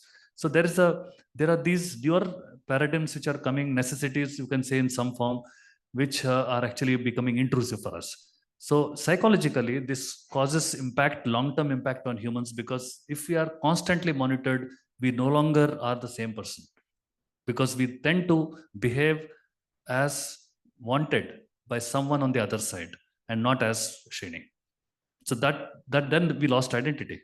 And that's exactly what, to some extent, people say it happens in China, kind of countries where too much of surveillance is there, because you are under constant pressure. Maybe you get used to it after some time, but still that pressure exists on you. And it impacts performance also, in addition to the loss of identity. Identity theft is very old stuff that people who say that, oh, telephone number is not a personal information. You have to tell them that things can go wrong with identity theft or KYC details, etc., which are very basic, right? Public disclosure of private facts. Discrimination could be in employment, could be in credit card, could be in any other thing, maybe pricing. So there are concepts, that some of these technologies are used to say, how much should I charge you based on your desperation?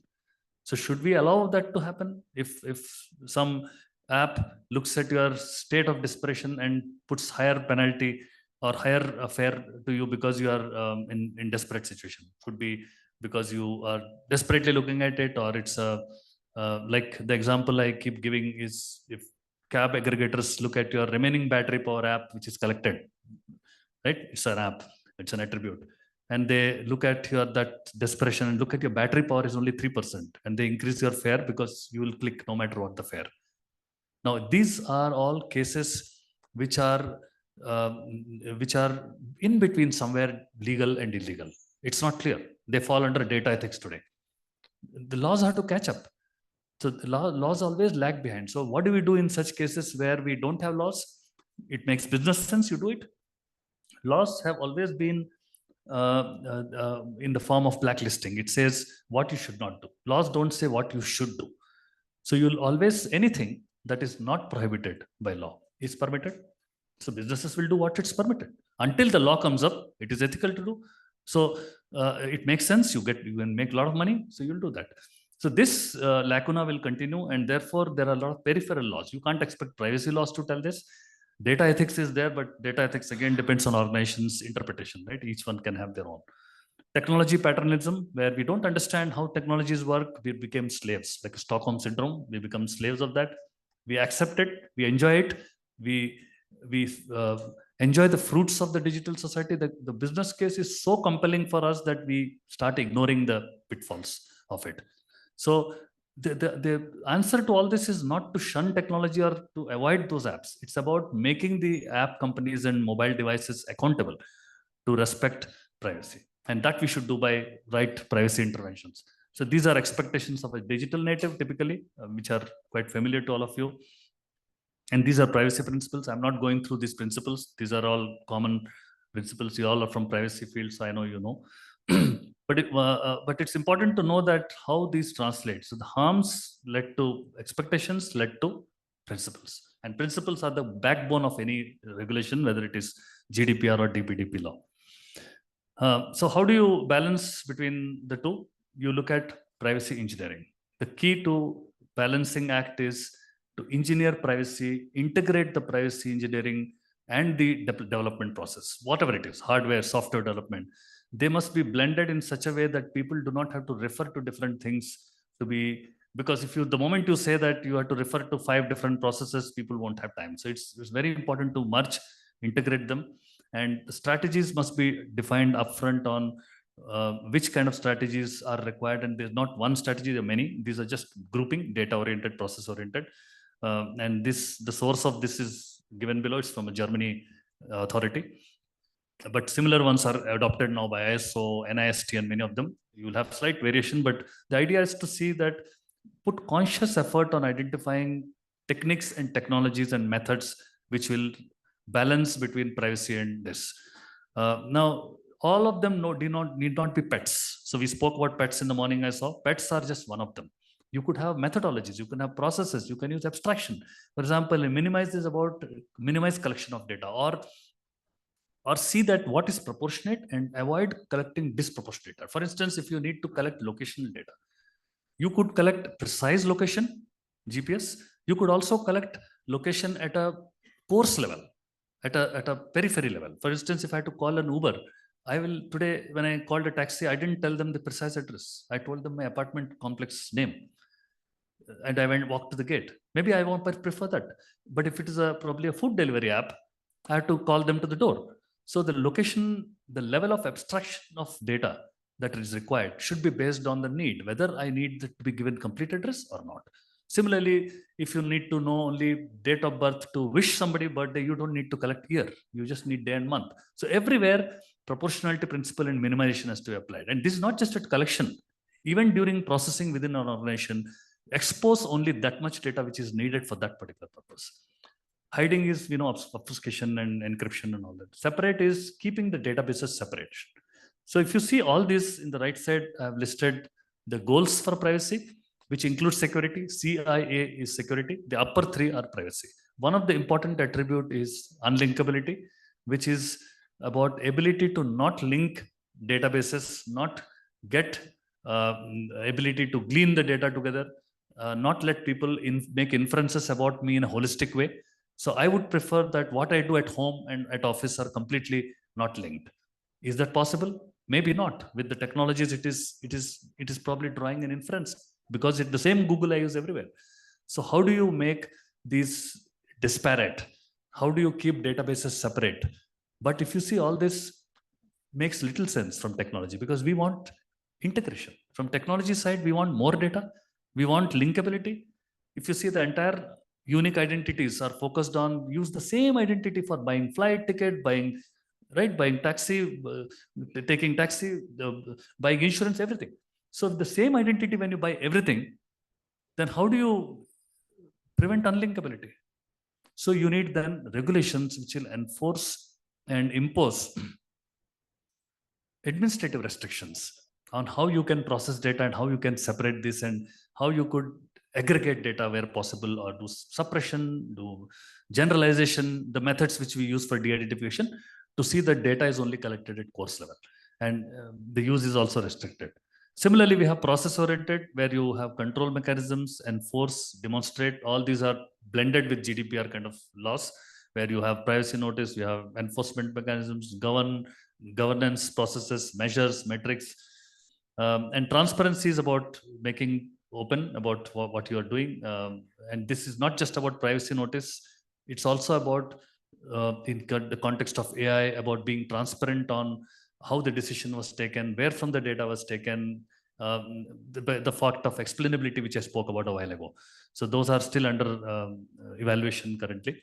Intervenability is about ability to intervene and not make it a black box, where I know that how the system works, and if there is a change, which is the reality, I should be able to correct the system to see that it is still compliant to the law.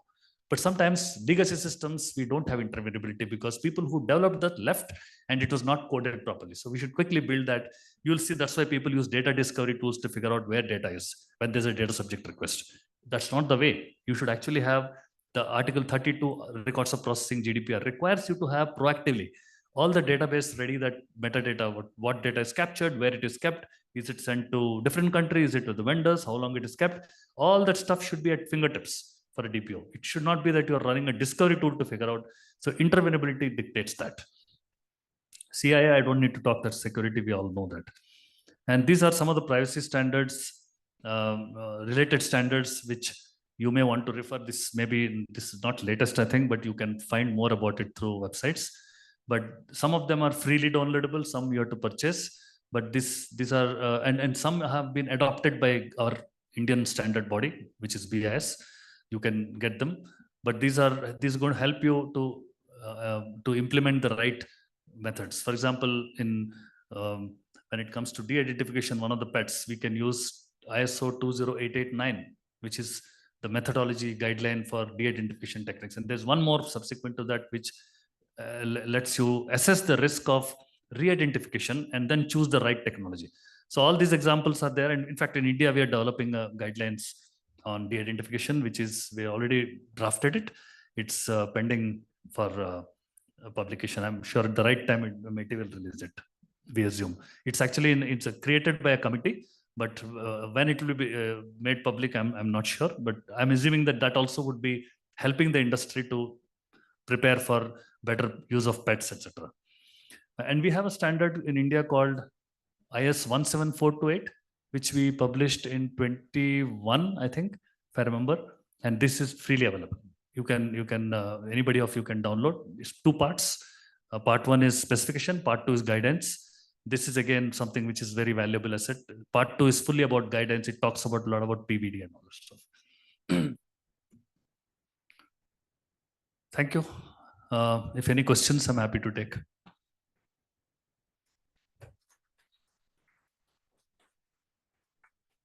Not sure you have time for it, or we are running late.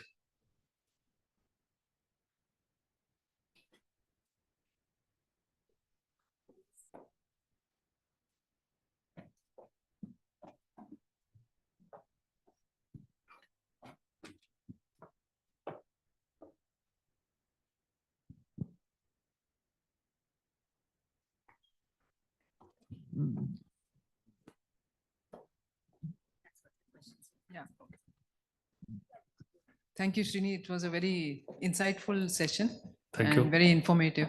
So one very maybe preliminary question, I would say, in a scenario where you have pets being discussed at the org level, how do you bring in innovation and process automation and technology innovation together to achieve an objective? Where do you start and how do you bring that as a DPO? How do you bring it to conclusion? Yeah, the start should always be process, not technology. Because it's the process which should bring technology. Many times we don't need technology. So when GDPR also came, many companies jumped and bought technologies, tools, and the market was flooded with people spend millions of dollars buying tools.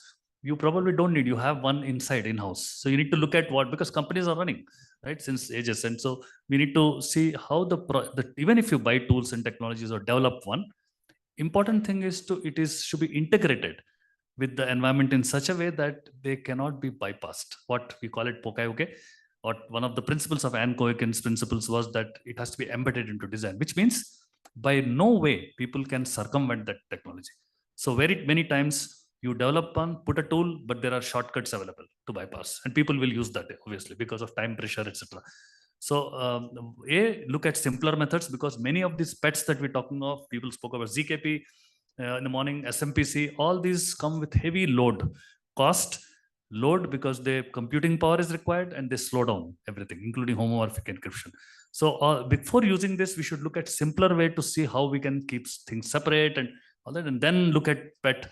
For example, digital identity, you want to, in Europe, this is a use case where people want to get a visa, Schengen visa, to travel between each countries without disclosing which country I got visa from. So ZKP is a very good use case, zero knowledge proof.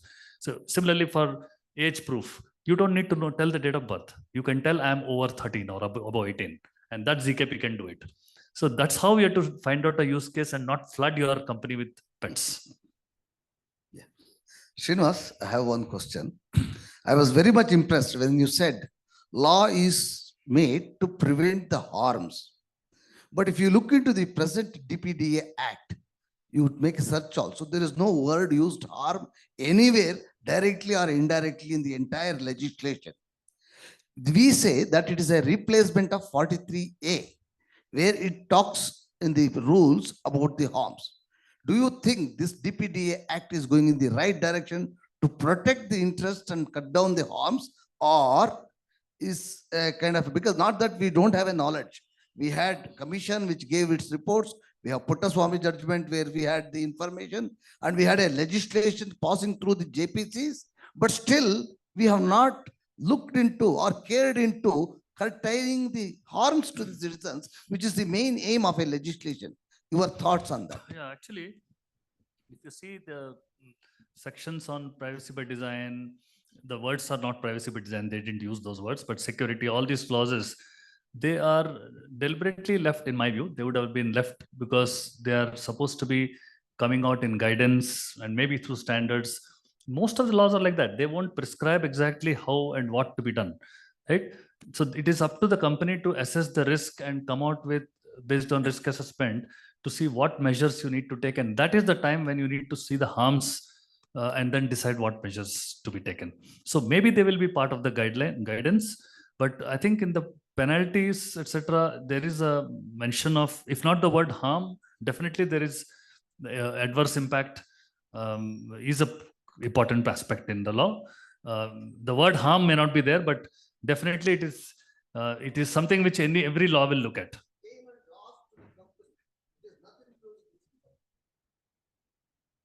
So if in my view, I think that we should wait for the guidance to come. Only then we should speak, because the guidances are not yet issued.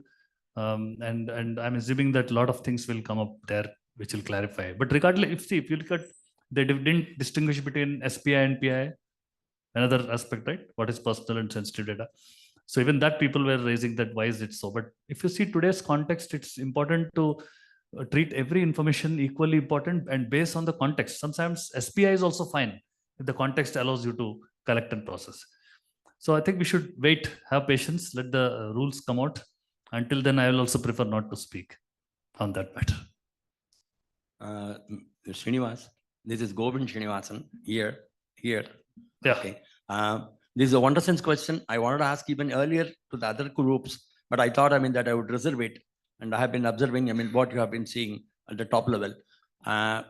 What is your guess on biology marrying computers in the next around 50 to 100 years?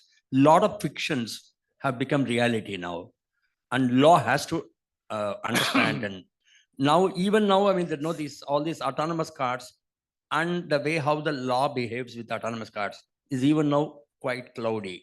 And now this talk has already started going on. AI getting into biology marrying computers. When it comes to legal interpretation, it's going to be a chaos. You have any idea about it to share from your threshold of understanding? Thank you. So I'm not an AI professional, so I think I will not be the right person to answer. But since AI and privacy intersect, I do have some knowledge in this. I'm taken a lot of interest, and in fact, the direction it is going, I think privacy professionals have a very big role in AI. So we do have to understand that we should be definitely be aware that something like what you're speaking could be a reality sometime, but seems to be not anytime soon. This is my personal view. But when I spoke about some of the things like brain-computer interface, the ability to capture what you're about to speak before you speak, and influence, subliminal influence, those all are scary, and actually we should be careful. In my first slide, which I showed about what should be regulated, maybe some of those areas we should be careful to not do something which is irreversible damage. So I think that's very important, and I'm sure there's enough hue and cry everywhere happening around that, right from America and Europe. So we have enough people who are questioning these, and we should be able to, there's nothing to worry. I think we should be able to balance. in a digital world, that only provoke discussion. Yeah. Meaningfully. Thank you. So this is just, I kept it because in case you want to know more about the history of privacy, I wrote this article about a year ago. You could, you can use this link and click. It's freely, read-only access is free. If you purchase, it will be some 30 euro or something. So you can read only, you can look at.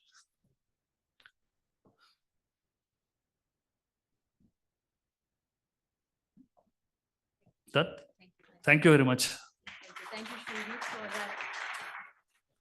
Thank you, Srini, for that insights and such an amazing discussion that you led with the audience. Thank you very much.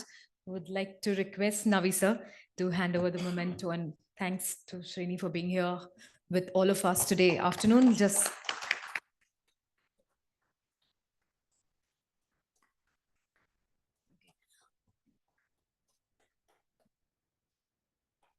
thank you. Thank you, Srini, for joining us.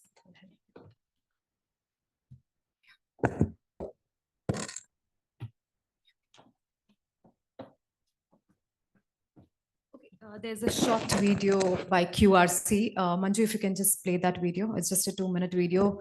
It would be very interesting to see what QRC is doing in the GRC domain.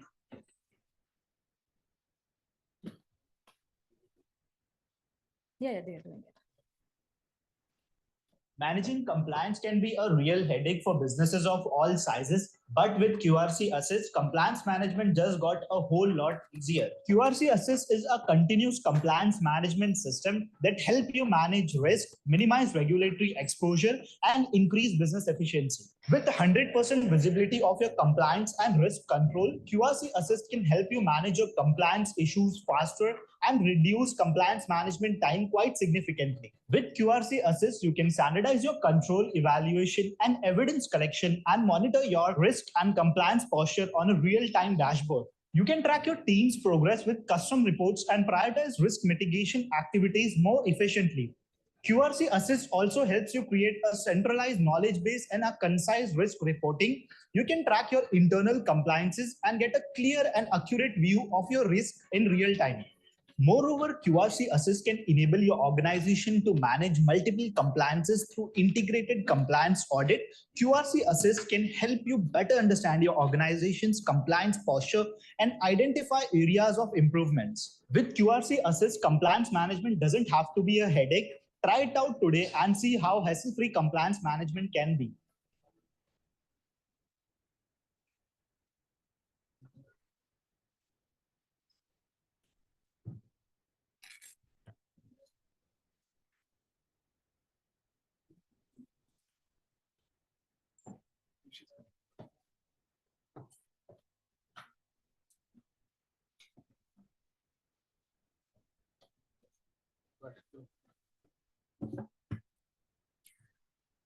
Good evening, everybody, and welcome to the last panel discussion of the summit. We are discussing privacy and data protection, a convergence of domains and skills.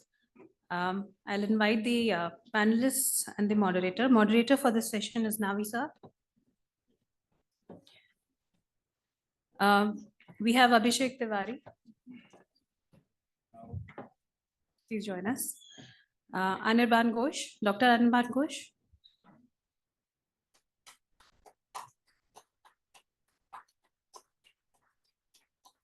Mr. Rajiv Panikar.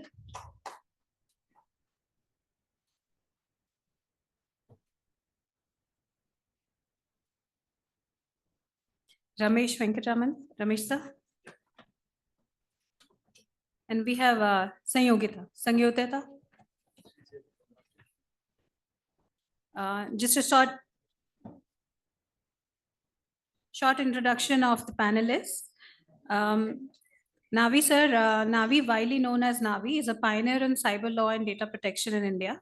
An ex-banker with wide experience with marketing, merchant banking, information security, and founder of Cyber Law College.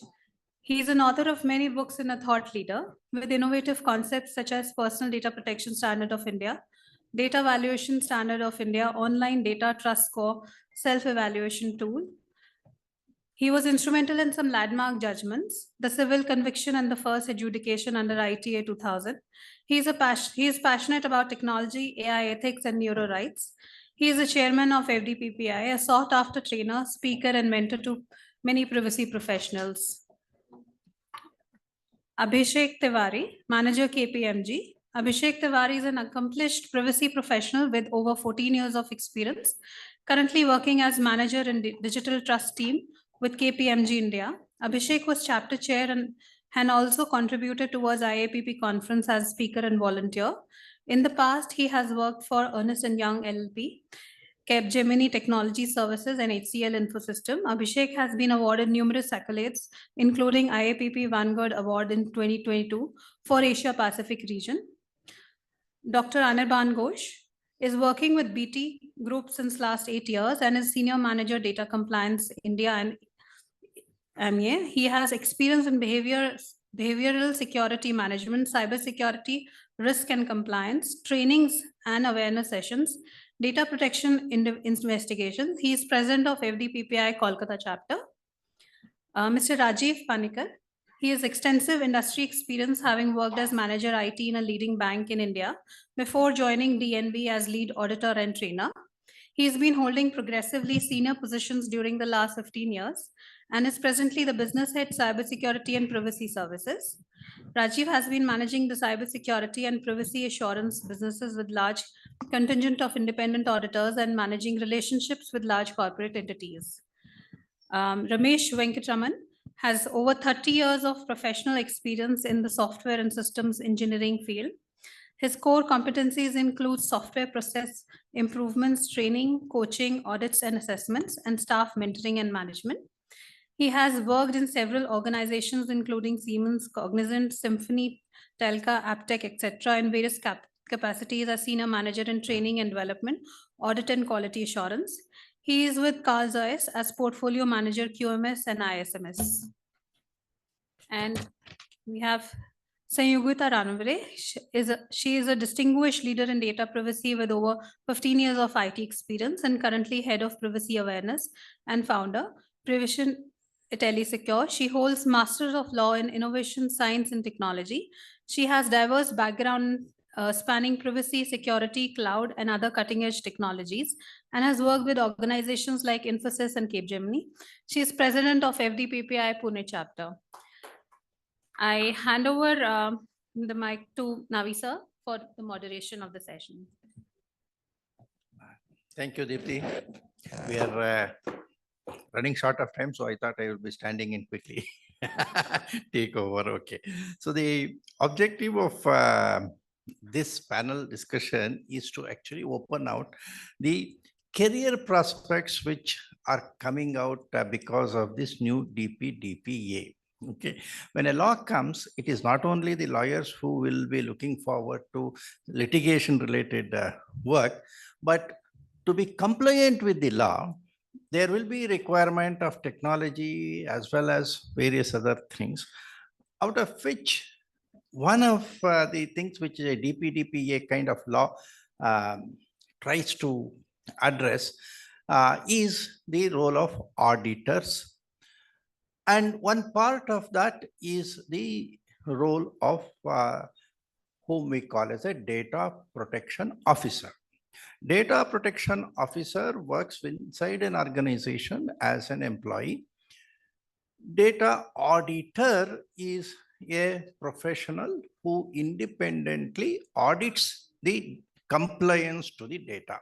You must appreciate that Indian Data Protection Act has made it mandatory for the significant data fiduciaries to conduct a data audit periodically. When we say periodically, let us say minimum has to be perhaps once in a year, but for listed companies, at least quarterly, you should say something about where you stand.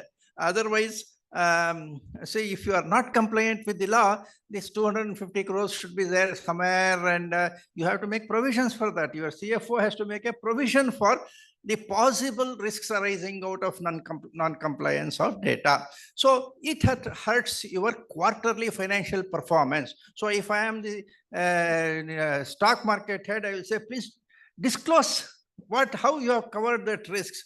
So every quarter, you may have to actually provide some kind of a guidance on how we are doing, because we are in GDPR, we are talking of 4% of turnover, 1.2 billion by historically the highest this thing. So that is why when you say periodically, it is almost concurrent audit. In fact, in the previous version, they used the word concurrent audit. Here, they have not used that concurrent audit.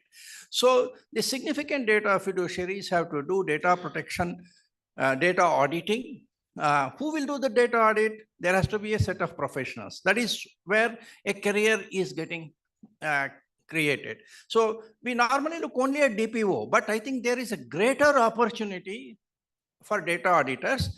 I personally feel that today new people will come and occupy DPO position. The experienced DPOs of today will move over to the data auditors because they can independently manage. So they are entrepreneurs. So I think there is going to be a churning in this particular area. And that is what we want to listen from the experts of what they think would happen. For this, we have to first understand what is the difference between a data protection officer and data auditor. So let us first look at that. Let me start with, say, Abhishek Tiwari. So what, Mr. Tiwari, or your views on what is this difference between the data auditor and the data protection officer in terms of an individual who is aspiring to be that? If I want to be a DPO and my friend wants to be a DA, what should be the differences which you envisage? So I see it as a two separate tracks, I would say, as of now, right? One is an auditor track who will go and check exactly what you are doing in terms of what work you have done. DPO role, I see more towards implementation side, because that's sort of in-house, I would say, or in the company, right? Auditor can be from the company, can be from an external person. So he will not look from a company perspective, right? Sometimes it happens that we are inside the firm, we are working for a company. Sometimes we tend to get biased that, okay, yes, this is our work, this is our function, this is how we'll take care. But this auditor will look forward from a third perspective, I would say, right? So likely you mentioned that currently if someone is serving as a DPO, they can be an auditor, right? Because they have vast experience in terms of understanding how it goes, and DPO can be this way, right? And when you see about any person who is, intending to be in this role itself, I would suggest them to be on a DPO role first, because this is how you'll understand the function. This is how you understand your roles and responsibility. This is how you'll understand what you have to do. Then you can be on an auditor role, because in order to audit or in order to judge someone, first of all, you should also know, right, what is right or wrong. So this is what I'll summarize. Good. So Mr. Tiwari has spoken about DPO to auditor. Now I will ask Anirban, okay, if a fresher, whoever you call him as a fresher, wants to be a DPO, where does he start and how does he reach that, this thing? What is your review, Mr. Anirban?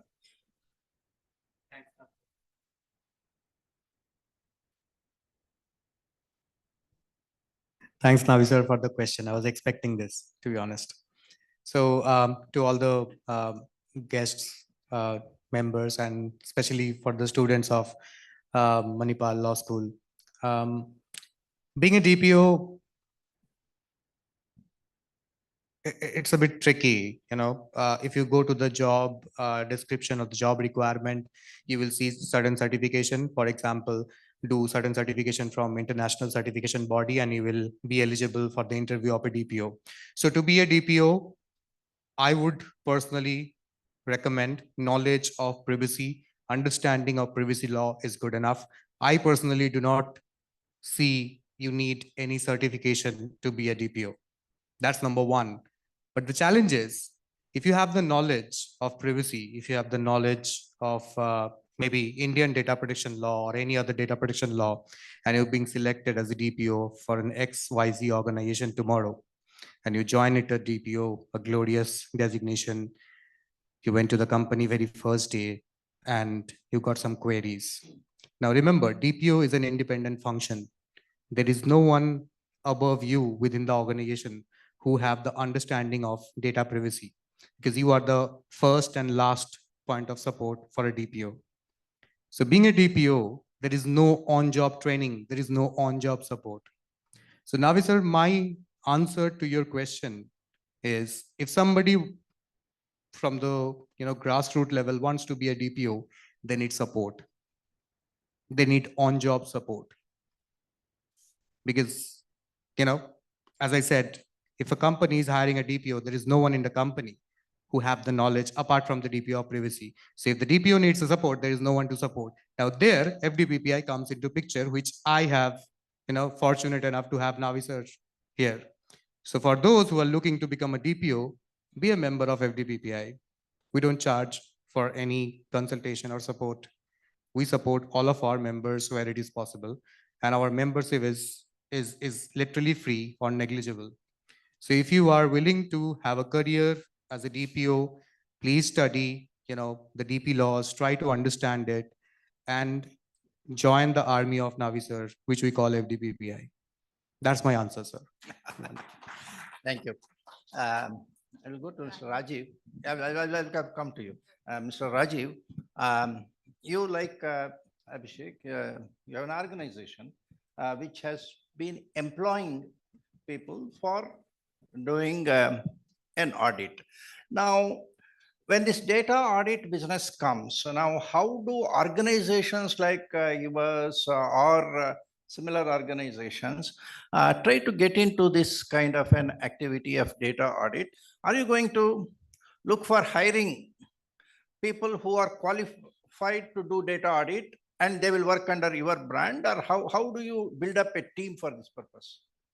Yeah, there are two ways we can see this, Navi sir. Actually, one is definitely we can think about our existing people. I mean, existing people means who are already qualified in auditing, because any data auditor requires that auditing skills. Because for any situation, they should be able to analyze that situation and come out and say that, okay, there is some issue with respect to this particular situation, or is it okay, or is it not okay? So that any person who wants to be a data auditor, he should have this ability. That is very important. So we can train anybody who have this ability. I mean, definitely this ability also to be trained, but we can train them. And then the next thing required is their knowledge with respect to different data protection legal requirements. For example, for any organization, if it is a large scale organization, definitely they will have offices across the globe. That means they will have offices in India or in US or UK or Germany or different places they will have it. And for each country, we have different legal requirements are there, even though the basic privacy principles remain same across, but the requirements are different. So definitely they should also try to understand what is the difference between these things and try to apply that competency actually with respect to knowledge and to that particular situation. So that is what we need to have it. Okay. So what we have discussed is that an aspiring data protection officer needs to know the regulations, law of multiple countries. May not be in the form of a certification, but that the knowledge is essential. Samyogita wanted to add to what Nirban was telling. Yeah. Even have some views around, I think the DPO is like an old wine, which has to be very much into the industry, had multiple hats during his journey as a professional, right? He must have IT skills, communication skills, security skills, and has to have a real gambit of knowledge to come to that position. Whereas a data auditor can be one who can have knowledge through trainings, which probably the data auditor training that we have, or probably ISO training, and he can aspire to get into the industry of privacy as a data auditor immediately. Whereas a DPO has to be one who has to be very experienced and tried multiple hats during his journey of his professional career. And coming to the fresher part of it, which was there, how can a fresher get into a DPO role? I would like to say it has to be a ladder. He cannot jump directly the ladder, right? He cannot go on the top of the DPO position, because I see DPO of an organization, when there is an organization hierarchy, DPO is the top. There are lots of people under a DPO, like an analyst, a program manager, who operationalize privacy within an organization. So these are the level of people. Probably the fresher can start from the base of the hierarchy and then aim to be a DPO instead of directly hopping on a DPO position. Because when you are at the top, there is no one above you, as Anirban said, right, to help you out there. So you need to learn the journey. You have to learn the hard way, and then probably try to aim for that position. So I Yeah. think that is So my opinion. DPO is a journey. Freshers have to acquire the knowledge. Of course, you can acquire through some examination, certification, and other things. But to get it ingrained in one's culture, it requires being in the field for a certain period of time. Fine. So, which means that we have a hierarchy within an organization. DPO at the top. We know that DPDPA expects him to report to the board. In a sense that even CISO should aspire to be a DPO, because this is a legally mandated position which reports to the board. CISO is not legally mandated to report to the board. So to some extent, you can say this is in amongst the CXOs, this is one of the highest positions. In fact, he may bypass the CXO in certain respects. Okay, so that is the situation. Now, I would like Mr. Ramesh, this data auditor is a terminology which has been introduced in India first, perhaps. So can you elaborate on what, in your opinion, is the requirements of to be a data auditor? Very good question to start with. I will try to go back to our personal data protection bill of 2019 rather than starting with the DPDPA of 2023. Because in DPDPA 2023, the kind of mentioning about data auditor, it's almost in two places. That's it. It's not talking about anything in detail. Wherein in 2019, the existing bill still holds good, in my opinion, the kind of expectations what they had set over there. Section 7 of that bill talked about the data auditor need to have a clarity and effectiveness of the notices, right? This is at the starting point for the privacy for an organization, because that's where we need to be fair and transparent. What Mr. Srini talked about, the 13 privacy principles as per, let's say, 29-100 of ISO. So he need to be very clear, right? What kind of organization, what is their context, what kind of regions, what kind of customers, what kind of products, what kind of data, and hence the clarity on notice what has been provided. So he or she should be able to really pick up that thread. Number two, effectiveness of the measures implemented by the organization. Probably I'm looking at it here, privacy by design. I'm not talking about security by design here because we are talking about privacy. So he or she need to really understand what kind of privacy, right? He also talked about other privacy aspects that person need to have. Section 23 of the erstwhile bill talking about transparency in relation to processing activities in terms of disclosures, whom they are making a disclosure, under what context, what purpose, etc. The person need to have clarity with respect to that organization processes. Section 24, addressing security safeguards, security of the personal data here, right? They need to have very clarity over there. And section 25. Sorry. Section 25 talks about instances of personal data breach. So the person need to have, auditor need to have clear idea about what is the breach notification policy of that organization, breach notification requirements of that particular regulation, whether it is GDPR or our DPDPA 2023 or ITA and so on. Section 28 talks about timely implementation of processes and effective adherence to the obligations of the data subject. We are talking about probably DSARS here, right? Data subject access request needs to be adhered in such a time frame and any other matter as prescribed by the law. Now, coming back to 2023, it simply said, appoint an independent data auditor, the key, independent, right? Because that's where the difference, Navi sir, from my opinion, from the DPO to an auditor, right? First bullet. And to carry out the data audit, who shall evaluate the compliance of the SDF in accordance to the provisions of the Act. That means the person, let's say, the DPA, there are around 40 shell components, 40 requirements of the tag. He or she need to be really clear about to really look at the effectiveness part of the implementation of a data auditor. This is what I would summarize, right?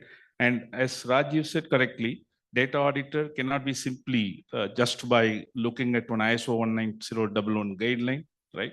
Or looking at the controls of 27001 or etc. Cannot be. It's also a process. They have to go through the journey. They need to understand multiple systems, right? Then only you'll be able to add value. Auditor, in my opinion, is not just a checklist based. It needs to be looking at the context of the organization and the effectiveness implementation. And also not only looking at the binary, are you in or you out? No, it's not that in my opinion. They need to provide value add, right? I'm talking about probably improvement potentials to the organization's back. That's where I look at auditor's position. Yeah. Okay. Now, when we talk of this position of a DPO, some other words which come across my mind in a corporate hierarchy. One is Chief Data Officer. Another is Chief Privacy Officer. Now, I want to actually distinguish the roles of the CDO, then the CPO, and the DPO. Of course, CISO is one other this thing. So I think let us try to understand this distinction. Maybe Abhishek, who is a CDO or what could be his areas of activity? So I see CDO as a bigger umbrella here and privacy one function of it. The reason why, because we always look towards privacy, right? So if we remove personal data from the data, what about rest data? That's also important. If you see about transaction data, other data, which is not personal. So I see CDO as a bigger umbrella, which talks about all data, transaction data, non-personal data, and personal data, and then comes very specific to personal data. The reason why we pay very much attention to personal data because we all are scared about penalties. That's what we pay attention to, personal data. But sometimes we forget about transactional data or other data itself, which is also important. So this is how, in my view, I look forward to it. I'll let other panelists also to add. I will place a tricky question to Anirban. Okay. Now, when we say Chief Data Officer, I'm thinking of somebody who is on data governance and who has to work on look at data as an asset and how to make it more productive for my shareholders. Okay. So suppose I want to decide monetization of personal data. I am the CEO. Suddenly a thought has come to me that I am like an IRCTC. I want to know whether I can monetize my personal data. Should I go to the CDO or should I go to the DPO for clarification? Sir, my personal view is it would be both, to be honest, because the CDO could be sounder designation, but CDO is basically a full-fledged team that we are looking at. So CDO team owns the end-to-end visibility of the data flow within an organization. So they know where are your data, where are they coming from, where are they going, where are they stored and everything. And they can definitely help with, as Navi sir said, what is the value of your data to some extent. Where DPO comes into picture, they can help that what sort of non-compliances or the penalties you are looking at per region. So if you are non-compliance for India, it's 250 CR that we are looking at. This will also help in, correct me sir if I'm wrong, this will also help in determining the value of the data. So to me, if I would be someone who want to determine the data of XYZ organization, I will go to both the CDO and DPO to take these inputs and then do the math accordingly and finalize the amount. And now the idea is, he said the CDO is at the top and protection is one of the activities of the CDO. That appears to me like, okay, you are putting DPO in a role which is below the CDO. So I just want to know, Mr. Rajiv, whether that is how you should structure the organization of CDO, below CDO, the DPO, or how? I'm just trying to have the discussion to give shape to an organizational development. Yeah. Yeah, I believe it should be two different independent roles. The reason is CDO, I mean, Chief Data Officer. They will be responsible for the overall implementation of the data protection techniques within the organization and how it can be done. Whereas a data protection officer, typically, I mean, his role is more related to the compliance part. How do we ensure it, ensure the compliance with respect to data and data redressal and for any customer complaints or any, I mean, any data subjects complaints are coming, how do we address it? How do we report to the regulatory bodies and other things? But definitely they should work together. But I feel it should be two independent roles. Two independent roles. Very quickly from the other two, because we have to be. I go with them. I go with them. It needs to be two different roles, number one. And number two, they need to be reporting to the top management of the organization to take a decision. Yeah. CDO is the one who will responsible for the security measures or the technical measures that are there. The DPO should be the checker in this case. If he's maker, the DPO should be the checker here. That is my. Okay. Anyway, I may not agree with all the panel members because I have said DPO should report to the board. So where else CDO also should report to the board. Okay. Now, the situation what is developing is CDO should focus on productivity of data. How to make data productive, out of which protection is one element. See, if you don't protect the data and somebody steals it, obviously your company is going to lose. So to that extent, protection is a part of the overall corporate governance. But unfortunately, in the current situation of law, you have to keep that DPO separate. Okay, I'm a DGO, I'm responsible for making more money out of data, but when it comes to protection, I cannot overrule the DPO is what I read. I think I will pick up the brain of Mr. Srinivas since he is here on this distinguishing the role of a CDO and DPO. And I feel CPO is slightly different. I will come to that CPO. Yeah, what do you think, Srinivas? My view is on CDO is completely different. It's not so much related to DP. Just like CIO to some extent. We have CIO, we used to have. Traditionally, CIOs were focusing on computer, network, apps, but not data. So CIO, so probably they figured out a role called CDO, whose focuses on data, not on network, not on hubs, not on apps.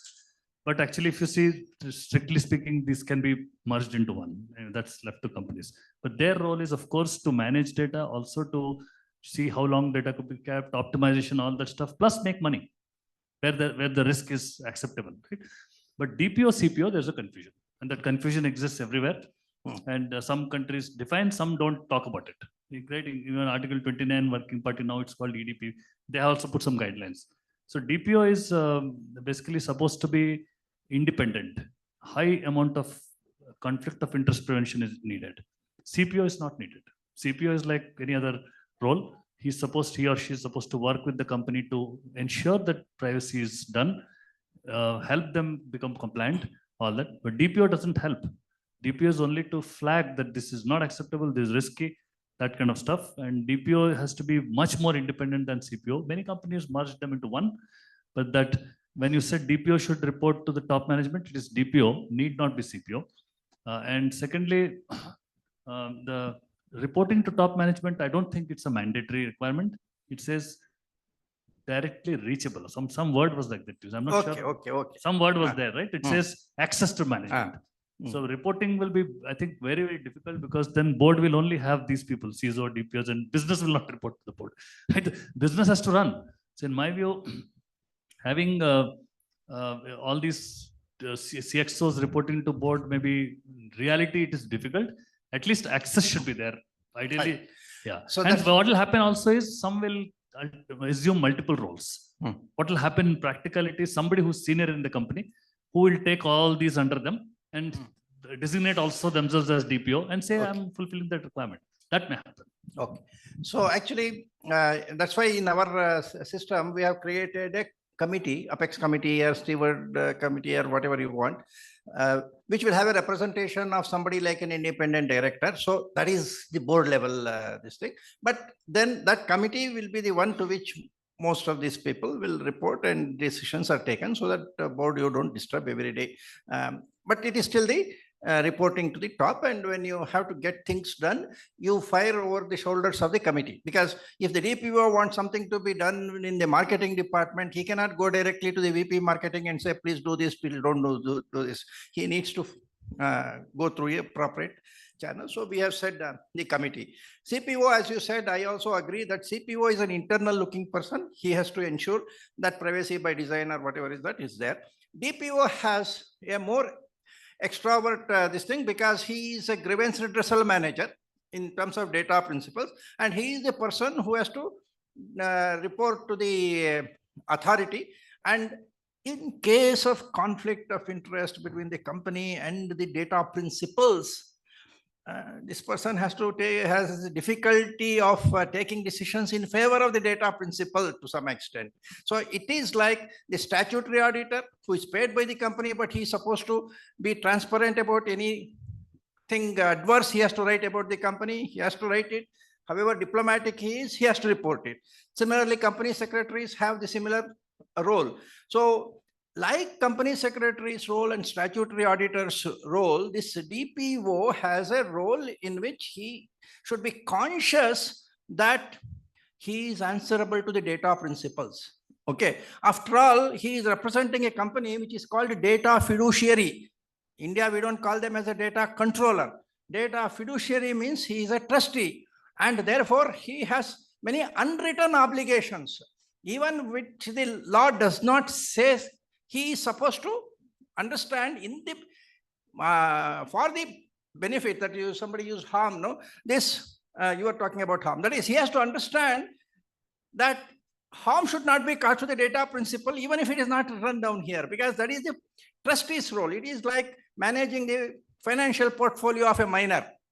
Okay, you may have an instruction that you have to buy L&T and Tisco only, but if the portfolio manager feels it is not beneficial to this particular person, he should not take that decision. So he has to take a decision for the benefit of the person. So I think that is the kind of role which DPO has got, which is not there for others.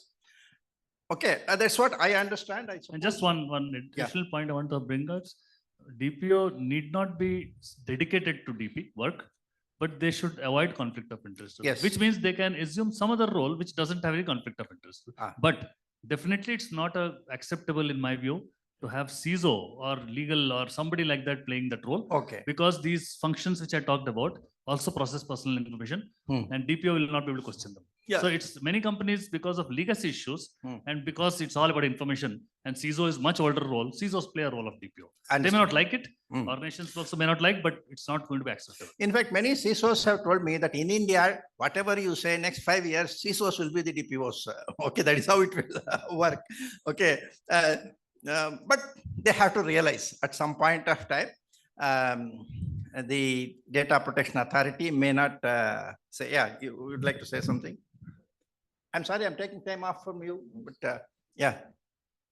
Even I'm sorry, but see, the way I think it should work is, one, as you rightly said, the board is the apex authority and you should not be disturbing. Second is a committee level that is supposed to be done, but much responsibility placed on the CDPO, as we call it, the Chief Data Privacy Officer, is also onerous. So the way should be, there should be a management level committee, which is a steering committee, is what we are contemplating.